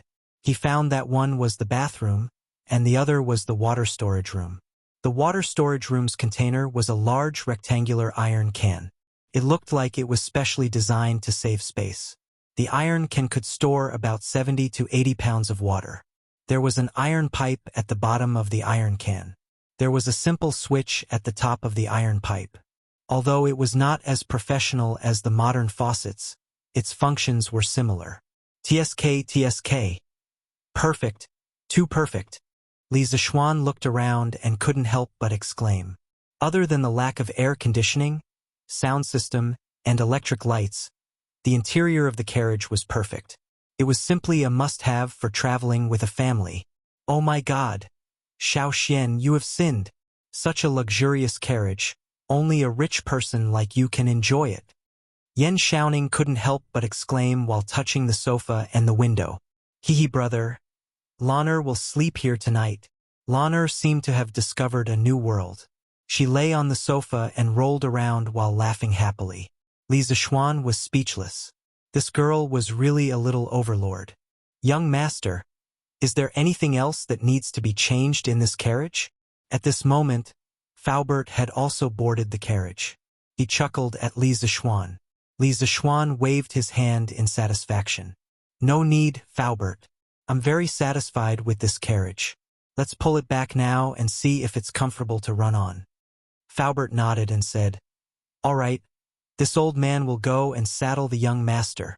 15 minutes later, Dabai was able to pull this massive object with the strength of a single horse, under the astonished gazes of the workers in the workshop. The wheels of the carriage began to roll slowly, and it spun faster and faster. Dabai snorted joyfully, indicating that it was so easy. Faubert arranged for a worker from the workshop to sit in front of the carriage and drive the horses. He also sat in the carriage with Li Zixuan to feel the performance of the new carriage when it ran. Wow, little Xian. How come this car doesn't feel bumpy at all? This is too amazing. Or has the roads in Chong and become so flat? Yan Xiaoning nestled comfortably on the sofa and looked at the passing scenery outside the window. Suddenly, the tea on the table didn't spill. He sat on the sofa and carefully felt it. He couldn't help but exclaim in surprise when he didn't feel any bumpiness at all. Li Zixuan drank a mouthful of water contentedly and smiled proudly. Of course it's because our carriage is good. Don't you know what the roads in Chong'an are like? What do you think? Little brother's carriage is awesome, right? Yan Xiaoning said excitedly. Awesome. Of course it's awesome. Quickly tell me, how did you do it? Won't you understand when you go back to the workshop later and ask Faubert to look at the blueprint? Li Zixuan didn't want to explain it to Yan Xiaoning again. He was busy right now. Busy with what? Isn't this nonsense? Look, that young lady outside the carriage window is so pretty. Most importantly, she's wearing very thin clothes. Unfortunately, Big White Speed was too fast. Li Zixuan was only able to catch a glimpse of her chest and couldn't see it anymore. Inside the carriage, Faubert saw Yan Xiaoning's unsatisfied look and explained with a smile. Young Master Yan, some special shock absorbers have been added to the bottom of the carriage. On the other hand, the sofa we're sitting on is also very useful for shock absorption. As for the detailed structure of the interior, you can only go back to the workshop to look at the blueprint. Hearing this, Yan Xiaoning nodded thoughtfully. Wow, husband, look at that carriage. Why is it so tall and so big? A white-clothed lady in her 20s saw the huge carriage that just passed by in the middle of the road. She hurriedly pulled the man beside her and exclaimed, "It's really big. I've never seen such a huge carriage before. Husband, should our family buy a carriage like this too? Otherwise, you'll have to accompany me back home every year. It'll be so hard on you." The man was speechless. He wanted to say that it wasn't hard on him, but looking at his wife's pleading face, he couldn't help but soften his heart. He hurriedly nodded and agreed. The pretty lady in white cheered happily. She leaned over to the man's ear and whispered, "Husband, you're so nice. I'll change my style of serving you tonight." The man stiffened slightly to show his respect. He looked excited and laughed. "Look, such a big carriage can be pulled by only one horse. It's really amazing." Unlike the cheating couple, this person who spoke was obviously slightly knowledgeable. Yes, not only that, you see, this carriage actually has 4 wheels. It's really stable when it runs. It doesn't feel like it's swaying at all. Tisk tsk. This carriage's appearance is so beautiful. I wonder where it's sold. I really want to buy one. Squire Wang is really generous. This carriage isn't something that ordinary people like us can afford. This carriage came from Yi Lane. Maybe it was made by the workshop of Strange Interest Pavilion. Oh, then it's really sold. That's great. Li Zixuan and the others sat in the new carriage and left under the envious eyes of the passers-by. Suddenly, bah! Whose carriage is so arrogant that it choked me with a mouthful of dust. Damn, this carriage's size is too coquettish. There's actually such an arrogant person in Chang'an? Hey, the carriage in front. Stop. Cheng Chumo, who had just returned home after class, was caught off guard by the rolling carriage on the roadside. He choked on the dust and was instantly furious. There was actually someone more arrogant than him in Chang'an. He immediately ran wildly and chased after the carriage, shouting all the way, "It's Virgo." Yan Xiaoning stuck his head out of the window and looked back. Then he turned back and said to Li Zixuan, "Damn, Yan Xiaoning, it's you. Stop the carriage quickly. I'm going to rob you. This carriage is mine." Cheng Chumo's eyes were sharp. He recognized Yan Xiaoning the moment he stuck his head out of the window. He immediately shouted like a bandit. In the carriage, Li Zixuan was speechless. He shouted outside, "Stop the carriage!" Then the carriage slowly came to a stop. Cheng Chumo cheered and quickly ran to the front of the carriage. With a leap, he jumped onto the carriage. "Wow, Xiaoxian, Loner, Faubert, you're all here too. Haha. Then I won't be polite. Gee, what's this stool made of? It's so damn comfortable." Cheng Chumo acted as if he had returned home. He didn't treat himself as an outsider at all. He sat on the sofa and couldn't help but sigh. Loner was pushed to the side by this guy. The little girl was unhappy. She stood up and pulled Cheng Chumo's cheek. She said unhappily, "Humph, Brother Cho Nyo is really thick-skinned. Ha ha ha ha." Chapter 186. Hee hee, little Xian, your carriage is so comfortable. Why don't you give me one? Although Cheng Chumo was pulled off the sofa by Loner, he was not angry at all. He wandered around the carriage like Granny Lu in the Grandview Garden, looking left and right and touching everywhere. After a while, when he carefully looked at the luxurious interior of the carriage, Cheng Chumo could not help but be shocked. This kind of carriage was the standard for rich playboys like him. It would be so flashy and cool if he drove it out. Thus, he licked his lips and begged Li Zixuan for it. Hee hee, in your dreams. This carriage is the only one in the world. Li Zixuan curled his lips. Ah, don't. Little Xian, why don't you ask your workshop to make a few more? Cheng Chumo urged. Li Zixuan squinted his eyes and said, I can. But this carriage is expensive. It's not that I'm looking down on you, but can you afford it, Cho Nyo? Didn't this guy always say that he was poor? Li Zixuan did not believe that he could afford a luxury carriage now. Damn, you're looking down on me.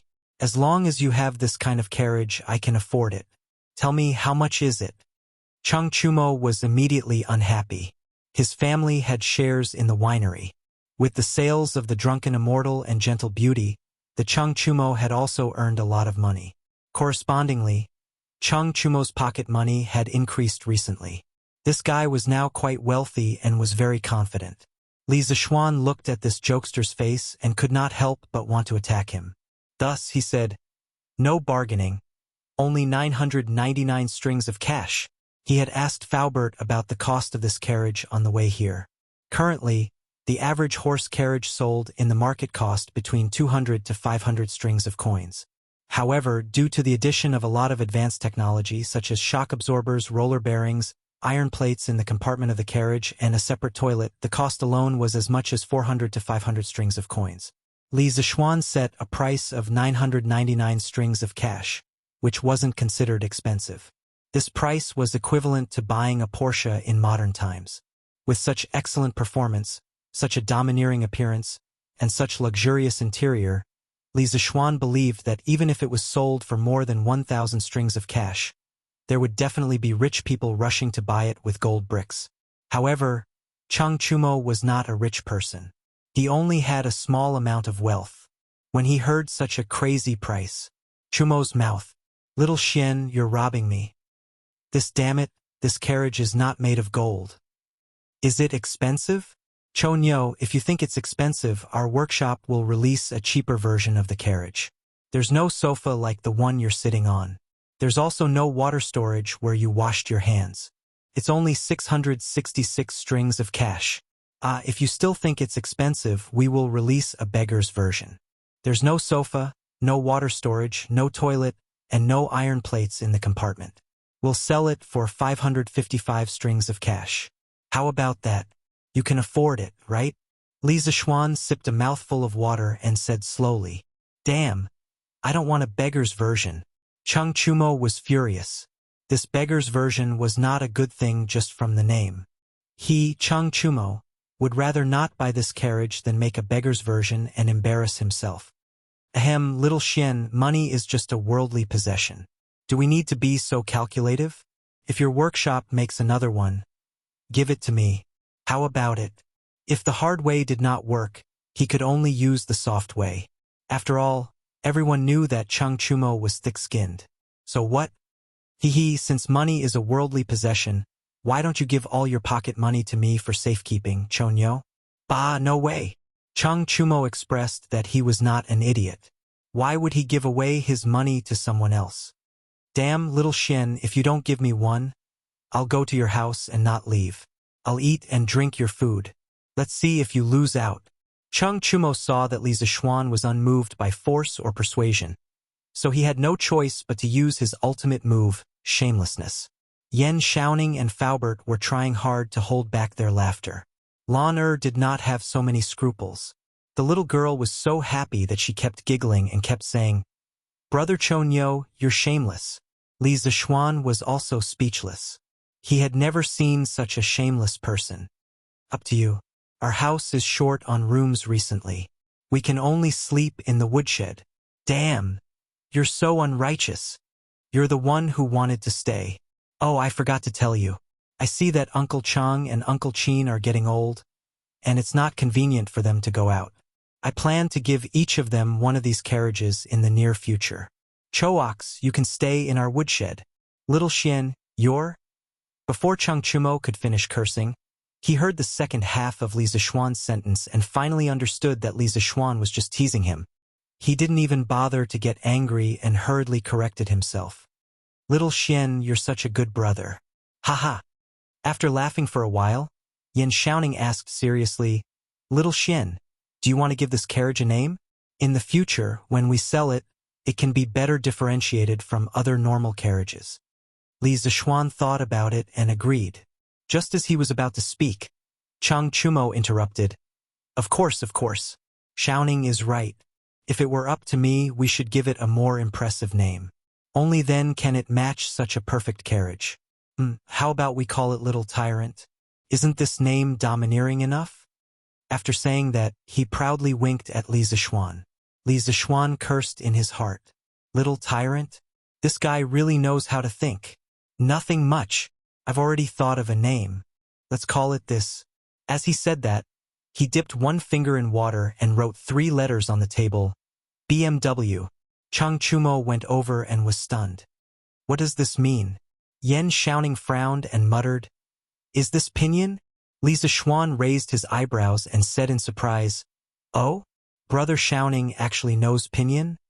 Yan Xiaoning shook his head and said, His Majesty mentioned in the morning court a few days ago that you invented something called pinyin, can help children learn to read. He also showed it once in court. I also heard it from my father when he came home. The shape of your characters is very similar to what my father described that day. Li Zishuan nodded in realization. He wasn't surprised at all as to how Li Er knew pinyin. If it wasn't Li Tai who said it, then it was that little fatty Li Chengqian. What pinyin? Little Xian. Just tell me what it means. I'll see if it's better than my little tyrant. This guy still couldn't forget about his little tyrant. Li Zishuan rolled his eyes and said, These 3 characters mean, don't touch me. Chang Chumo grinned and laughed. Ha! I thought it was a good name. It's really not as good as my little tyrant. Yan Xiaoning didn't know whether to laugh or cry. He wondered, That's right. Little Xian. Isn't this name a little too weird? Li Zishuan insisted. Just use this name. Ugly ox, if this carriage could speak, do you know what it would say to you? Chang Chumo touched the exquisite carvings on the carriage wall and replied, What would it say? F***ck off. Don't touch me. F***ck. Chapter 187. Along the way, the carriage was filled with laughter and laughter. It didn't take long for the carriage to enter Yongla Lane and arrive in front of the Li residence. Chang Chumo reluctantly got down from the Don't Touch Me carriage. He had never sat in such a comfortable carriage before. Li Zishuan angrily slapped his hand away. Along the way, every part of the carriage was touched by this fellow. Fortunately, the carriage was sturdy. Otherwise, he really suspected that the carriage would be fractured by this fellow. In the end, Chang Chumo still turned around and left. Li Zishuan asked someone to bring the carriage in. He followed Faubert and Yan Xiaoning to the front hall. Li Zishuan asked in satisfaction, Xiaoning, how does it feel to sit in this carriage? Comfortable, comfortable. I feel that this carriage is very suitable for long-distance travel. Sitting in it, I don't feel tired at all.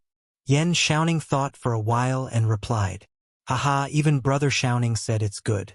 Then it will definitely sell well. Faubert, the workshop will organize people to speed up the production of this new type of carriage. First, make 20 of them and send them to me. I have a use for them. Li Zishuan thought for a while and said to Faubert with a laugh. Faubert was dumbfounded and stupefied. Young master, what do you need so many carriages for? The cost of 20 carriages was more than 10,000 strings of cash. Faubert couldn't help but be surprised. A part of it is to give to people. In the past few months when I returned to Chang and I owed a lot of people. It's easy to repay money, but it's not easy to repay a debt of gratitude. This carriage can not only repay a part of the favor, but also make a name for myself in the circle of nobles. As for the other part of the carriage, I have a use for it. Li Zishuan thought in his heart. This young master is about to get married. When I pick up the bride, how can I do it without a grand carriage? Faubert was speechless and could only agree. All right, Faubert, how's the paper machine? Are there any difficulties? After talking about eating, drinking, and having fun, Li Zishuan finally remembered what he wanted to do. Young master, the paper machine structure is complicated, and the amount of work required to build it early is quite large.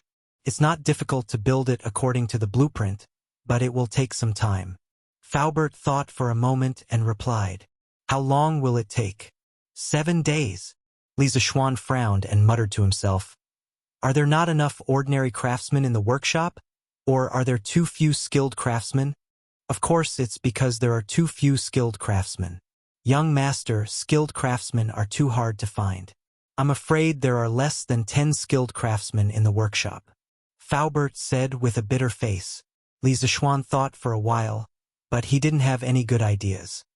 He could only say, Faubert, Send more people to other states and counties to look for craftsmen.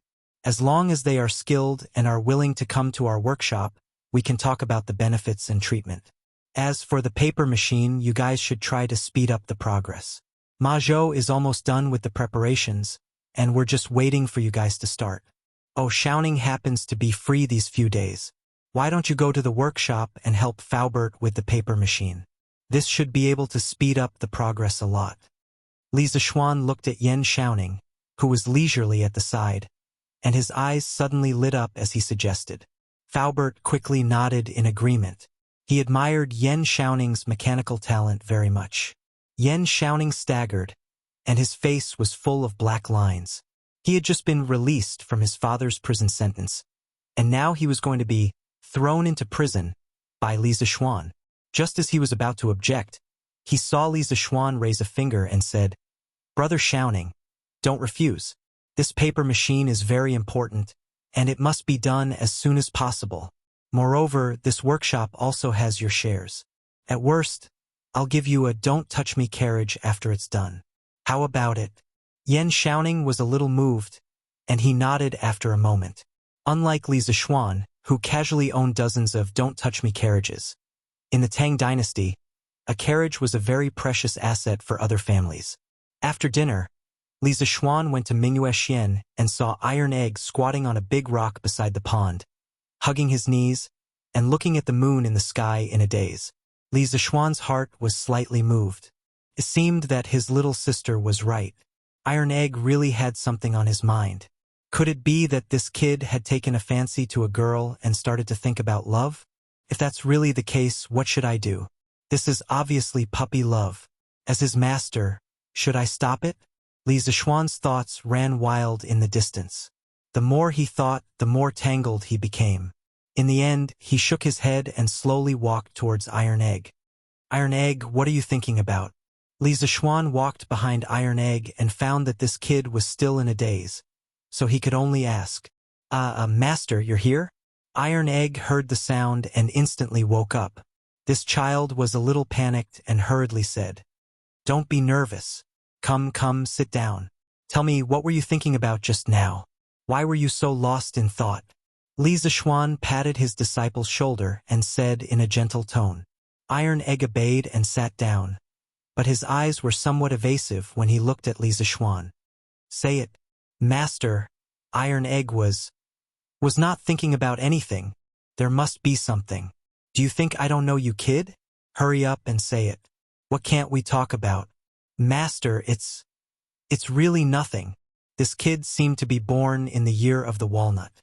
Li Zishuan frowned and suddenly said with a smirk, "Oh, I understand. Did you fall in love with a little girl? You were just looking at the moon and thinking about love." "Iron Egg, it's not that I don't want you to find a wife. It's just that you are still young and should put your mind on your studies. Having such an unreliable master." Iron Egg almost vomited blood in his heart. His cheeks instantly swelled red and he hurriedly stood up and waved his hand. "Master, it's not like that. It's not like that." "Then what is it like? If you have nothing on your mind, why would you be staring at the moon in a daze? Hurry up and say it. You're a man. Why are you wasting time?" Li Zishuan slapped Iron Egg down again. With Li Zishuan's jesting, the atmosphere of the conversation instantly became relaxed. Iron Egg was no longer as reserved as before. He hesitated for a moment and asked, "Master, are you going to marry my sister?" He had been staying with the Li family all this time, so he had more or less heard about Li Zishuan's marriage. Li Zishuan nodded and frowned. "Yes, Iron Egg. Could it be that you don't want your sister to marry me?" Iron Egg scratched his head and said awkwardly, "Yes and no." "Kid, what are you trying to say?" Li Zishuan angrily knocked Iron Egg's forehead. Iron Egg hurriedly said with a conflicted face, "Master, Iron Egg has been thinking recently. If Master marries my sister, will Iron Egg call you brother-in-law in the future? Or Master?" "Yes, he called me Big Sister." "Where's Big Sister?" "Or Master's wife?" Holy shit. Even though Li Zishuan was used to all kinds of strange questions, he was still shocked by Iron Egg's two powerful questions. Chapter 188. Li Zixuan felt a little dizzy after hearing Bruiser's words. It seemed like he could call him anything he wanted, but if he called him whatever he wanted, wouldn't it mess up the seniority? In the end, Li Zixuan stopped thinking about it. He rubbed Iron Egg's head angrily and said in a muffled voice, "Call me by my original identity. Don't think too much. Go back and do your homework. Don't embarrass me in this week's exam." Oh, the next day, Li Zixuan ate his breakfast and brought Iron Egg to school. Lan who had been playing truant recently, came along today. Of course, it wasn't because she suddenly liked to study, but because Li Zixuan drove a luxury car to school today. The little girl was still excited about yesterday, so she came along. After Li Zixuan's consolation, the day before, Bruiser was no longer unhappy. The three of them chatted on and off in the car. Before long, they arrived at the Imperial College. "Wow, whose carriage is this? It's so grand." "I don't know. This carriage is really big." "It should be Mr. Li's carriage. I know the driver. It's San Bao." The person who spoke was a student of the School of Mathematics. Under the gaze of dozens of students, "Don't Touch Me" slowly came to the entrance of the School of Mathematics. The three of them got off the carriage one after another. The students in the school heard the commotion outside and ran out to take a look. They were shocked by the huge carriage in front of them. "Hello, Mr. Li. What a luxurious carriage. It's even four-wheeled. The interior of this carriage should be very spacious." "Says little Xian, where did you buy this carriage? It's even more luxurious than the carriages in the palace." "I'll go up and take a look." When Li Tai saw the carriage, he couldn't take his eyes off it. This little fatty didn't know how to be polite. He excitedly jumped into the carriage. After a while, a series of exclamations came from inside. "Damn! This stool is so comfortable. The space here is so big. Damn, there's even a latrine. There's a switch on the pipe. Ah, impressive." He actually went easy on him.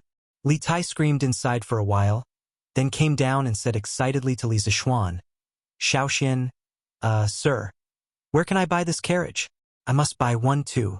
This carriage is just too perfect. I can't buy it anywhere right now, but I should be able to buy it at the Strange Interest Pavilion soon. Go back to class."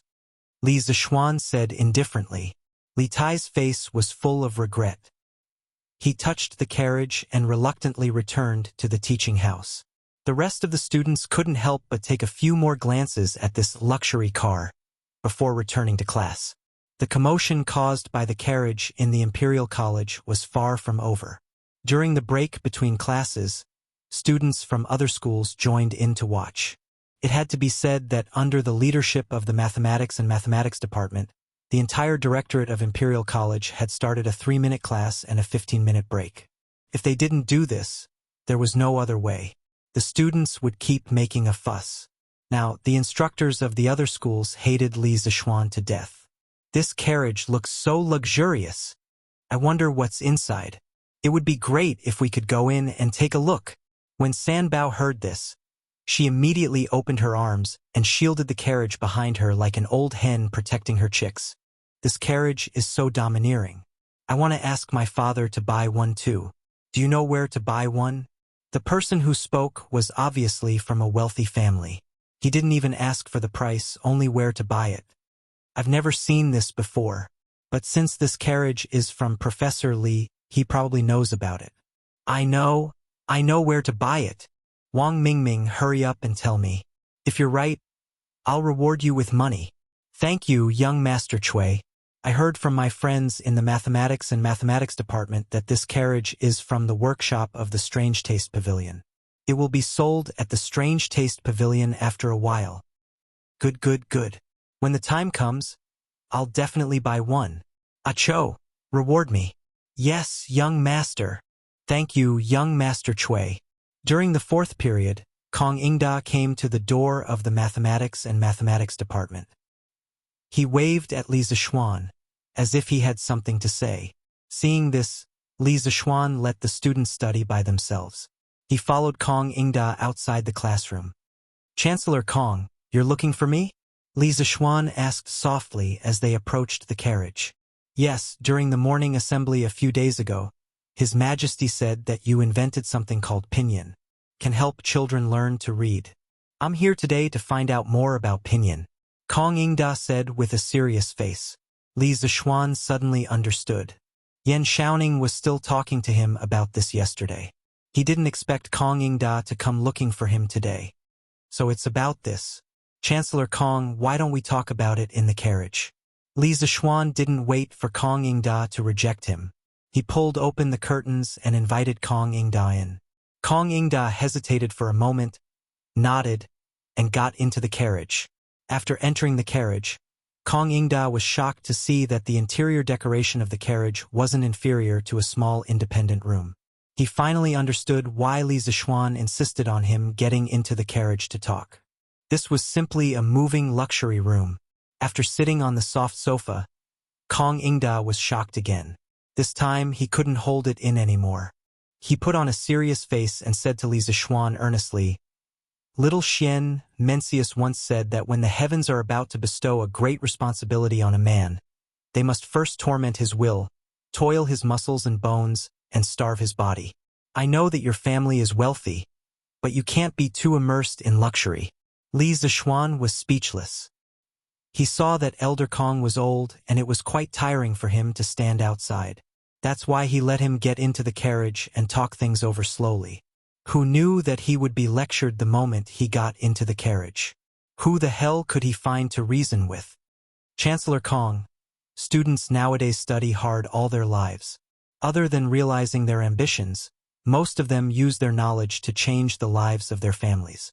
This kid's luxurious carriage is used to motivate them. It's to tell them that if they want to sit in such a good carriage like this kid, they must study hard. This way, they will have a goal and be able to study even more diligently. What's more, even though my family is wealthy, I have never forgotten to help the poor. Han Family Manor and Plum Village have nearly 500 families. Because of this kid, they are able to eat their fill and wear warm clothes. It shouldn't be too much for this kid to use the extra money to enjoy life, right? Li Zixuan said with sincerity. Traditional Confucian scholars like Kong Ingda usually believed that people with lofty ambitions must endure hardships and not enjoy life wholeheartedly. Li Zixuan didn't agree with this kind of thinking.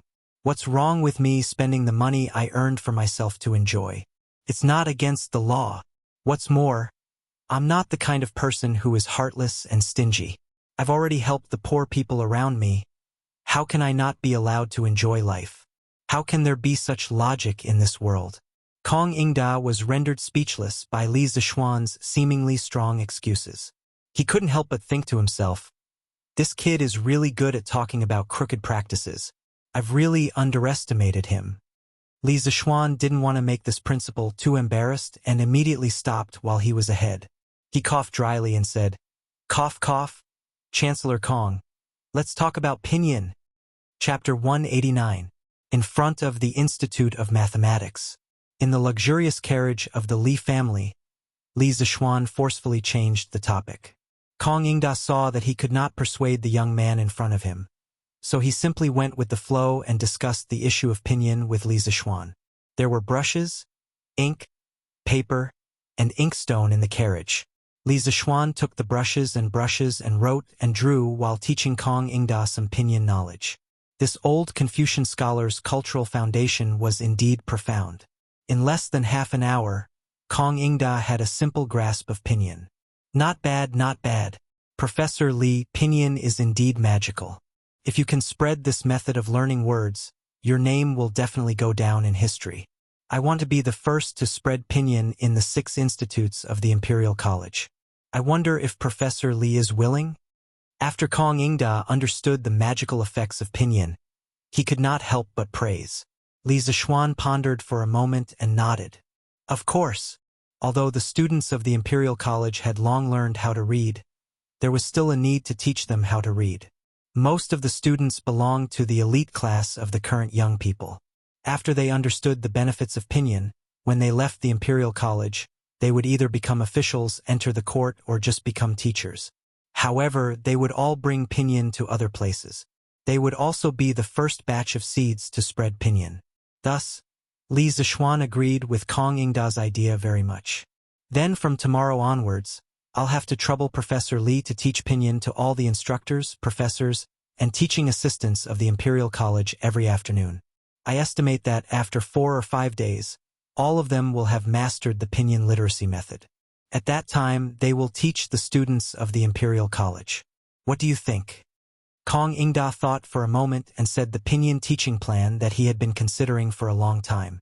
Kong Ingda had learned that Li Zixuan would be lazy every afternoon. Although this guy had his own legitimate reasons, the fact that he was lazy was indisputable. Therefore, Kong Ingda deliberately set the training time to be every afternoon. This way, it would not delay the teaching plan of the School of Mathematics and it would also promote pinyin in the shortest time possible. When Li Zixuan heard Old Man Kong's words, he was immediately flabbergasted. Damn, is this old man purposely messing with me? Does this count as me digging a hole and burying myself? Chancellor Kong, you mustn't do that. You might not know, but this junior contracted a strange illness when I was young. Later on, I was saved by my master and this junior avoided the misfortune of dying early. However, for the next few years, this junior must rest every afternoon. Otherwise, this junior will definitely lose my life. Li Zixuan suddenly had an idea and immediately cried out pitifully. Although Kong Ingda didn't know what it meant to spit out a mouthful of old blood, at this moment, he was really about to vomit blood because of Li Zixuan. He had lived for so long and had seen countless people and things. What kind of strange things had he not heard? As soon as he heard Li Zixuan's words, he knew that this kid was talking nonsense. You. Kong Ingda pointed at Li Zixuan with a face full of anger. He was so angry that he trembled and couldn't say anything. When Li Zixuan saw the situation, he felt that he had gone overboard. He immediately stood up and patted Kong Ingda's chest to soothe his heart. Chancellor Kong, calm down. This kid was just joking with you. Please don't take it seriously. Kong Ingda drank a cup of tea and only then did he catch his breath. He lectured Li Zixuan with a solemn face. Brat, I know that you have some attainments in mathematics and have some smarts in other areas, but you have to know that a Taoist also has a conscience. At the beginning, a man's nature is good because he has a conscience. Therefore, a teacher should follow a person's good nature and promote their good nature while suppressing their evil. This is to pass on Taoism. As a teacher, if you don't study how to teach and educate people wholeheartedly, how can you be a role model for others? The spread of pinyin is extremely important to the education of our great Tang. You have to do it diligently. Otherwise, in the future, you will have to stay in the Imperial College to teach and not go anywhere. Kong Ingda's voice was stern, and he was so frightened that he spat at Li Zixuan's face. Li Zixuan's face was full of helplessness.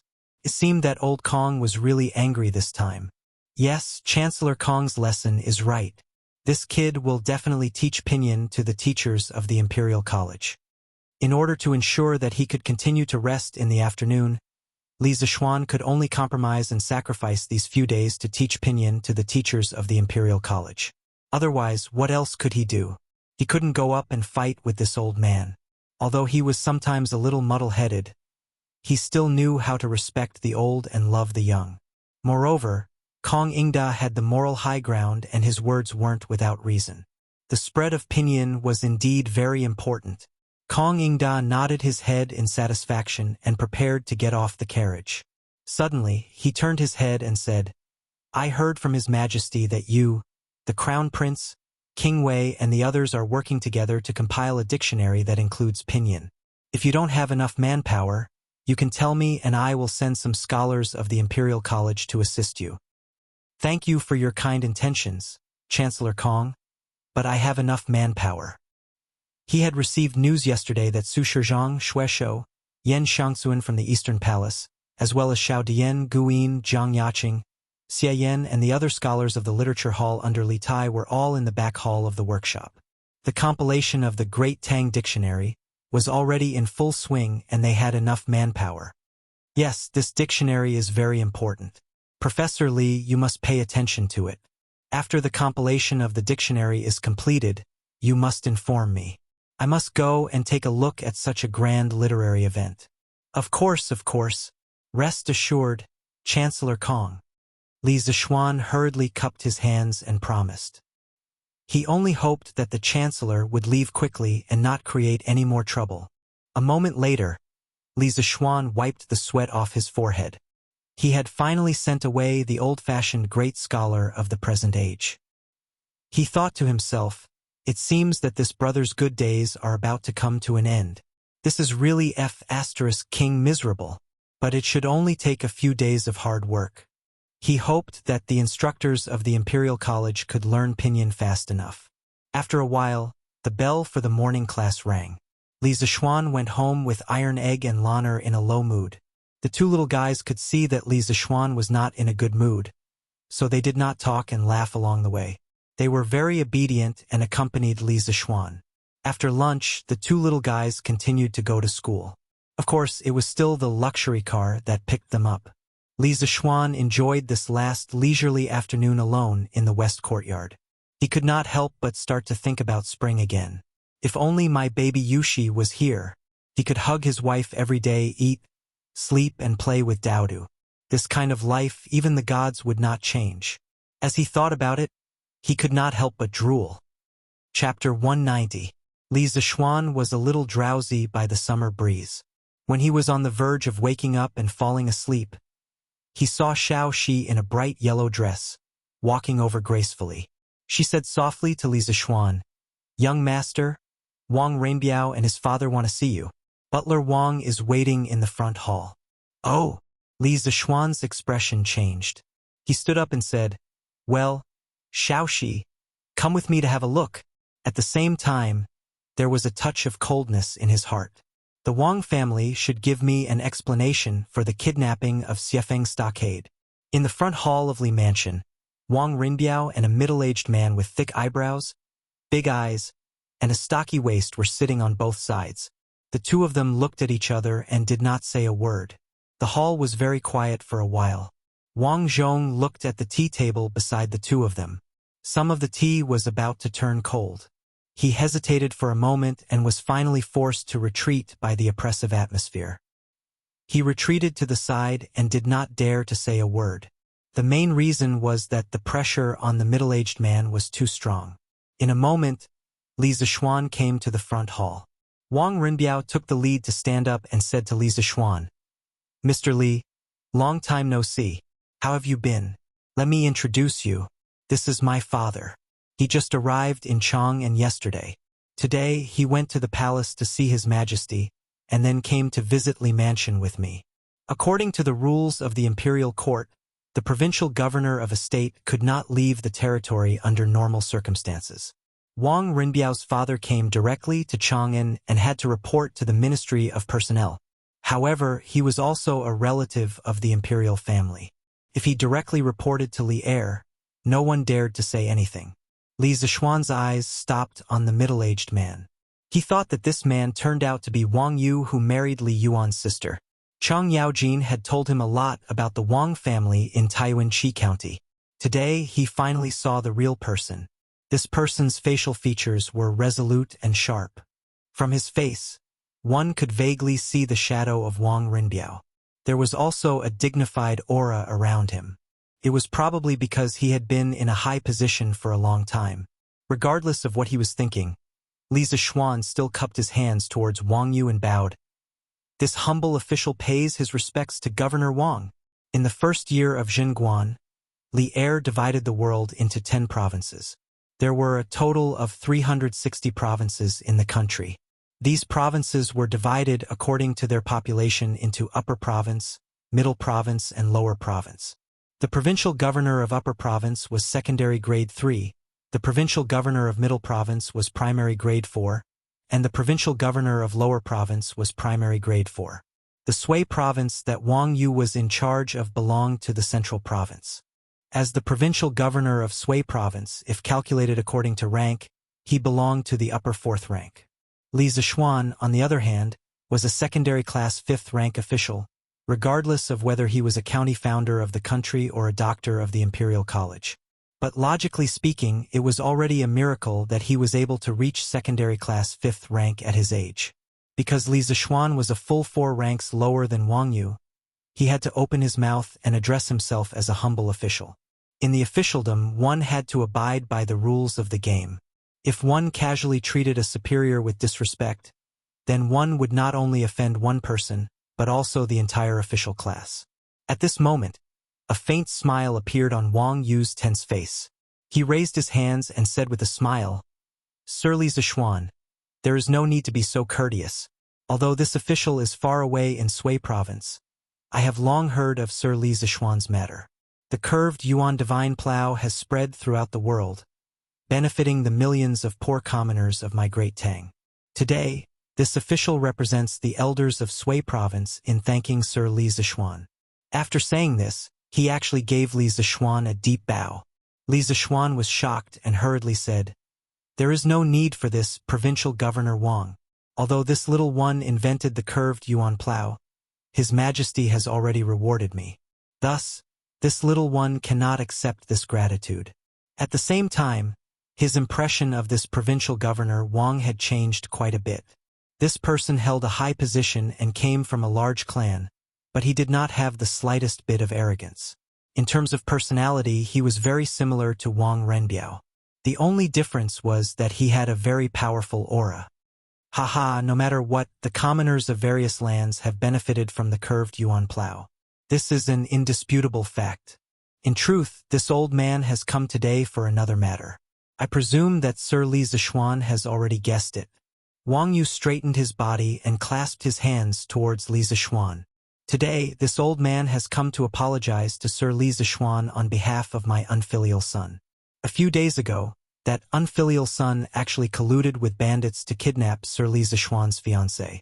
He even had designs on the Li family's immortal inebriation formula. Fortunately, it did not lead to irreversible consequences. Otherwise, that unfilial son would have died 10,000 times.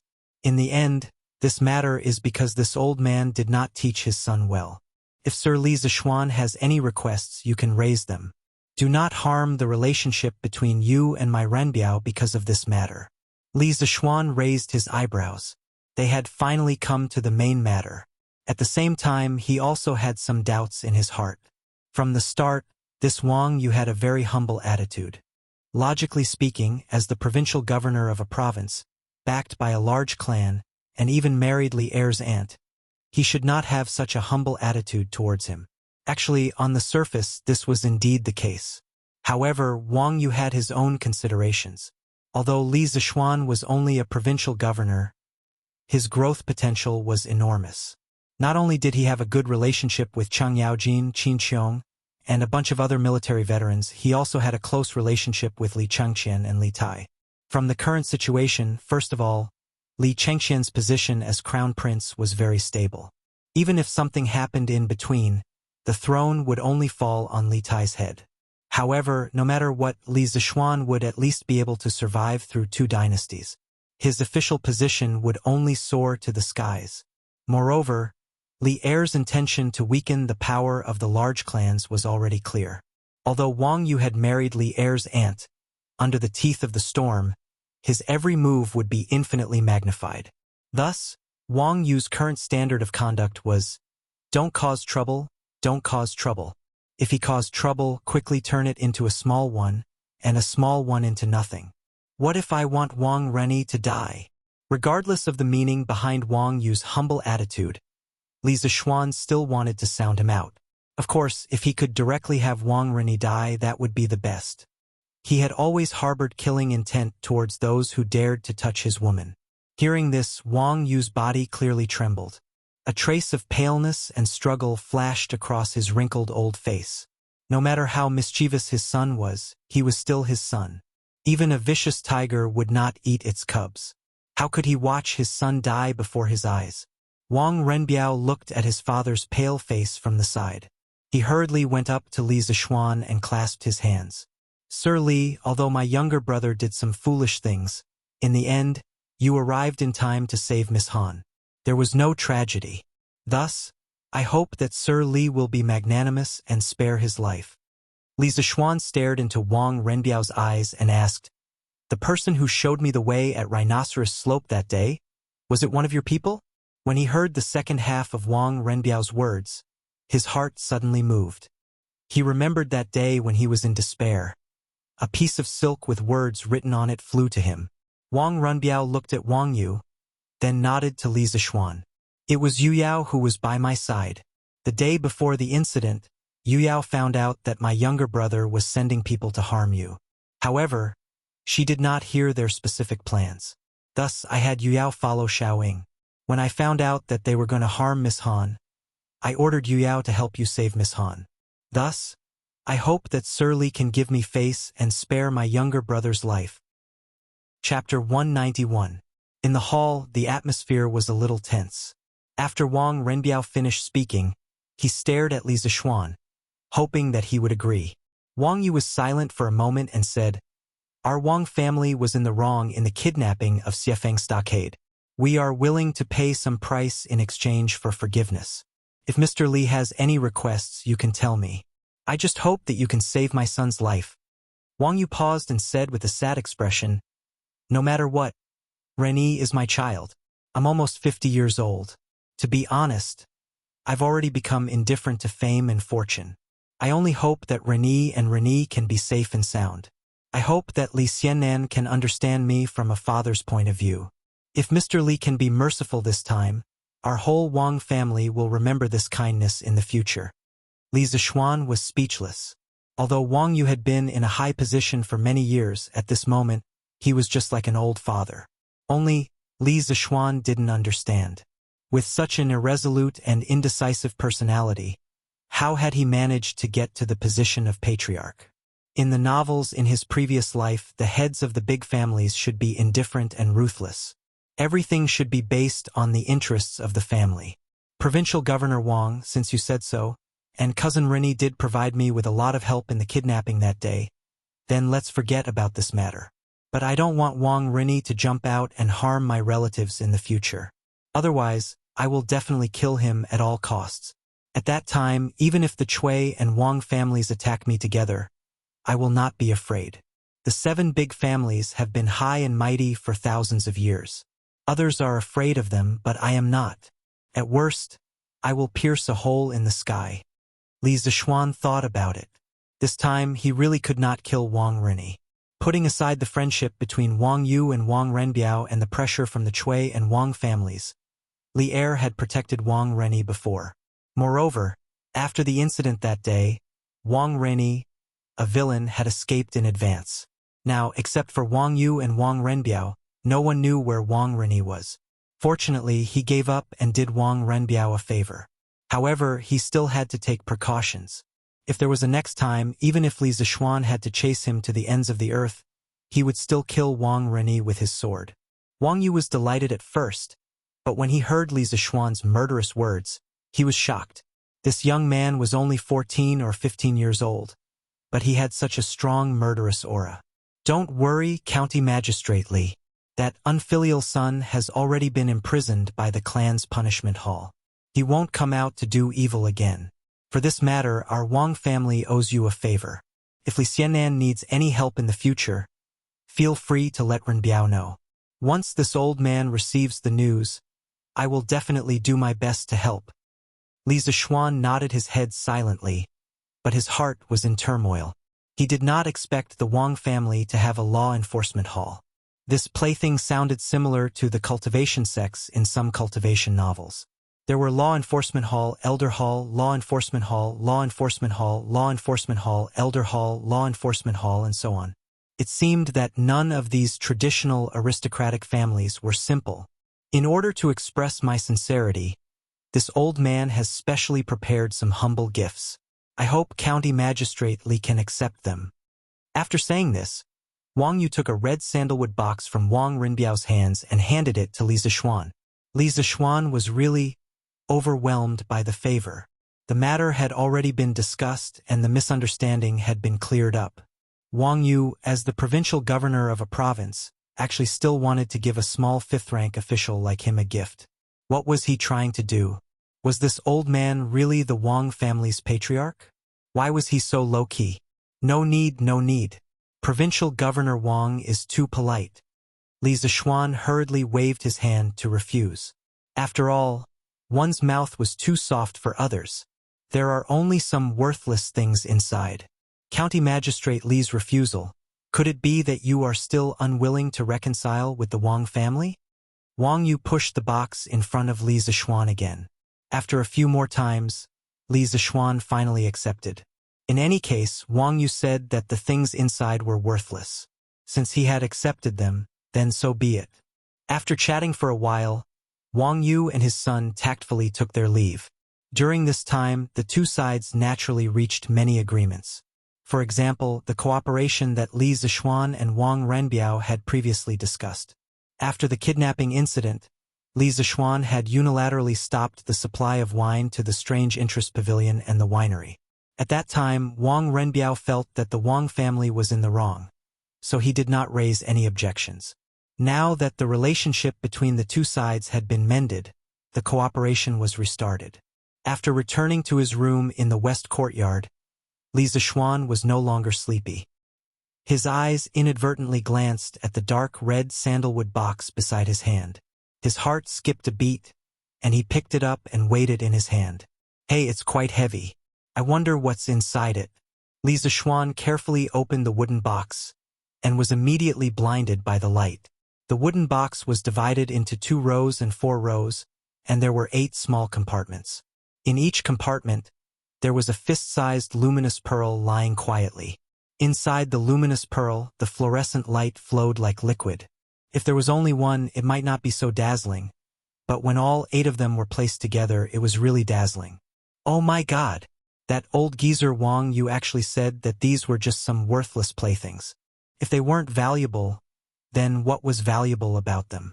The Wang family seems to be richer than me. Li Zishuan had only seen these genuine luminous pearls in some documentaries in his previous life. Although the principle of the luminous pearl was very simple, and there were many artificial luminous pearls that cost 6 yuan on certain treasures, these natural luminous pearls in front of him were really priceless. At least, he had not seen anyone selling luminous pearls of this size on the market since he transmigrated here. He did not know where that old man Wang found so many luminous pearls. He really put in a lot of money. Father, are you going to give those 8 luminous pearls to Li Zishuan just like that? Wang Renbiao asked Wang Yu in a vermilion carriage on the street. Wang Yu had been resting with his eyes closed. At this moment, he said without opening his eyes, "They are just some inanimate objects that emit light. If we keep them in the family's treasury, they will only gather dust. It's better to use them to ease the relationship between the two families." Father, is the situation of the aristocratic families really so bad? Wang Renbiao was also very surprised by his father's humble attitude today. But after thinking for a while, he guessed why Wang Yu was like this, but he still did not quite believe it. Wang Yu finally opened his eyes. He looked at Wang Renbiao and said in a deep voice, "Today, I have an audience with His Majesty. His Majesty has also indirectly warned me to restrain the children of the family. And according to His Majesty's intention, I'm afraid that it won't be long before he makes a move on the aristocratic families. Renbiao, remember, His Majesty is a man of great talent and bold vision. He will definitely not allow the aristocratic families to surpass the imperial court. And I believe that even if all the aristocratic families were to join forces, they would not be a match for His Majesty. The other aristocratic families cannot see the situation clearly and are futilely trying to stop the chariot with their arms. But our Wang family must see the situation clearly and learn to protect ourselves. Otherwise, no matter how strong the imperial favor is, the Wang family will be destroyed in an instant." Wang Renbiao nodded with a solemn expression. "Yes, Father, I will remember." Wang Yu looked at the endless stream of people outside the carriage. After a moment of silence, he sighed with a tired face. "Sigh. The tree wants to be quiet, but the wind will not stop." Chapter 192. The rain was pitter-patter, and the sky was gloomy. Due to the lack of light in the classroom, it was dark and gloomy. Li Zishuan sat at the lectern, his eyes fixed on the students who were doing their test papers. There was no lectern in the classroom, But he felt that it was uncomfortable to lecture on flat ground, so he had someone build a lectern and moved it in. It was a rare day of cool weather. After so many days of heat, it finally rained. Li Zixuan was wearing a thin white gown. He was lying on the tall and long desk in front of the lectern, looking at the students who were doing their tests. He felt very satisfied. Once upon a time, he was like them, sitting upright and still, racing against time to answer the questions. Not only did he have to ensure that his answers were correct, but he also had to ensure that they were correct. That was not a normal kind of hard work. Now, he could be considered to have opened up a god's perspective. He was high up, watching others take their tests. Naturally, he felt different. That's right. Today was the small test that was held every 7 days. However, Li Zixuan habitually called it a weekly test in his mind. Even though people in the Tang dynasty did not know what a weekly test was, his thoughts flew back to 2 days ago. Under Kong Ingda's strict supervision, Li Zixuan had no choice but to conduct 2 afternoons of pinyin special training sessions for all the instructors, teaching assistants, and professors of the Imperial College. Letting a 14-year-old child teach to these old scholars who were mostly in their 40s, and there were even some who were in their 60s, was bound to cause some people to express their dissatisfaction. However, this time, Kong Ingda personally supported Li Zixuan and made it clear that if anyone did not pay attention and did not learn pinyin in the end, Kong Ingda would personally report to His Majesty and expel them from the Imperial College. This kind of extremely strict punishment system directly nipped in the bud the restless instructors who wanted to jump out and cause trouble in the bud. One had to know that the positions of instructors, teaching assistants, and professors of the Imperial College were a great honor for scholars. Speaking of which, these positions were even more awesome than being a professor at Peking University or Tsinghua University in his previous life, because these positions all had ranks. In this lifetime, they had studied hard for decades, and it was not easy for them to get to where they were today. How could they bear to be stripped of this glorious position just like that? Therefore, during the 2 afternoons of classes, there was no such thing as showing off or slapping people in the face. Instead, each of them was more serious than the other, and with the help of the blackboard, the learning efficiency of these teachers of the Imperial College was surprisingly high. However, their attitude towards Li Zixuan had completely changed after they had grasped the basics of pinyin. After so many years of teaching, how could they not see the greatness of pinyin? As a result, their attitude towards learning became more and more correct.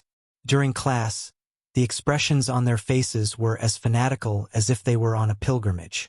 These teachers learn things really fast. But this is even better. I estimate that in another afternoon, they will all be able to grasp pinyin. At that time, wouldn't she be able to return home every afternoon to sleep and tease the servant girls? How carefree would that be? Li Zixuan propped up his cheek with one hand and sat there thinking happily. Suddenly, he caught a glimpse of movement below. His position had a high platform view. Some students might think that Li Zixuan wouldn't be able to see what they were doing under the table, but what they didn't know was that sitting on the podium, he could use the high platform view to see every single movement below clearly. Li Zixuan used his fingers to pick up a piece of chalk, folded it 1/2 inch, weighed it in his hand, and threw it in a certain direction below. That 1/2 inch piece of chalk was like a cruise missile, accurately smashing into Cheng Chumo's head. Cheng Chumo, who had been sneaking glances at Qin Huayu's paper, was shocked by this sudden attack. He quickly looked toward the podium and met Li Zixuan's fierce gaze. "Humph! If there's a next time, I'll give you 0 marks." Li Zixuan coldly harumphed and said this arrogantly. In his heart, he thought that this was the catchphrase of the invigilator in his previous life. It felt so good to use it. The students in the classroom all raised their heads, trying to figure out who Li Zixuan was talking about. Cheng Chumo rubbed his forehead as if nothing had happened. Then, this fellow acted as if Li Zixuan was not talking about him and pretended to calmly look at his paper. Even though he did not understand some of the questions at this time, he definitely could not let everyone know that Li Zixuan was talking about him. Even though he was thick-skinned, plagiarism was too shameful. Cheng Chumo expressed that he still wanted to show some face.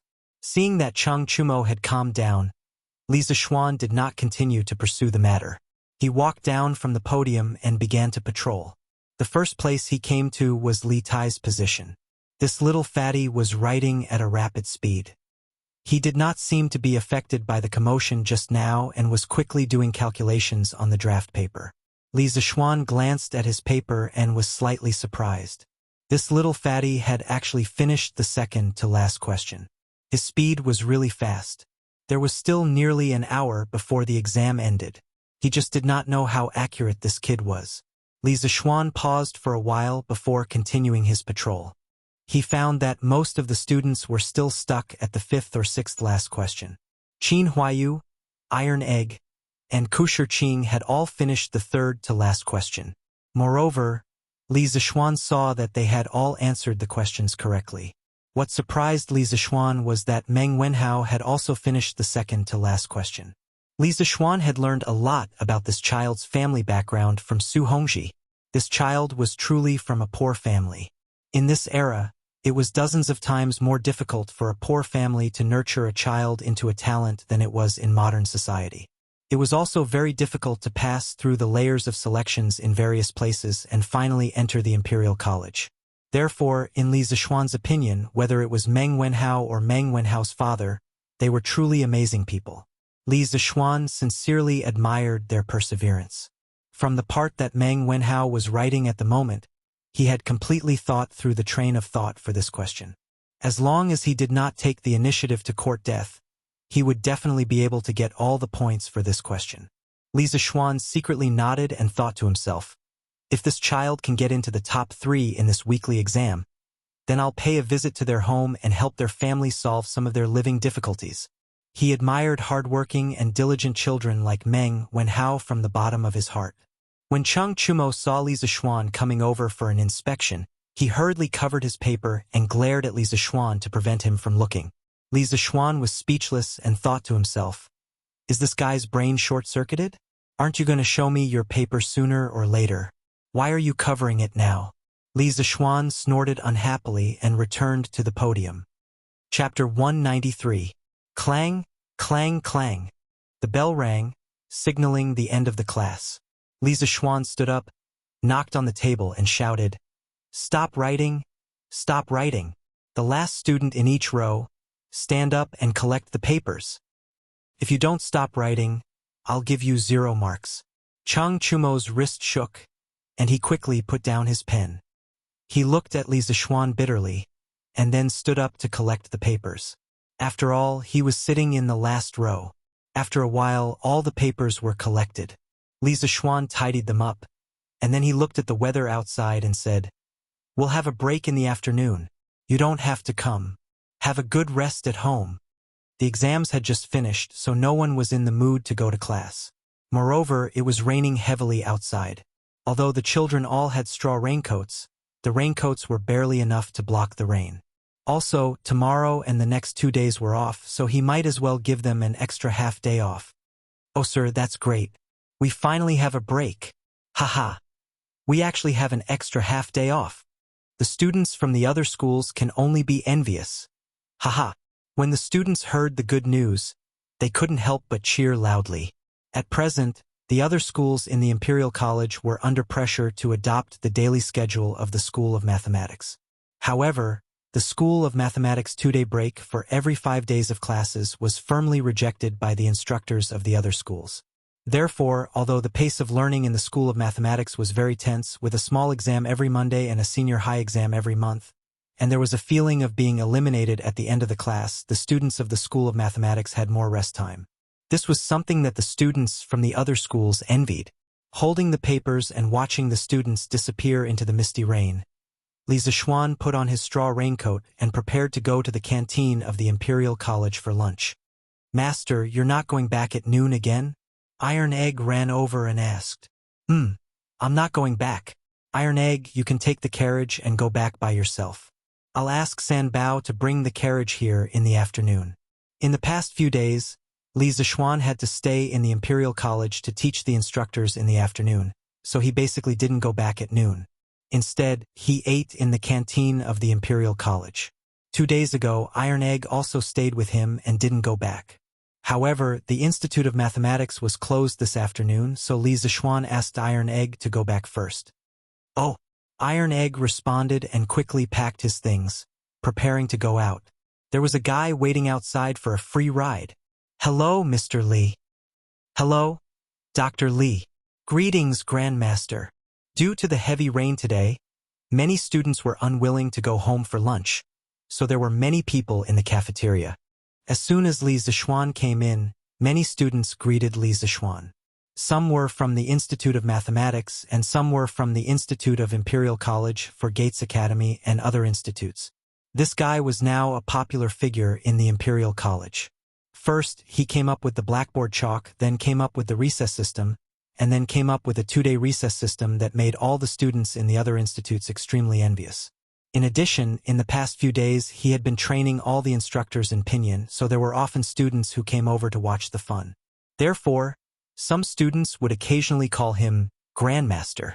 Yesterday, Li Zixuan heard someone call him Grandmaster for the first time, and he almost knelt down.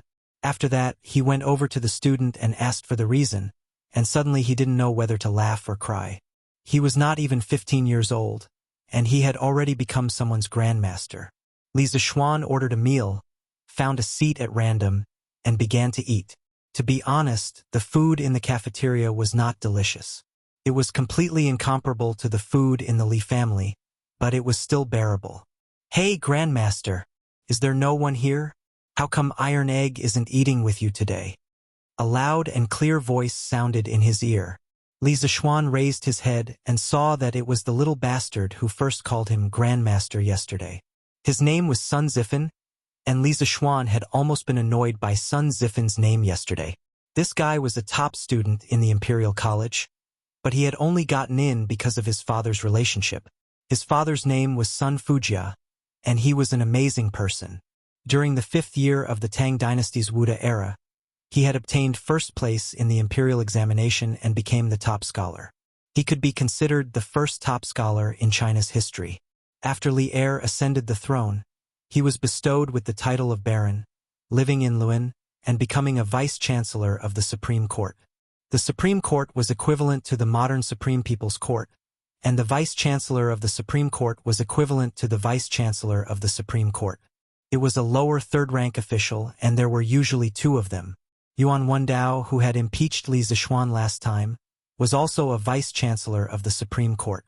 However, this guy was not as talented as Sun Fujia, so Sun Fujia was definitely more likely to be promoted to vice-chancellor of the Supreme Court. Li Zixuan lowered his head and continued to eat. He casually replied, "Yes, the Imperial College will be on holiday this afternoon." So Iron Egg went back. Sun Zifen had just sat down unceremoniously when he heard Li Zixuan's words. He immediately exclaimed, "Damn, why is the Imperial College on holiday early?"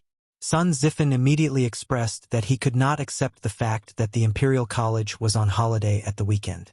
Li Zixuan pursed his lips. Sometimes, he really wondered if this unlucky kid was Sun Fujia's biological son.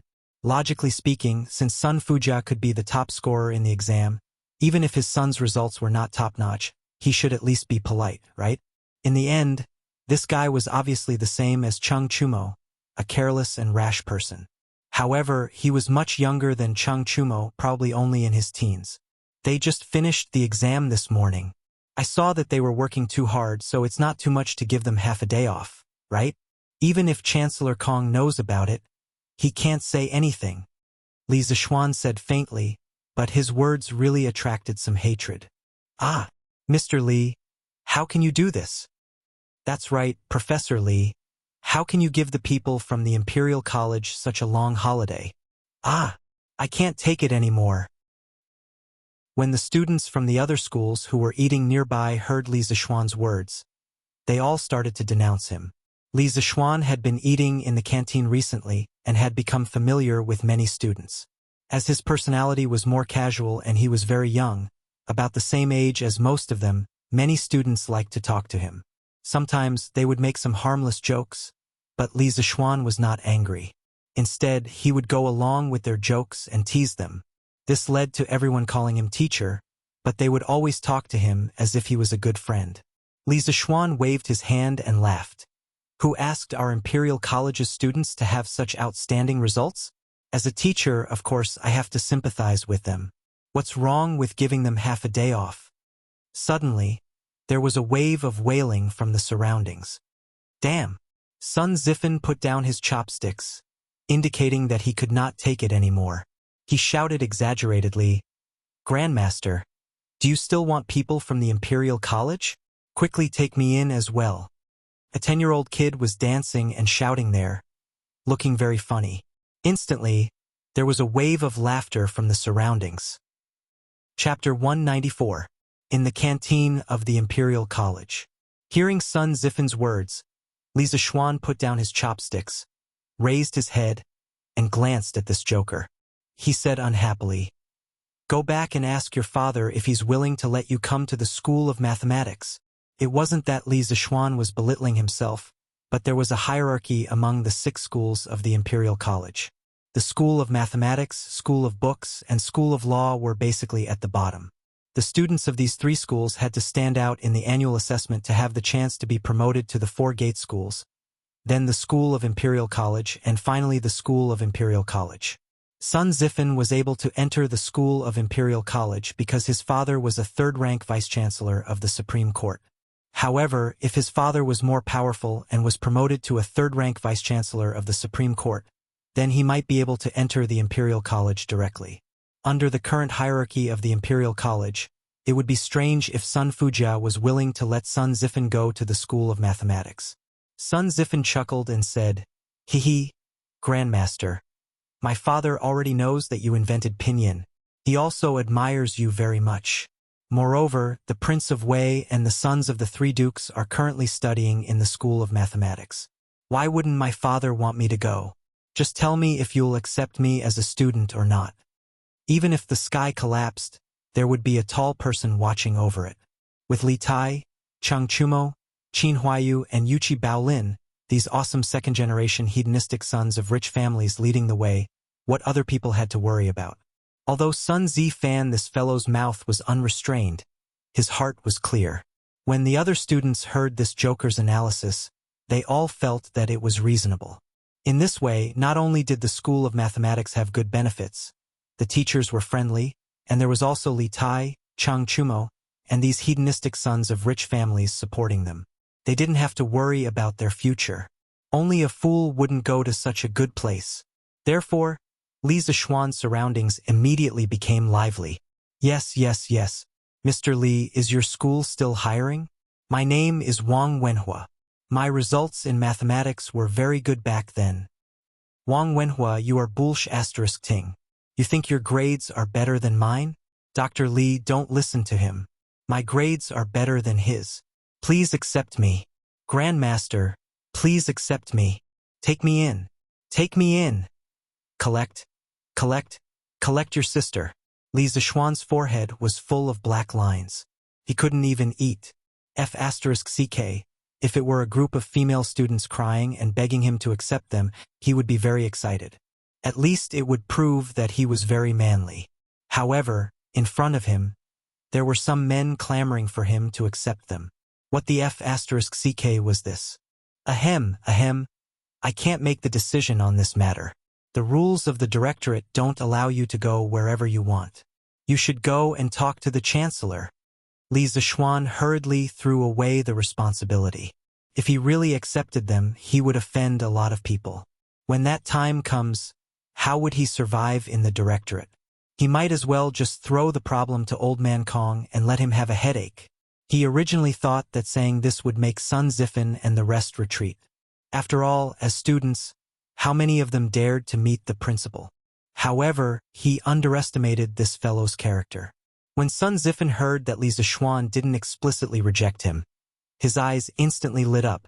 He smiled and said, "Fine, if Chancellor Kong agrees to change classes with me, Grandmaster, you have to accept me."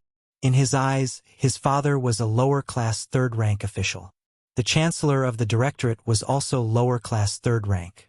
What was there to be afraid of? He wasn't afraid, but that didn't mean that all the students weren't afraid. There were also some gutsy students who secretly left the crowd.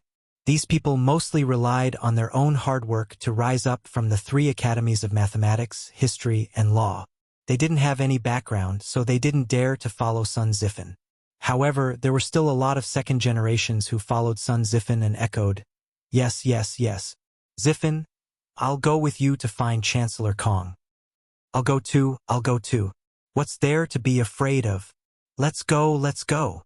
After saying that, this group of people didn't even eat and ran out noisily to find Kong Ingda. Li Zixuan was stunned. This group of bastards was really out of control. He shook his head and couldn't be bothered with them. Let Kong Ingda have a headache. After a quick lunch, Li Zixuan came to a vermilion building in the center of the directorate. This could be considered the office building of the directorate's teachers. There were more than a dozen rooms of various sizes inside. Li Zixuan's position had been there since the beginning, but he hadn't been there before. 2 days ago, he didn't go back at noon and just rested there. During this time, he got to know quite a few teachers. Mr. Li. Professor Li. As soon as he entered the office, 2 of his colleagues greeted Li Zixuan. Strictly speaking, they were also Li Zixuan's students. Recently, Li Zixuan's reputation in the directorate was like the sun in the sky. It was necessary to show some respect. He, Assistant Zhao, Assistant Mao, you two haven't gone home yet? Li Zixuan chuckled and greeted the 2 of them. One of them was from the Four Gates Martial School, while the other was from the Imperial College. Both of them were decent people. At the very least, they wouldn't rely on their seniority to show off in front of newcomers. No, it's raining so heavily. How can we go back? Yes, that's true. They chatted for a while. Seeing that there was still a long time before the afternoon training, Li Zixuan returned to his seat and began to grade the papers. Zhao and Mao saw this and looked at each other in surprise. Although Li Zixuan came to the office 2 days ago, he only chatted with them for a while before lying on the table and sleeping. Today he came to work here. Did the sun rise from the west? Li Zixuan didn't care about what these 2 people thought. He picked up the vermilion brush and seriously graded the papers. It should be noted that the so-called vermilion brush was not a brush dipped in red ink, but a pigment made by grinding vermilion into powder. Its main chemical composition was mercury sulfide. Although this stuff was poisonous, it didn't dissolve in water and didn't evaporate easily. As long as it wasn't swallowed directly, it wouldn't be inhaled under normal circumstances. This was why Li Zixuan dared to use this stuff. While Li Zixuan was having an easy time, Kong Ingda was in complete misery. Old Kong had just finished his meal and returned to his single office. Just as he was about to take a nap, someone knocked on his door. Chancellor, open the door. Students are looking for you. Yes, Chancellor, quickly open the door. We are all looking for you. Kong Ingda heard the noise outside and frowned slightly. This was because he heard a few very familiar voices from the noisy crowd. The owners of these voices were all troublemakers from the directorate. Kong Ingda rubbed his head and got up to open the door. Chapter 195. Chancellor, I want to be transferred to the School of Mathematics. I also want to be transferred to the School of Mathematics. Me too, me too. When Kong Ingda opened the door, he was instantly stupefied by the chattering bastards in front of him. Transfer to the School of Mathematics? Ever since the directorate was divided into 6 academies, there had never been such a transfer from the top to the bottom. Sun Zifen, are you sure you want to be transferred from the School of Imperial Studies to the School of Mathematics? Kong Ingda frowned and asked. I'm sure. Chancellor, can you quickly transfer me to the School of Mathematics? Sun Zifen hurriedly nodded his head excitedly. What about you guys? Kong Ingda was in disbelief as he looked at the other students and asked. Chancellor, we all want to be transferred to the School of Mathematics. Kong Ingda was completely stupefied at this moment. He stared blankly for a moment before suddenly putting on a stern face and berating sternly, Sun Zifen, who instigated all of you to be transferred to the School of Mathematics? Sun Zifen said with a blank face. Chancellor, no one instigated us. We all did it willingly. Yes, we all did it willingly. Kong Ingda asked with an ugly expression. Then do all of your elders know? Cough, my father still doesn't know. Sun Zifen coughed awkwardly. Transferring academies is an important matter. You all must discuss it with your elders. If they agree, then I will allow you all to do it. If they don't agree, then you all must reflect on your own actions today. Kong Ingda's thoughts turned and decided to drag it out like this. Otherwise, if so many students were to be transferred to the School of Mathematics all of a sudden, wouldn't that be a complete mess? Moreover, although these students were muddle-headed, Kong Ingda didn't believe that their fathers would also do muddle-headed things. Sun Zifen rolled his eyes and smiled as he agreed. Chancellor is right. I will go home today and ask for my father's opinion. After saying that, he bid farewell to the other wastrels and left. Kong Ingda's eyelids twitched fiercely as he felt that things weren't as simple as he thought. Li Zishuan marked the test papers for a while. When he saw that it was almost time, he went to another classroom to prepare for the training session for the instructors. In the office, the other two teaching assistants naturally followed him. The afternoon training session was surprisingly smooth. After a little more than 2 hours, the last bit of pinyin knowledge was taught. Li Zishuan let out a sigh of relief. He thought to himself that he was finally done with his work. In the future, he could continue to live a leisurely life. After the teachers finished asking their questions, Li Zishuan dismissed the class in advance. He packed up his teaching materials in high spirits and prepared to go home. In this terrible weather, he should be cooped up at home teasing his servant girl. Instead, he came out to give a lecture. God knows if his brain was flooded with water. I want to go home. I want to go home. Li Zishuan's brain was now dominated by the strong desire to go home. As for the teacher's pinyin knowledge test, Kong Ingda was naturally responsible for it. Dr. Li, please wait. Just when Li Zishuan finished packing up his things and was preparing to leave, he heard Kong Ingda's voice. Li Zishuan secretly cursed his bad luck. Chancellor Kong, is there anything else? Li Zishuan stopped and asked. Dr. Li, Sun Zifen and the other students from the Imperial College want to be transferred to the Institute of Mathematics. Do you know about this? Kong Ingda chased after him and asked with a serious face. Li Zishuan opened his eyes wide in shock, and his face was filled with disbelief as he asked, There is such a thing? That is really strange. I have never heard of such a strange thing. Could it be that Chancellor is purposely making fun of me? Even if he was beaten to death, he would never admit that it had anything to do with him. Moreover, this matter had nothing to do with him. It was the group of students who wanted to cause trouble. Kong Ingda saw Li Zishuan's exaggerated expression and frowned.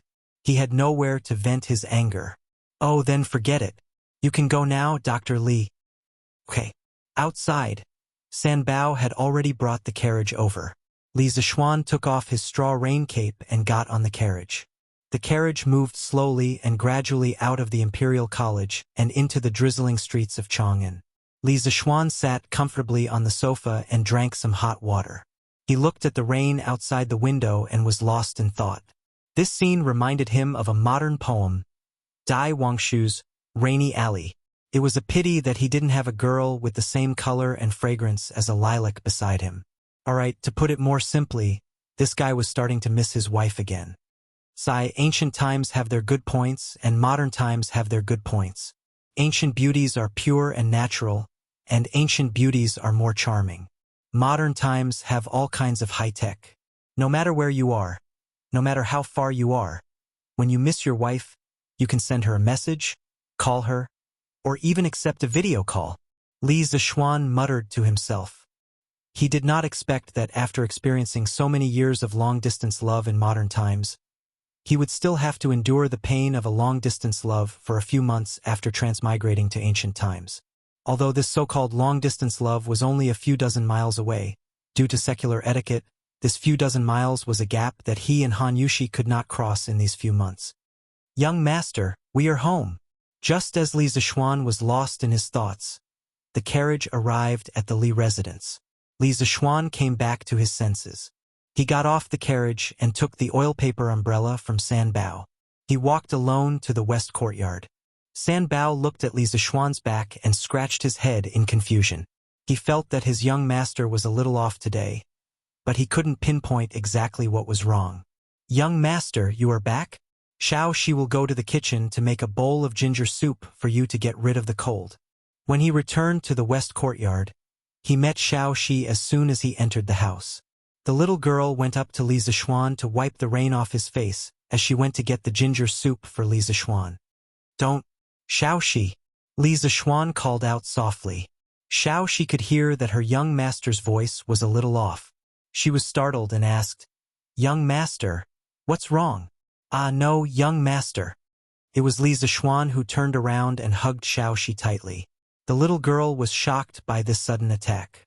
She instinctively wanted to twist her body and break free from his embrace, but he hugged her even tighter. Don't move. Let me hug you quietly for a while, Li Zixuan said softly. Xiao Shi saw that Li Zixuan was only hugging her and did not do anything out of line. The little girl felt relieved and stopped moving. She let Li Zixuan hug her quietly. After an unknown period of time, Xiao Shi felt that her body was getting heavier and heavier. After a while, she heard the sound of even breathing. It turned out that Li Zixuan had fallen asleep while hugging her. The smell on this little girl's body was simply too nice. Luckily, they were not standing too far away from the bed. Xiao Shi dragged Li Zixuan onto the bed and covered him with a blanket. The little girl saw the tired look on her young master's face and couldn't help but cry. She sobbed softly at the side. Woo woo, young master. You have worked hard. Chapter 196. Xiao Shi. Why did Xianer go to sleep the moment he came back? Madame Li came to the west courtyard in the evening to look for her son, but was told by Xiao Shi that Li Zixuan had already fallen asleep. Madame Li could not help but ask in surprise. Madam, young master has been too tired these few days, and young master seems to be missing young mistress. Xiao Shi's face turned red as she spoke. Madame Li froze for a moment. Just as she wanted to ask Xiao Shi how she knew that Li Zixuan missed his wife, she saw Xiao Shi's flushed face. Madame Li instantly thought that something must have happened between her son and this servant girl. However, as a mother, she did not dare to say too much about this matter. In any case, her son would definitely not be at a disadvantage. At that moment, she shook her head, looked at Xiao Shi strangely, and left. At the same time, she thought that her son's wedding date should be set earlier, so that she could hug her chubby grandson earlier. Ah, madam, it's not what you think. When Xiao Shi saw Madame Li's strange gaze, she immediately came to a realization. She knew that Madame Li must have misunderstood, so she quickly explained. However, Madame Li was not going to listen to this explanation. Xianer, come. You didn't eat last night. Eat more today. In the morning, Li Zixuan was woken up by hunger. He only managed to make it in time to have breakfast with his mother. Yes. Thank you, mother, Li Zixuan said vaguely as he stuffed food into his mouth. You child, why are you being so courteous with me?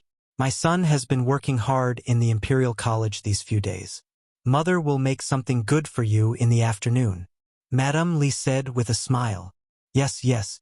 What else could Li Zixuan say? He could only nod his head happily. Xianer, your wedding date with Yushi has been set. Taoist Qingxian said that the 25th of next month is an auspicious day and is suitable for marriage. Your father, Han Li, and I are discussing. Although time is a little tight with the manpower and resources of our Li family, we can definitely prepare it. Therefore, we have set your wedding date on the 25th of next month. Madame Li looked at her son and said kindly, Ah! Li Zixuan widened his eyes in surprise. After a moment he reacted and said excitedly, Yes, this is great. Mother, I thought I would have to wait for at least 2 months. Haha. Look at how anxious you are. Xianer, when you have a wife in the future, are you going to forget about mother? Mrs. Li couldn't help but tease her son when she saw that he couldn't wait to get married. How could I? Mother, don't worry. You will always be the most important person in my heart. Little rascal. Li Zixuan didn't have to go to school today, and after hearing such good news in the morning, he instantly forgot about the sadness in the rain yesterday afternoon. Now he was in the mood to go out and have fun. However, there were only a few places he could go. After thinking about it, Li Zixuan decided to go to the workshop to check on the progress of the dictionary and newspaper compilation, as well as the development of the paper machine. Good morning, boss. As soon as he entered the workshop, a servant came over to greet him. Li Zixuan nodded and looked at the group of people surrounding the east side of the courtyard. He couldn't help but ask curiously, "What are they doing?" "Boss, I heard that the paper machine was completed yesterday afternoon. Today, Manager Fu and young Master Yen are trying it out." The servant replied respectfully. "Oh?" Li Zixuan was delighted. With Yen Xiaoning involved in the development of the paper machine, the progress was indeed much faster. He was really lucky today. "Go ahead, I'll go over there and take a look." Li Zixuan waved his hand and lifted his foot to walk over. "Zhao De, control the horse's speed. Zhang Xiaohua, go and fill the pulp pool. Guolu, go and lead the ox." As soon as he got close to the crowd, he heard Yen Xiaoning giving out orders like a marshal.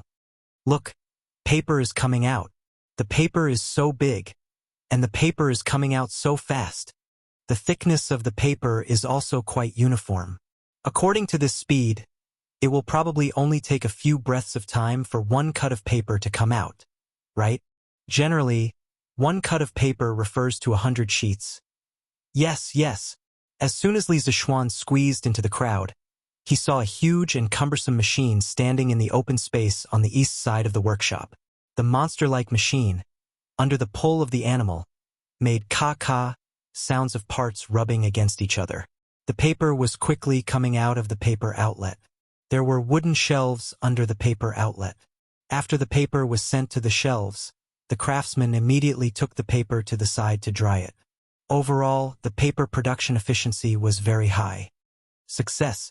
Great, we did it. Seeing that the paper machine could come out normally for 15 minutes, the group of craftsmen standing beside Yen Xiaoning couldn't help but cheer excitedly. God knows how much effort they had put in over the past few days. "Xiaoning." Li Zixuan saw that their excitement was almost over and walked over. "Xiaoxian, why are you here?" "Good morning, boss." "Good morning, boss. Congratulations. This paper machine will be the cornerstone of our Tang Dynasty's education industry in the future. The effort you have put in today will be enough to leave your names in history. In the future, every piece of paper used by the scholars of our Tang Dynasty will be credited to you.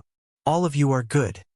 Li Zixuan looked at the true technical backbone of the workshop in front of him. Among them, the older ones already had white hair, while the younger ones had just turned 20. As craftsmen, they lived at the bottom of society, but their creativity was comparable to a regular army. They deserved to be respected. Looking at them, Li Zixuan couldn't help but think of the scientists in his previous life who worked hard on the front lines of research. They also worked hard, but a lifetime of research couldn't even compare to the money a celebrity could earn from acting in a movie. At the thought of this, Li Zixuan couldn't help but shout. He felt injustice for the craftsmen. "Oh, we are good." Li Zixuan's words made the craftsmen's blood boil. They worked overtime because Li Zixuan treated them extremely well in the workshop, so they wanted to repay him. They had never imagined that the thing they made would have such great meaning behind it. Thus, these craftsmen couldn't help but cheer. All the craftsmen who participated in the development of the paper machine will be rewarded with 2 strings of cash. Now go back and have a good rest. Your health is your greatest asset. Li Zixuan looked at the craftsmen in front of him. Although most of them had excited expressions, the exhaustion in their eyes couldn't be concealed. Thus, he hurriedly had them go back and rest. Hearing that they would be rewarded with 2 strings of cash, the craftsmen who had just been satisfied on a spiritual level were now satisfied on a material level. They bowed and expressed their thanks. "Thank you, boss. Thank you, young master." Li Zixuan hurriedly waved his hand and said, Go and rest." Chapter 197. In the workshop of the Strange Interest Pavilion, the craftsmen dispersed.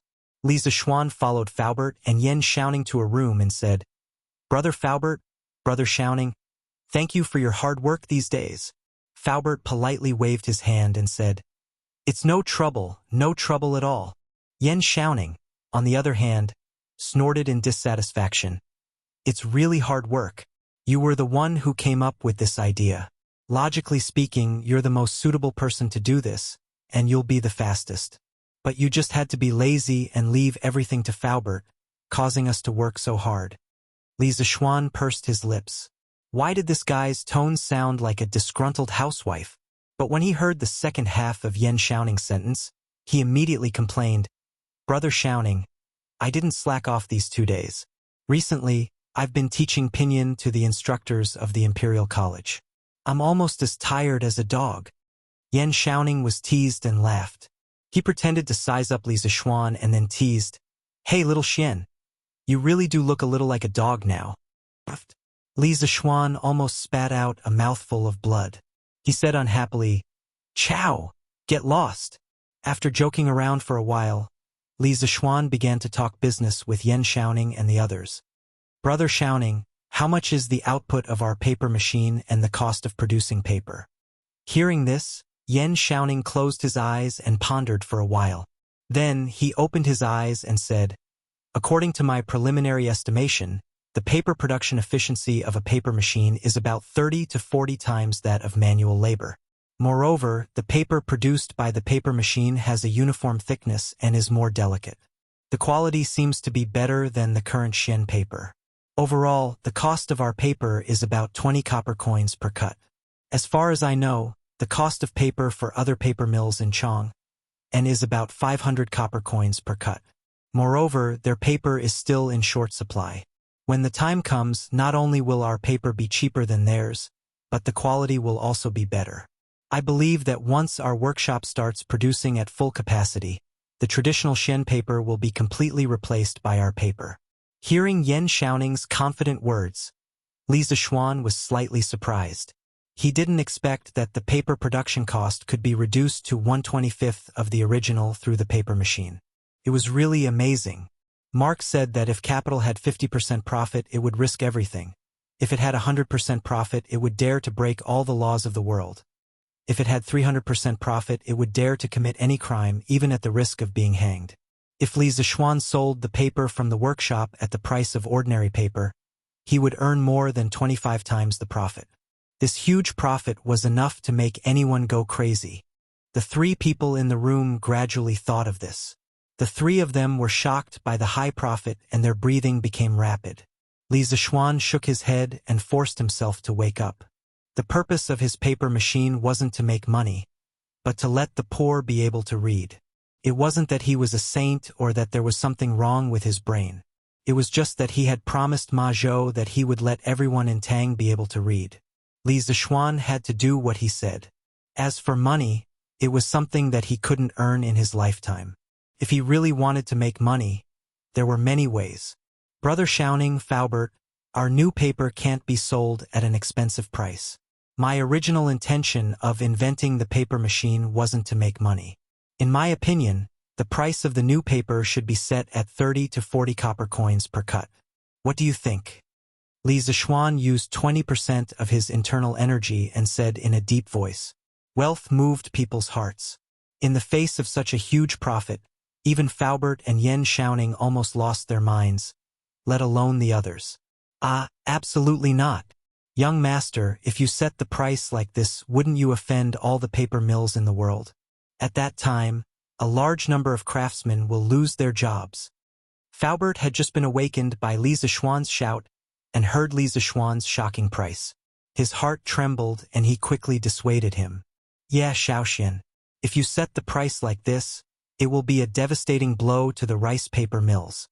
Yan Xiaoning couldn't help but say. Li Zishuan frowned. Faubert and Yan Xiaoning's thoughts were still somewhat stubborn and conservative.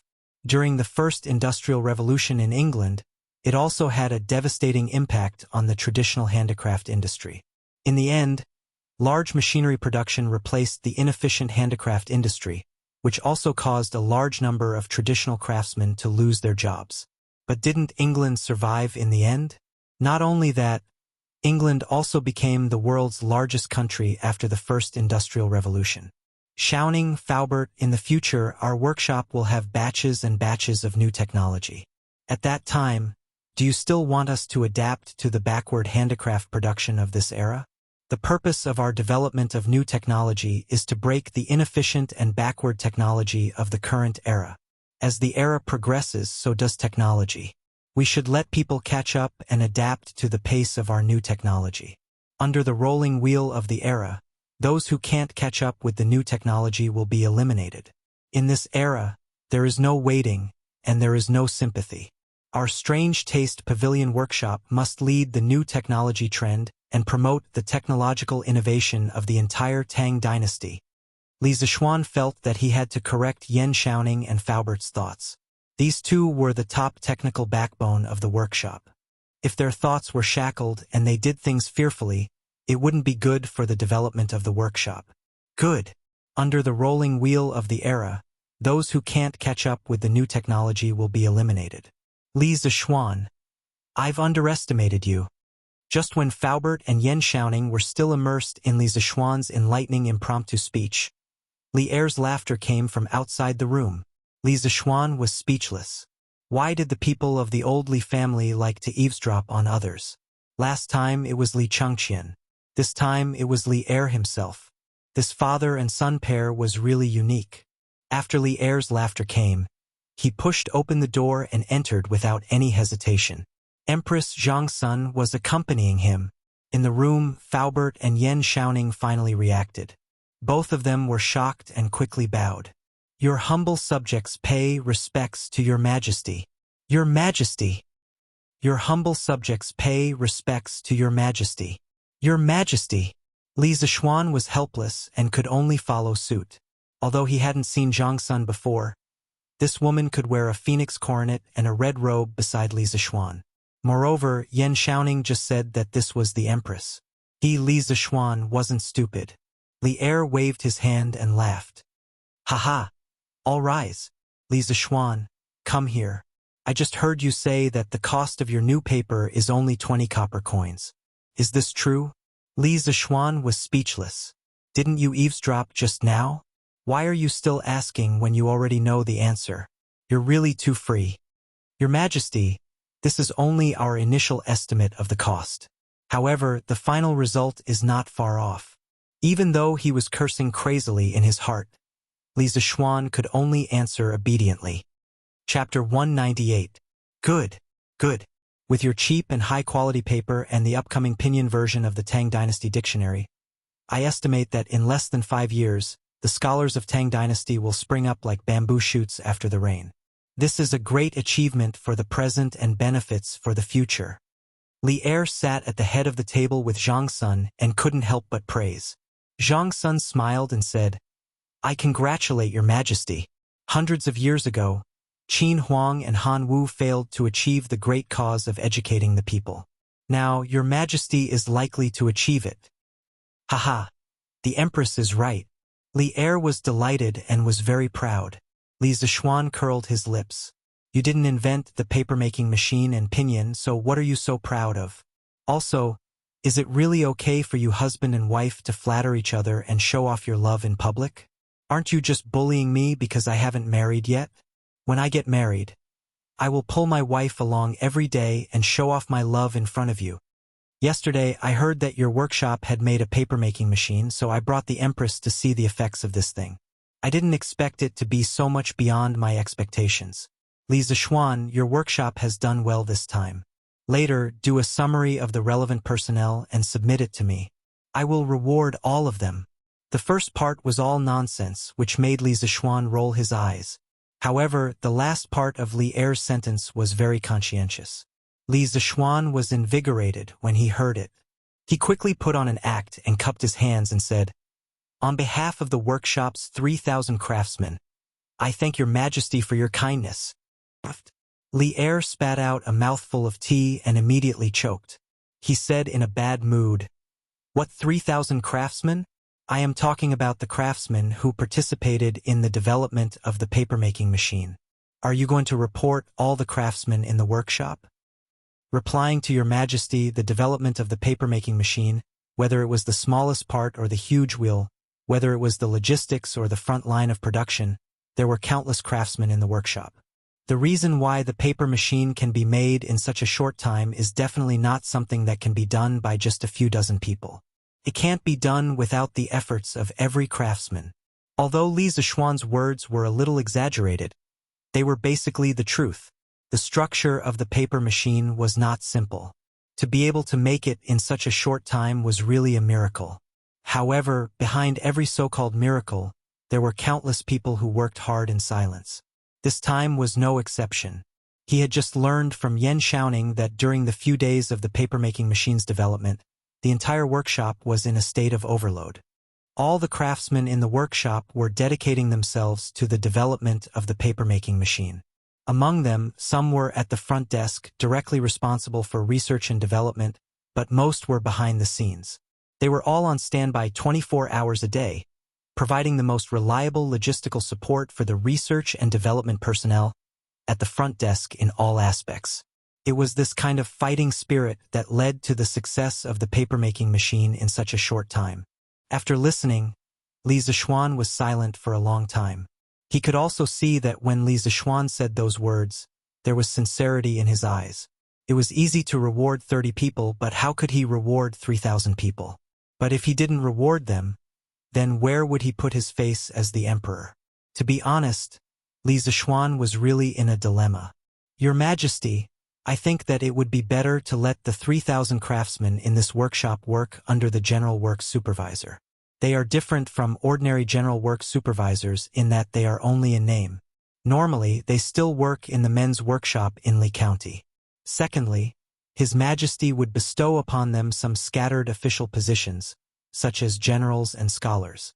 In this way, these craftsmen would at least have an official position, and no one would look down upon them in the future. What do you think, Your Majesty?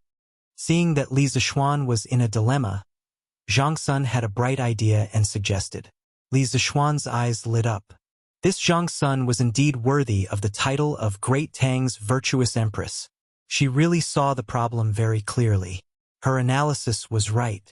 At present, the craftsmen in the workshop lacked the recognition of the outside world the most. Otherwise, they would still be the craftsmen living at the bottom. He raised his eyes and secretly glanced at Zhang Sun. He saw her sitting high in the seat of honor. Her facial features were beautiful, her body was graceful, and her bones revealed a graceful aura. Li Zishuan cursed in his heart. I don't know how Li Zishuan got lucky to marry such a perfect wife. Good, the Empress is right. Li Zishuan, what do you think of this? Li Zishuan smiled happily. Li Zishuan quickly replied, I have no objection. Your Majesty is wise. Your Majesty is benevolent. Li Zishuan slapped the table and said, Good. I will write the decree later.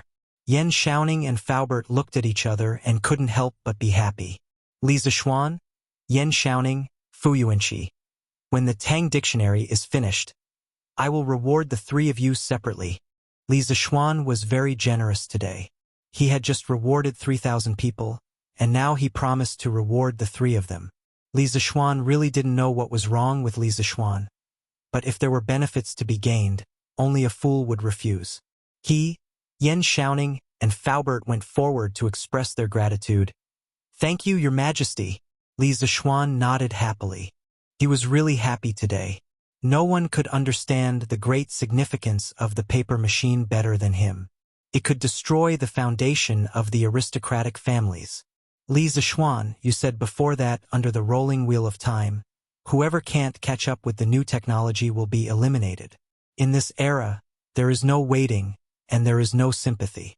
I agree with this very much. Do it boldly. I am looking forward to what this workshop will change Tang Dynasty into in the future. I joined the army when I was young and was about to conquer the world. I like your drive to forge ahead. Li Zishuan's blood was boiling.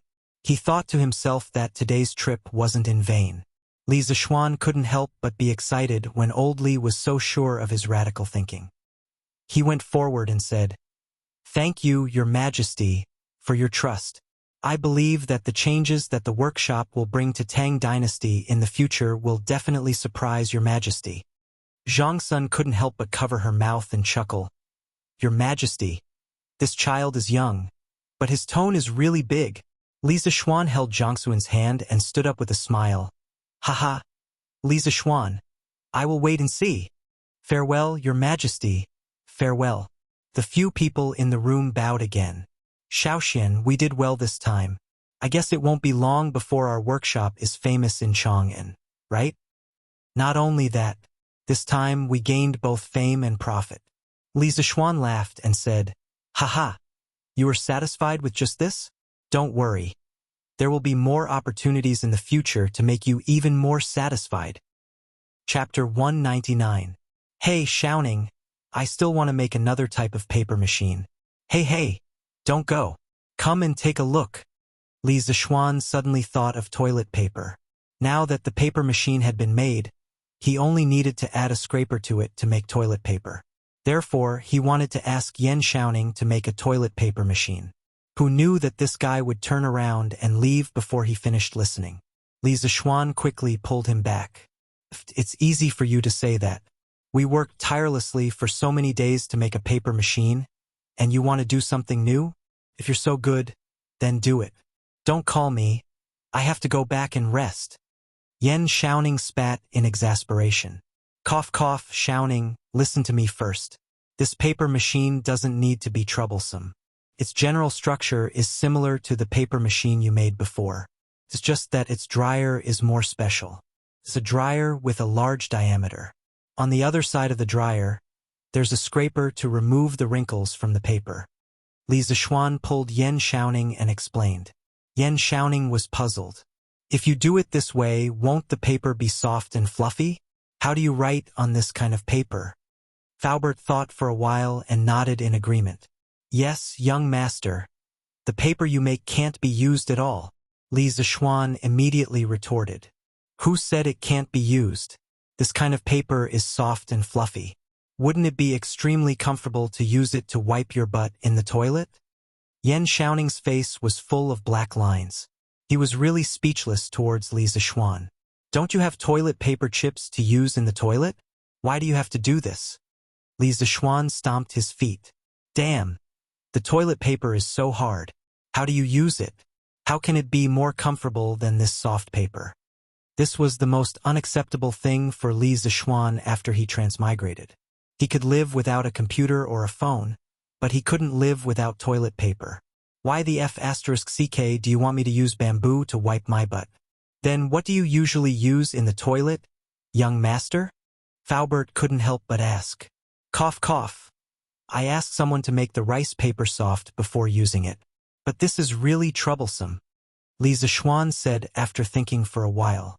Faubert and Yan Xiaoning suddenly felt a toothache. They really wanted to beat him up. What a waste. You brat, you're simply a refined scum. Yan Xiaoning couldn't help but point at Li Zishuan's nose and scold. Li Zishuan rubbed his nose and felt very helpless. Isn't it just wiping your ass with a piece of paper? So normal. Is there a need for that? In the end, Yan Xiaoning agreed to Li Zishuan's request. There was no other reason other than Li Zishuan saying that this thing could also make a lot of money. After reducing the cost of paper, Li Zishuan let out a sigh of relief. As long as paper could be mass-produced, many of his later plans could be carried out smoothly. Well, the most important thing was that the toilet paper problem was solved. He could finally see the most commonly used industrial product in ancient times. This made him feel a little closer. After leaving the room, Li Zishuan went to the back hall. He wanted to see how Ma Zhou and the others were progressing. When he pushed the door open and entered, he saw that there was an earth-shattering change inside. Dozens of tables were arranged in the hall. Each table was piled with all kinds of information. Then, dozens of middle-aged scholars were bent over the tables, carefully checking and recording. These must be the scholars sent by Li Tai and Li Chengqian. Li Zishuan's arrival didn't cause any waves. Perhaps in these people's eyes, Li Zishuan wasn't as important as the documents in their hands. Lord Zhu, you're here? Ma Zhou quietly came up to greet him. Li Zishuan nodded and also said softly, Yes, Brother Ma. Let's talk somewhere else. Everyone here was busy with their own things. Li Zishuan really didn't have the heart to break the silence. When they came to the next room, the two of them sat down. Li Zishuan asked, Brother Ma, how is the compilation of the dictionary going? Ma Zhou cupped his hands and answered, Lord Zhu, His Highness the Crown Prince and His Highness the King of Wei attached great importance to this matter. They sent a total of 12 scholars. A few days ago, the compilation of the dictionary was fully launched. Currently, it is steadily being carried out. Brother Ma, did these scholars deliberately make things difficult for you? Were they arrogant and rude? Ma Zhou looked a little embarrassed. He hesitated and said, "They didn't make things difficult. The compilation of the dictionary is more important than anything else. Presumably, Crown Prince and King of Wei have already told them. However, most of these scholars are knowledgeable people. They are more or less arrogant. I can understand." Li Zixuan frowned slightly. He had deliberately emphasized to Li Chengqian and Li Tai that the main person in charge of the compilation of the dictionary was Ma Zhou. He didn't expect that when it came to the final moment, those people would secretly look down on Ma Zhou. "Brother Ma, who has been rude to you before? Tell me. I will tell Crown Prince and King of Wei." Li Zixuan had always attached great importance to Ma Zhou. Now, how could he sit by and do nothing? Ma Zhou quickly waved his hand and said, "Lord Zhu, there is no need to do this. Ma Zhou is just a commoner. Those scholars belong to the rank 6 imperial residence or the Eastern Palace. It is natural for me to be looked down on. However, I should be the one to fight back. Ma Zhou believes that with his talent and knowledge, I will definitely be able to make these scholars look down on me." Ma Zhou's meaning was clear. He would get back the face he lost in the future. Li Zixuan smiled and said, "Brother Ma is so bold. Just based on this point, those scholars can't compare to Brother Ma." "Lord Zhu, you flatter me." "Haha, that's good. If Brother Ma needs help in the future, just let me know." "Oh, the workshop has finished the paper-making machine today. Our paper cost has been greatly reduced. Brother Ma, you can start the newspaper and the copying of ancient books." The most basic and most important technology of Chitsu culture had been prepared. The copying of ancient books for sale and the publishing of newspapers had been completed. There were no more obstacles. Yes, Lord Zhu is right. I have heard about the trial production of the paper-making machine today. I am also preparing for it. A few days ago, I have selected 10 ancient books from the King of Wei's residence. We can start printing them. In less than 5 days, we can print 400 to 500 books and sell them at Chitsu Culture Bookstore. Ma Zhou spoke slowly as if everything was under his control. Li Zixuan nodded and smiled. "Yes, that's great. Brother Ma, it seems that we will be able to let all the scholars in Tang be able to read books soon." Ma Zhou said happily, "That is true. Every time I think about participating in the cause of universal education, I am very excited. Now that I think about it, joining the workshop was probably the best decision I have made in my life. Oh, by the way, according to Lord Zhu's previous suggestion, I have made a new edition of the newspaper. Lord Zhu, do you think it is suitable?" Chapter 200. In the back hall of the workshop, Li Zixuan's eyes lit up when he heard Ma Zhou say that he had made a new edition of the newspaper. He said impatiently, "Brother Ma, let me take a look. Please wait a moment." "Lord Zhu." Ma Zhou replied and went to get the materials. After a while, he came back in and handed Li Zixuan a stack of papers. "Lord Zhu, this is the new edition of the newspaper. Please take a look." Li Zixuan smiled and nodded as he took the papers. He opened them and looked at them carefully. Detailed explanation of punctuation. This was the first section of the newspaper. It seemed that Ma Zhou had thought about it thoroughly. He wanted people to accept punctuation as soon as possible. Next was the interactive section of the literati. Li Zixuan had said that this section could be written in classical Chinese. The content and format were not much different from last time. On Taizong Shu, in ancient times, those who were not subjects were all subjects to His Majesty. Those who were not under His Majesty's control were all under His Majesty's control. Explanation of Jingguan law, it is said, "Man, 3 talents and 10,000 things are divided. Qi contains spirit, and man is the leader." Li Zixuan felt that this section was boring. He thought to himself, "I'll leave this section for the literati of Tang Dynasty to spit at each other. In any case, this young master will not read it in the future." The second section was the current news. Li Zixuan was excited. He wanted to see what Ma Zhou would write this time. As soon as he saw it, he could not take his eyes off it. "Shocking. Murderer is so deranged. exterminating an entire family. This content was considered normal. It only talked about a massacre that had just been solved in Xinfeng County not long ago. The process was quite complicated. As Ma Zhou did not use classical Chinese this time, Li Zixuan was very interested. He carefully read the whole story. Next article. The drunken scholar met the courtesan of the brothel and did such a despicable thing. When Li Zixuan saw the title, he thought that the drunken scholar had used the alcohol to force himself on the brothel's top courtesan. But when he looked down, he immediately vomited blood. It turned out that the drunken scholar had drunk too much and had the urge to pee, so he had peed on the side of the road. Who knew that the brothel's top courtesan had seen him and scolded the scholar for being vulgar.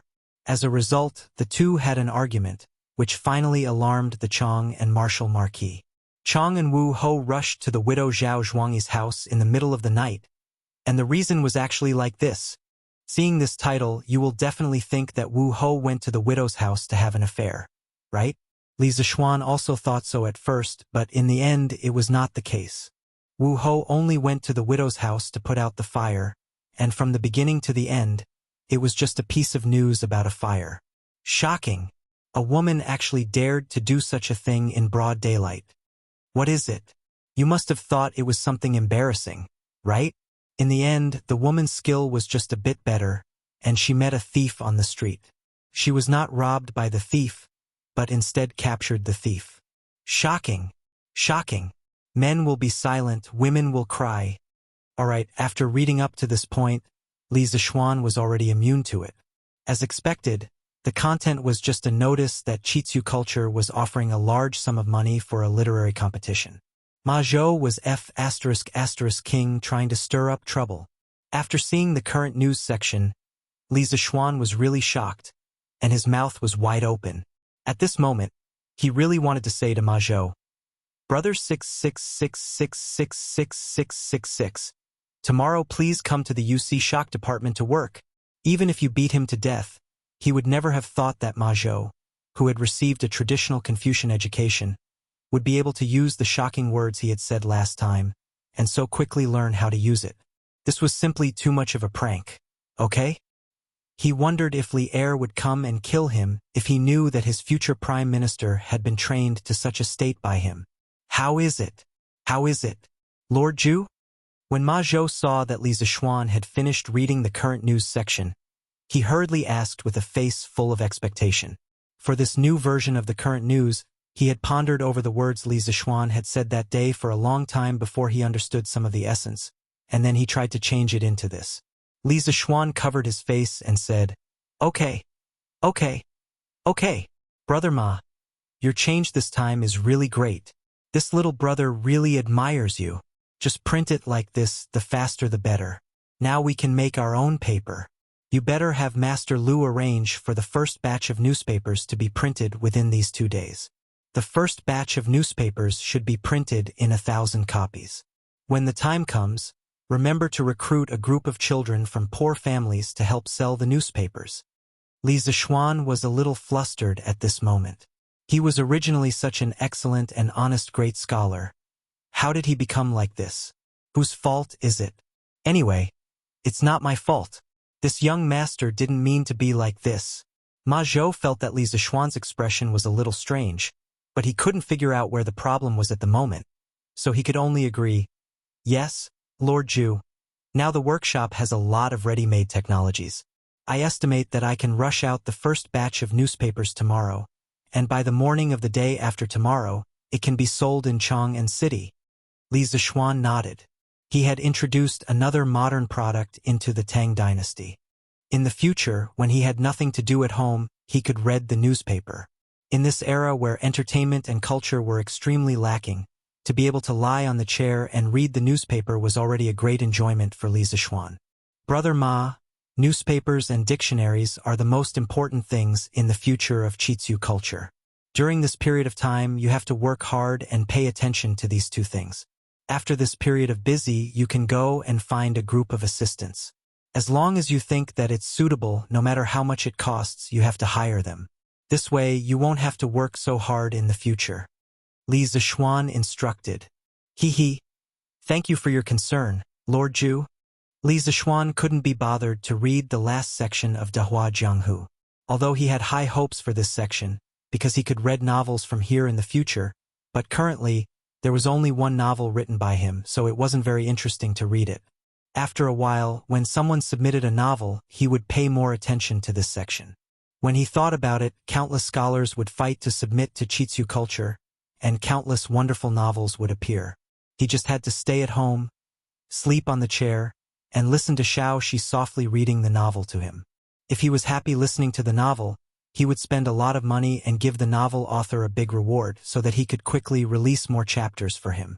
Damn, this kind of life, just thinking about it makes me feel good, right?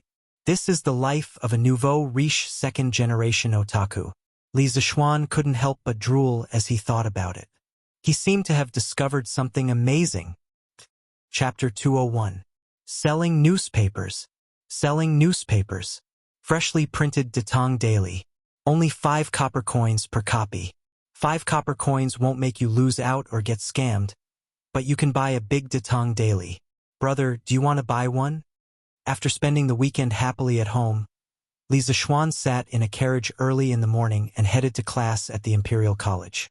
Inside the carriage, he could hear the sound of children hawking newspapers outside. Li Zixuan asked Sanbao to stop the carriage first. He looked out through the window and saw 4 or 5 children wearing blue shirts with the logo of queer culture on them. They were holding newspapers and riding on scooters. They were peddling newspapers on the streets and alleys of Chang'an City. This was one of the benefits for the children of Chitsu culture who sold newspapers. They usually had scooters as a means of transportation. If they sold newspapers for 3 months in a row, the scooters would be given to them for free. This directly led to the long queue in front of the workshop when they were recruiting paperboys yesterday. Later, Ma Zhou only picked 40 to 50 clever children after much deliberation. Hey, which family are you from? What the hell is this newspaper? What's in it?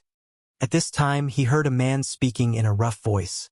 Uncle, this newspaper has articles by great scholars and some interesting things that have happened around Chang'an recently.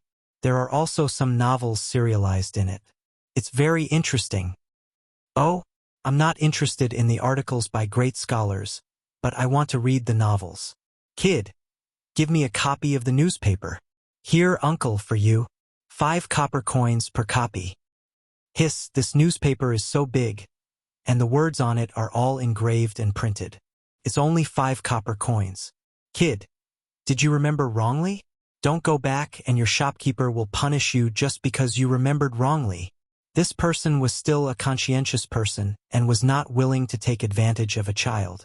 He opened the newspaper and was immediately shocked by the size of the newspaper. Such a big newspaper must be worth more than 5 copper coins. That's right. Could it be that you remembered wrongly? Even if there's nothing written on such a big piece of rice paper, it's still worth more than 5 copper coins. At this moment, a passerby walked over and looked at the newspaper in the burly man's hand. The paperboy politely bowed and cupped his hands.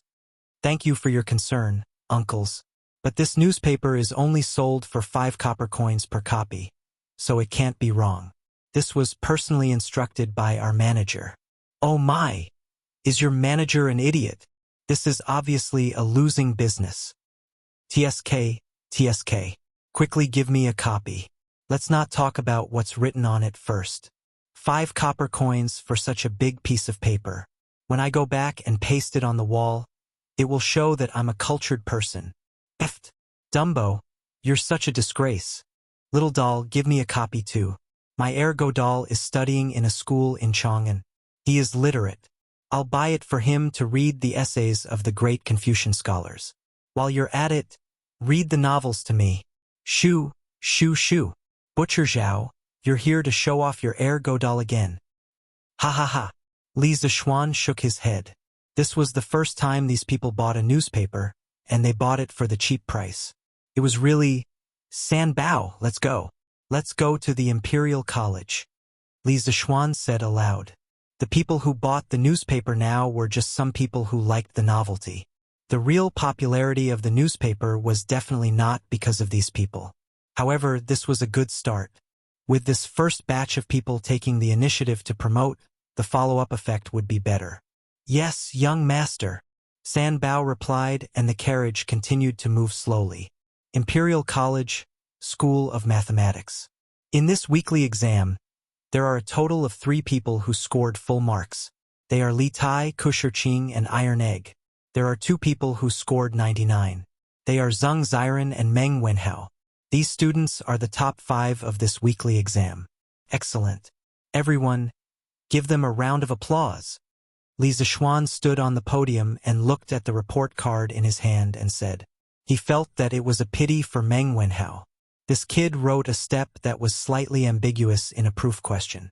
Li Zishuan thought about it again and deducted 1 point from him. As a result, this unlucky kid would not be able to get into the top 3. Clap, clap, clap. The students in the classroom, regardless of what they were thinking, whether they were jealous or not, all of them applauded together with Li Zishuan. Although Meng Wenhao was a little annoyed, he had just looked at the paper that was handed out. There were indeed some small problems in that part of the paper. He was sincerely convinced by the deduction of 1 point. As for the last 5 of this weekly exam, as the applause gradually stopped, Li Zishuan said loudly again. However, he deliberately paused for a moment and then looked at the back row. Cheng Chumo's chrysanthemum. Ah no, his heart suddenly tightened. He then repeatedly winked at Li Zishuan, hinting him not to say it out loud. As for the last 5, I won't mention them today. You should know who they are. Ah no, you should know who they are. Li Zishuan's heavy breathing almost scared Cheng Chumo to death. However, when he heard that Li Zishuan still did not mention his name, he could not help but feel a little happy. Here, this is the solution to the last question. Those who did it wrong, take a good look at it and clear your thoughts. You must make sure that you will not make a mistake the next time you encounter the same question. After a simple introduction of the results, Li Zishuan began to explain the test paper to them. The questions were relatively simple, so he explained them quickly. In less than 1 class, he had finished explaining. Damn, this is great. This novel is so F*King great. This brother is too good. Suddenly, a roar came from the classroom, scaring all the students. Li Zishuan was also a little startled, but then he became angry. He quickly found the source of the sound and shouted angrily, "What the hell? Wang Meng, stand up." Wang Meng suddenly shivered. In fact, after he shouted, he had already sobered up. Now that he heard Li Zishuan's angry voice, how could he not know that he had already eaten a pill? Sir, I was wrong. Wang Meng's face was bitter, and his voice was trembling. Li Zishuan sneered. Humph. Now you know you were wrong. What were you doing just now? Wang Meng hesitated and did not dare to say anything. Li Zishuan sternly shouted. What are you waiting for? Do you want to quit school? Wang Meng did not dare to hesitate anymore. He quickly took out a piece of paper from under his seat and said anxiously, Don't, sir, I'll tell you. I was reading a novel just now. This is what I bought from a newspaper boy on my way to school. It said, it's called a newspaper. The other students looked at it curiously, wanting to know what kind of magical item this newspaper was. On the other hand, Li Zishuan's old face darkened. Of all his calculations, he did not expect that running a newspaper would make students addicted to novels and affect their studies. In modern times, bad students often did this in class. He did not expect to encounter it in ancient times as well. Wasn't this like shooting himself in the foot?